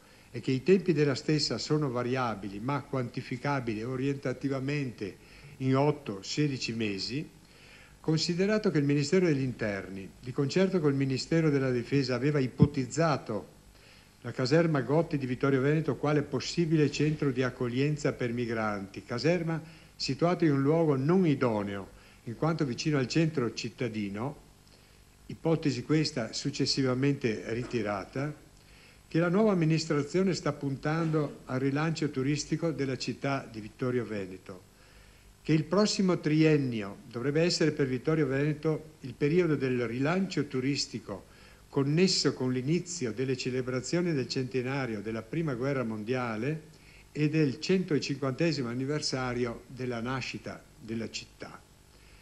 Che ci sono state alcune lamentele da parte dei cittadini che vedono i migranti passeggiare in città, apparentemente senza alcuna meta o scopo preciso, che, contrariamente a quanto avveniva nei primi mesi dell'emergenza, tutti i migranti sono identificati presso la questura prima del loro trasferimento a Vittorio Veneto, che tutti i migranti sono sottoposti entro 24-36 ore dal loro arrivo ai controlli sanitari previsti dagli uffici dell'ULSS 7, che in entrambi i centri dove sono collocati i richiedenti asilo seguono corsi di lingua italiana e vengono introdotti alla cultura italiana anche sotto il profilo dell'educazione civica.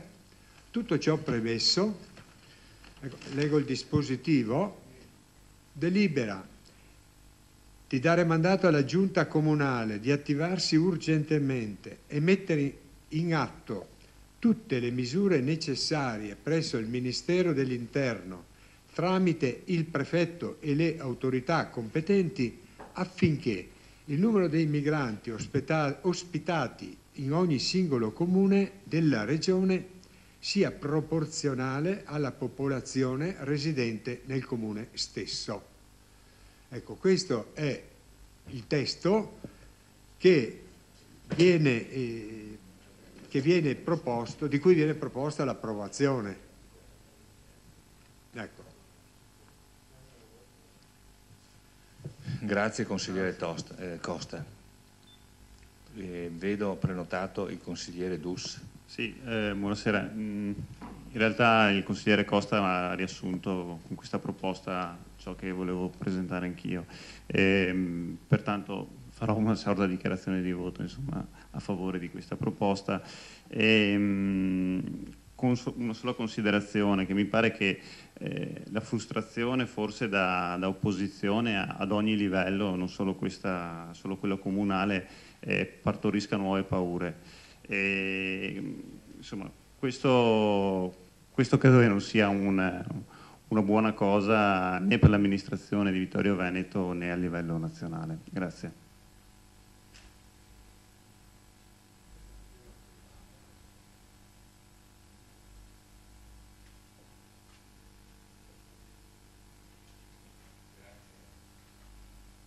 Grazie consigliere Dus. La parola al consigliere Botteon.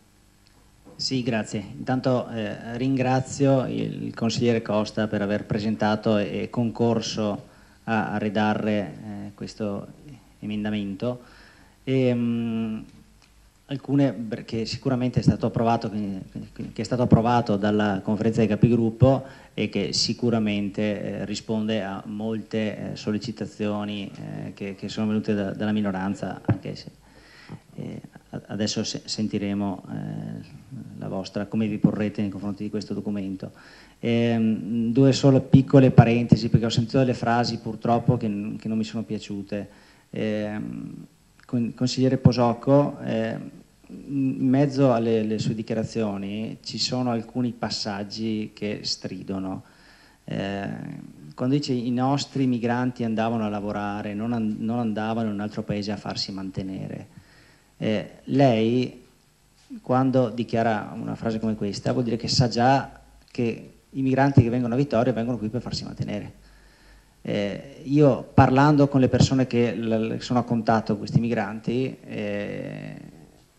e avendo parlato con alcuni di questi, con tutti non ne ho sentito uno che viene qui per farsi mantenere, ma tutti che vorrebbero lavorare, vorrebbero trovare un posto di lavoro.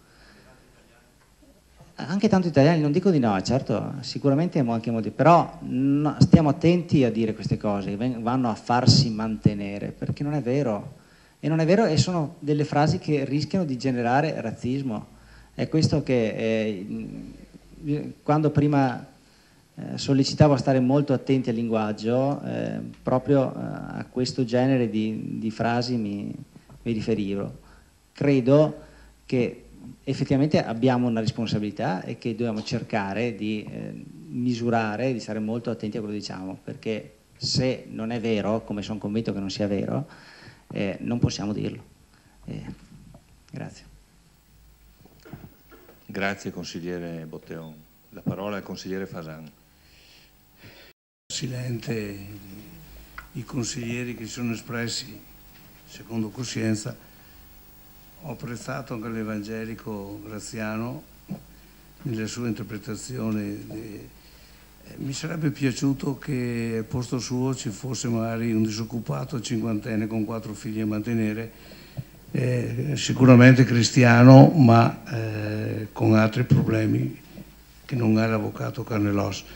Io non voglio entrare nel merito perché qui ci sono espressi tutti, io voglio solo domandare al sindaco una cosa: 105 presenze in contemporanea al CEIS, ci sono tutte le norme igienico-sanitarie e chi certifica che è tutto a posto? Solo quello? Grazie. Vuole rispondere Sembra che aveva già risposto prima, no? Prego? Sì, l'avevo già detto prima che noi abbiamo allertato l'ULS per i controlli sanitari. Sì, hanno fatto una relazione e abbiamo chiesto appunto che fosse controllato anche lo stabile dal punto di vista igienico-sanitario. Tant'è vero che sono state non proposte, sono state date dall'ULS alcune prescrizioni al centro di accoglienza.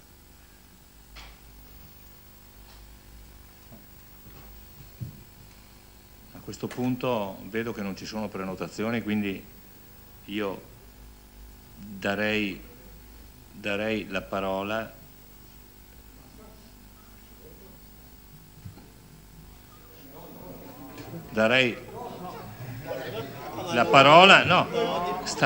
lasciatemi finire, darei la parola per le dichiarazioni di voto. Sì, allora vedo qui nell'ordine, questo è in automatico, vedo Carnelos per esempio. La mia replica? Va bene, allora mi ferma. No, allora consigliere, la prego di essere sintetico, nel senso che, ecco, solo questo. Prego. Guarda, mi tolga la parola quando supero il D'accordo. limite.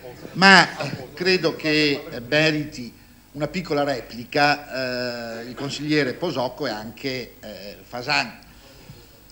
Io stimo il consigliere Posocco, vedo l'euforia giovanile, ma gli ricorderei che chi di Matteo ferisce, di Matteo perisce, nel senso che se lei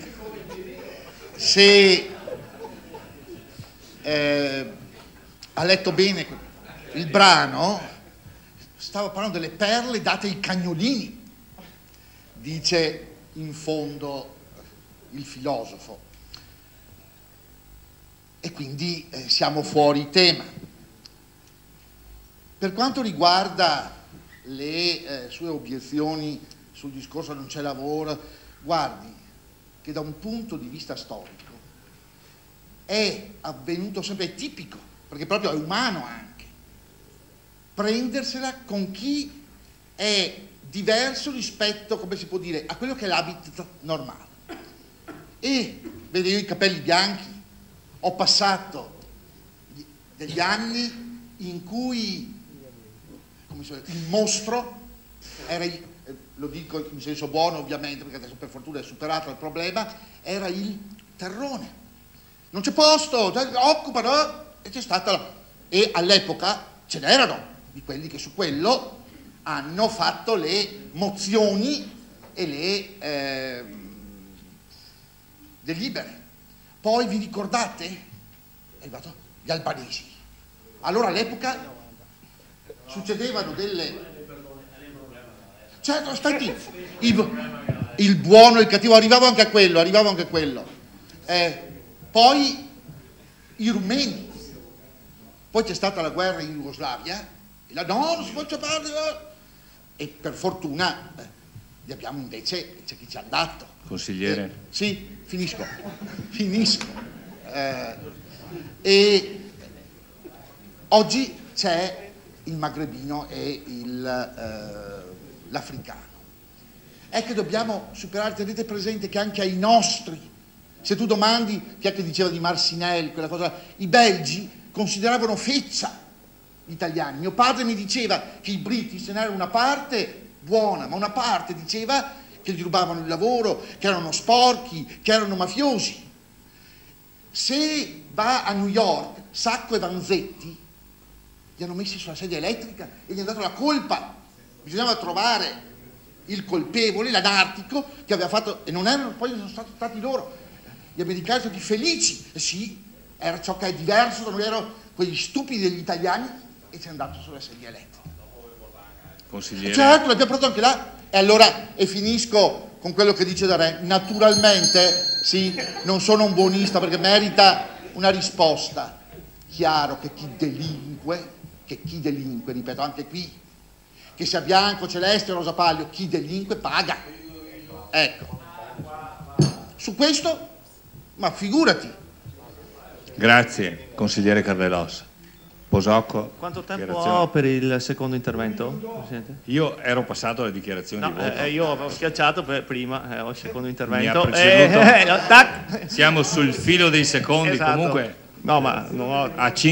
lo sa che ha 5 minuti. Ok. Prego. Allora, concludo. Allora, collega Botteon, capisco la sua osservazione.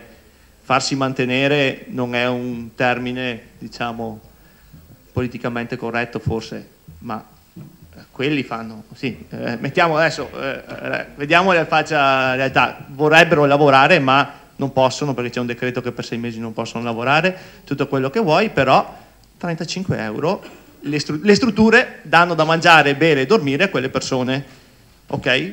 Le strutture mi auguro che prendono 35 euro anche per dar da mangiare, dormire e da vestire a qualcun altro che non sia un migrante che arriva. Al momento non c'è una legge, ma questo uno Stato che si interessa degli italiani dovrebbe farlo, prima degli altri. Consigliere Dus, paura del lupo così. Io qui non voglio dire che i migranti che arrivano sono delinquenti, non lo voglio dire, però analizziamo i dati del Ministero, cioè analizziamo i numeri. I numeri sono numeri. Allora,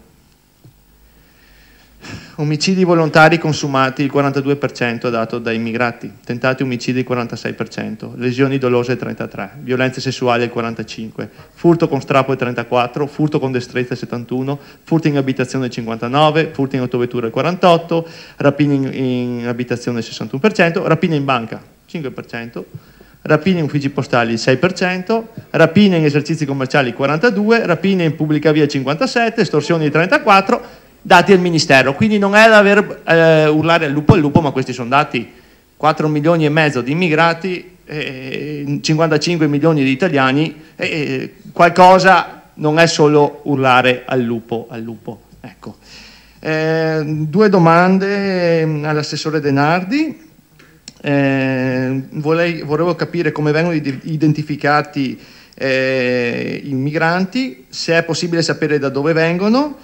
Mi risulta che le domande di asilo politico che vengono accettate sono solo il 10%, quindi teoricamente se i numeri sono numeri e la media è quella di 105 che sono qua, solo 10 verranno accettati come domande di asilo politico. Volevo sapere se per i corsi le strutture che lei ha accennato, Fender, CEIS, così, percepiscono ulteriori soldi, oltre ai 35 euro. Questo mi interessava. Volevo far notare che 35 euro più IVA per 105 persone sono 4.200 euro al giorno che lo Stato investe su Vittorio Veneto per sostenere i migranti. E chiudo con una lettera che arriva da un militante del PD. E si dice che i lavoratori immigrati svolgono lavori che gli italiani non vogliono più fare. Ma in una società di mercato, se una retribuzione è ritenuta troppo bassa e non si trova personale, cosa si dovrebbe fare? Aumentare la paga. Io per 2.000 euro in fonderia non ci vado, me lo posso permettere. Per 3.000 magari ci faccio un pensiero, per 4.000 faccio sacrificio. Ma se viene un immigrato che lo fa per 1.000, è chiaro che il livello retributivo si abbassa. E, come dite giustamente, l'impresa può essere tentata di privilegiare un incremento di manodopera a basso costo e a bassa specializzazione, un modello più cambogiano che scandinavo, rispetto a un investimento sull'innovazione. Insomma, con una disoccupazione così alta tra i giovani, e non solo, l'immigrazione dei primi salari rende più difficile per gli italiani trovare un lavoro dignitosamente pagato e non agevola il miglioramento produttivo. Può darsi che queste riflessioni non sia elegante farle. E siccome sono una persona educata, rispettosa delle persone di tutte le culture, comprensiva dei drammi dei paesi poveri e milito in una sinistra che sull'argomento ha le antenne sensibili, mi sento un po' a disagio sull'argomento. Prometto di non dire più queste cose. Temo però che continuerò a pensarle.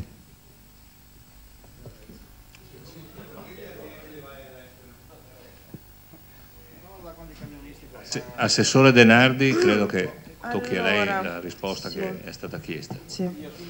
Allora, per quanto riguarda i corsi di lingua che non vengono forniti dalla cooperativa Fender, quella è un'attività di volontariato che viene fatta dagli come ho detto, dai migranti, le cui attività vengono prestate in collaborazione con la cooperativa Fender e con la consulta dell'associazionismo vittoriese, che ha sede alla Fender anche quello, a favore appunto della collettività.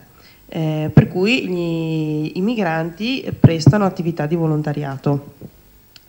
I corsi di lingua, come già detto nel precedente Consiglio Comunale, fanno parte di quell'attività di accoglienza che è parte dell'obbligo assunto dalle realtà che ospitano i migranti nei confronti della prefettura nel momento in cui stipulano le relative convenzioni.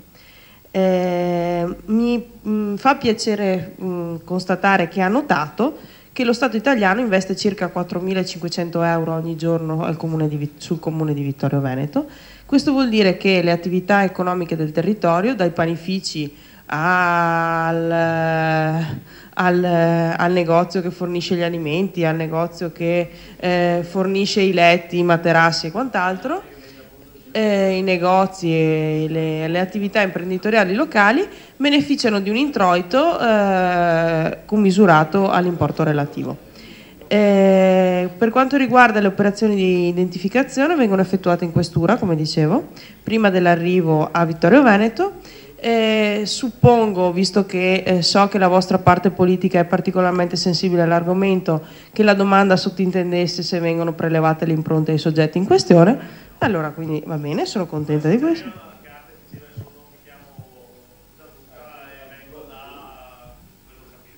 Credo che una persona che viene dal sud del Sudan, come capita a volte, non si porti via la carta d'identità. Al di là di questo, sono procedure standardizzate e definite a livello europeo, quelle di identificazione. Ho risposto a tutto, non so. No, aspetta. Giovanni.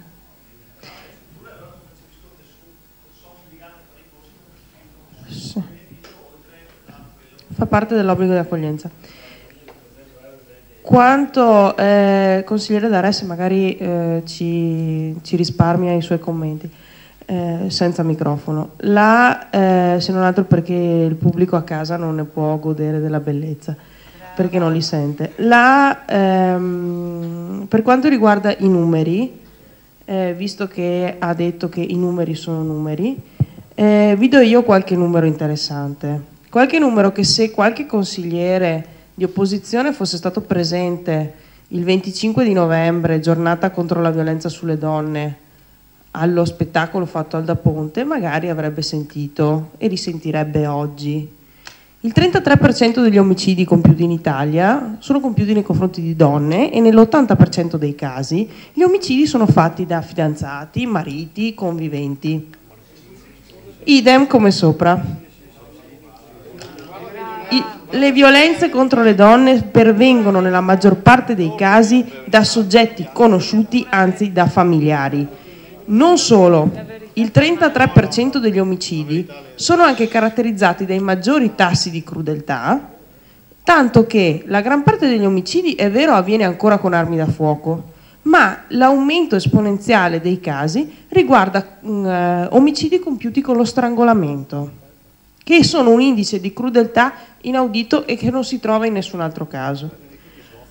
Allora, visto che un giorno sì e un giorno no una donna muore per femminicidio, forse una riflessione su questo l'avreste anche potuta fare.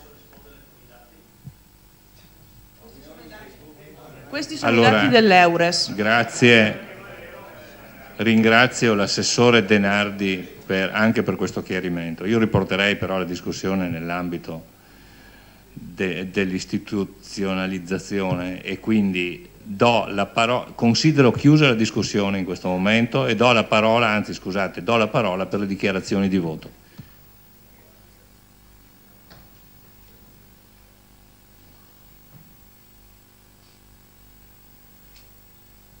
No, non si accende niente. Ecco, prego consigliere D'Arese. Noi abbiamo presentato una delibera e come tale la proponiamo. E se voi volete emendarla ve la votate, perché riteniamo che dopo questa discussione ognuno rimane sulle proprie posizioni per quanto riguarda la Lega Nord. Consigliere Botteon. Bene, scopriamo che il consigliere D'Arè vale di più della conferenza dei capigruppo, perché nella conferenza dei capigruppo si era trovato un accordo, mi sembra, sul testo, ma posso essere smentito, ma non credo proprio.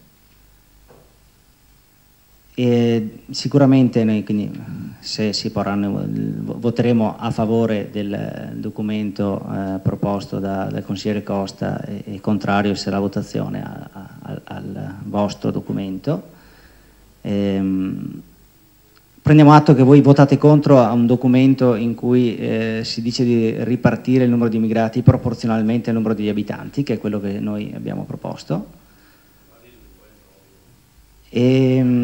Dopodiché chiudo solamente con alcune considerazioni velocissime, 2 minuti, sull'intervento del consigliere Posocco, che ha elencato la lista dei reati, prima tutti i dati della crisi, che ovviamente è la crisi ha come causa principale gli immigrati, quando invece non hanno nulla a che fare con le vere ragioni della crisi però le nostrana. Consigliere Poi, Botteon. sì, un minuto, No, mi date un minuto. Però eravamo sulle dichiarazioni. Sì, ho chiesto un minuto. Velocissimamente. Meno di un minuto. Meno di un minuto. E i reati di corruzione, di concussione, di bancarotta fraudolenta, quanto incidono questi reati sui bilanci, sull'economia nostra? Se dessimo l'importanza proporzionale all'incidenza di questi reati rispetto al problema dell'immigrazione, vivremo sicuramente in una società migliore. Detto questo, chiudo l'intervento, ho già fatto la dichiarazione di voto. Consigliere Costa. Beh, prima della dichiarazione di voto volevo ricordare a tutti che domani sera all'Aula Magna dell'ITIS a Serravalle viene presentato un libro su una figura nostra, vittoriese tra i vittoriesi, un certo dottor Dino De Bastiani, che è seduto anche in questo consiglio, oltre che componente di giunta in un paio di tornate elettorali. Mi sembra doveroso ricordarlo e testimoniare domani anche la presenza. E poi rispetto alla dichiarazione di voto ovviamente non posso che confermare, io mi auguravo che ci fosse questo incontro su quello che è effettivamente l'unica cosa che può fare un consiglio comunale, un ente locale. Quello era il massimo che potesse fare, al di là di quelle che sono le convinzioni personali, che mi dispiace siano così divergenti. Grazie. Grazie consigliere Costa. Consigliere Posocco. Sì, grazie Presidente. Allora, rispondo al consigliere Botteon. Nella conferenza di capigruppo ci avete fatto una proposta sull'emendamento. Apprezzo la proposta, è un modo per discutere anche che stasera c'è stata una discussione di un problema in cui abbiamo posizioni diverse e queste rimangono tali.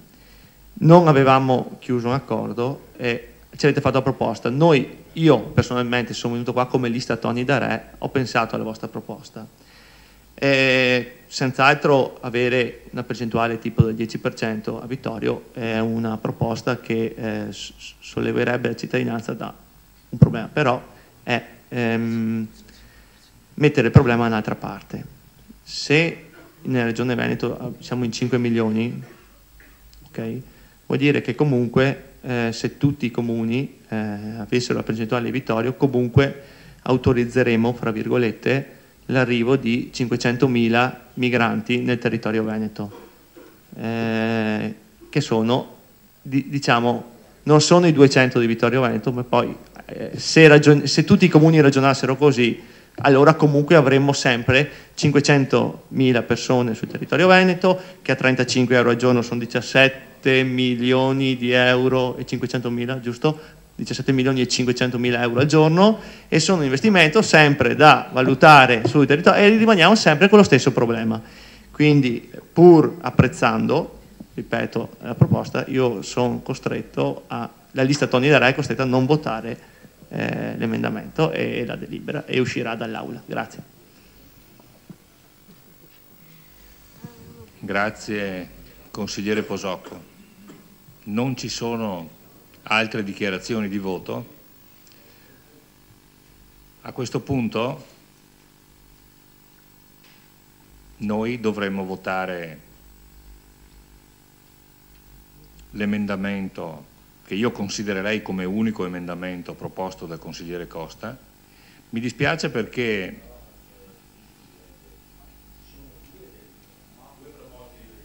no, attenzione, no, consigliere D'Arè, qui le rispondo con l'esperienza che ho acquisito in questo periodo, eventualmente mi faccio anche aiutare dal segretario. La vostra è stata presentata come delibera. In realtà, aspetti che la recupero un attimo, in realtà la sua aveva tutte le caratteristiche di una mozione, essendo stata presentata come delibera è ed è stata ed è in ogni caso emendabile ed è stata emendata. Avevate la possibilità di presentarla come mozione e l'avremmo votata come mozione e avremmo votato senza avere la possibilità di emendare, ma quello che stavo dicendo è che mi dispiace perché in conferenza di capigruppo l'emendamento che ha letto il consigliere Costa e che è segnato in verde sul foglio che abbiamo consegnato, in realtà la parte saliente è il contenuto della delibera. Il resto erano sinceramente errori formali o aggiunte o piccole omissioni che non cambiano le premesse. E mi dispiace perché ho sentito con le mie orecchie che molti di voi erano d'accordo su questo, sul testo. Io a questo punto metto in votazione l'emendamento proposto e letto dal consigliere Costa, che corrisponde con la parte segnata in verde e con la modifica scritta a penna di togliere di concerto con la Regione del Veneto aggiungendo e le autorità competenti, come è stata esattamente letta dal consigliere Costa. A questo punto, visto che uno scrutatore è uscito, devo nominare 3 scrutatori. Invito 3 di voi ad alzare la mano e a rendersi... allora confermiamo i 2 precedenti, alzino la mano tutti e 3 gli scrutatori, il terzo è Botteon e quindi Botteon, Dus e sostituzione del consigliere Posocco. Quindi Darsia Caterina, Marco Dus e Adriano Botteon sono gli scrutatori. Allora, metto in votazione l'emendamento proposto dal consigliere Costa. Favorevoli? Nessun contrario e nessun astenuto. A questo punto, all'unanimità, metto in votazione la delibera emendata. Favorevoli? Nessun contrario e nessun astenuto. Unanimità. Il Consiglio Comunale è chiuso, ringrazio i consiglieri e il pubblico. Buonasera, buonanotte.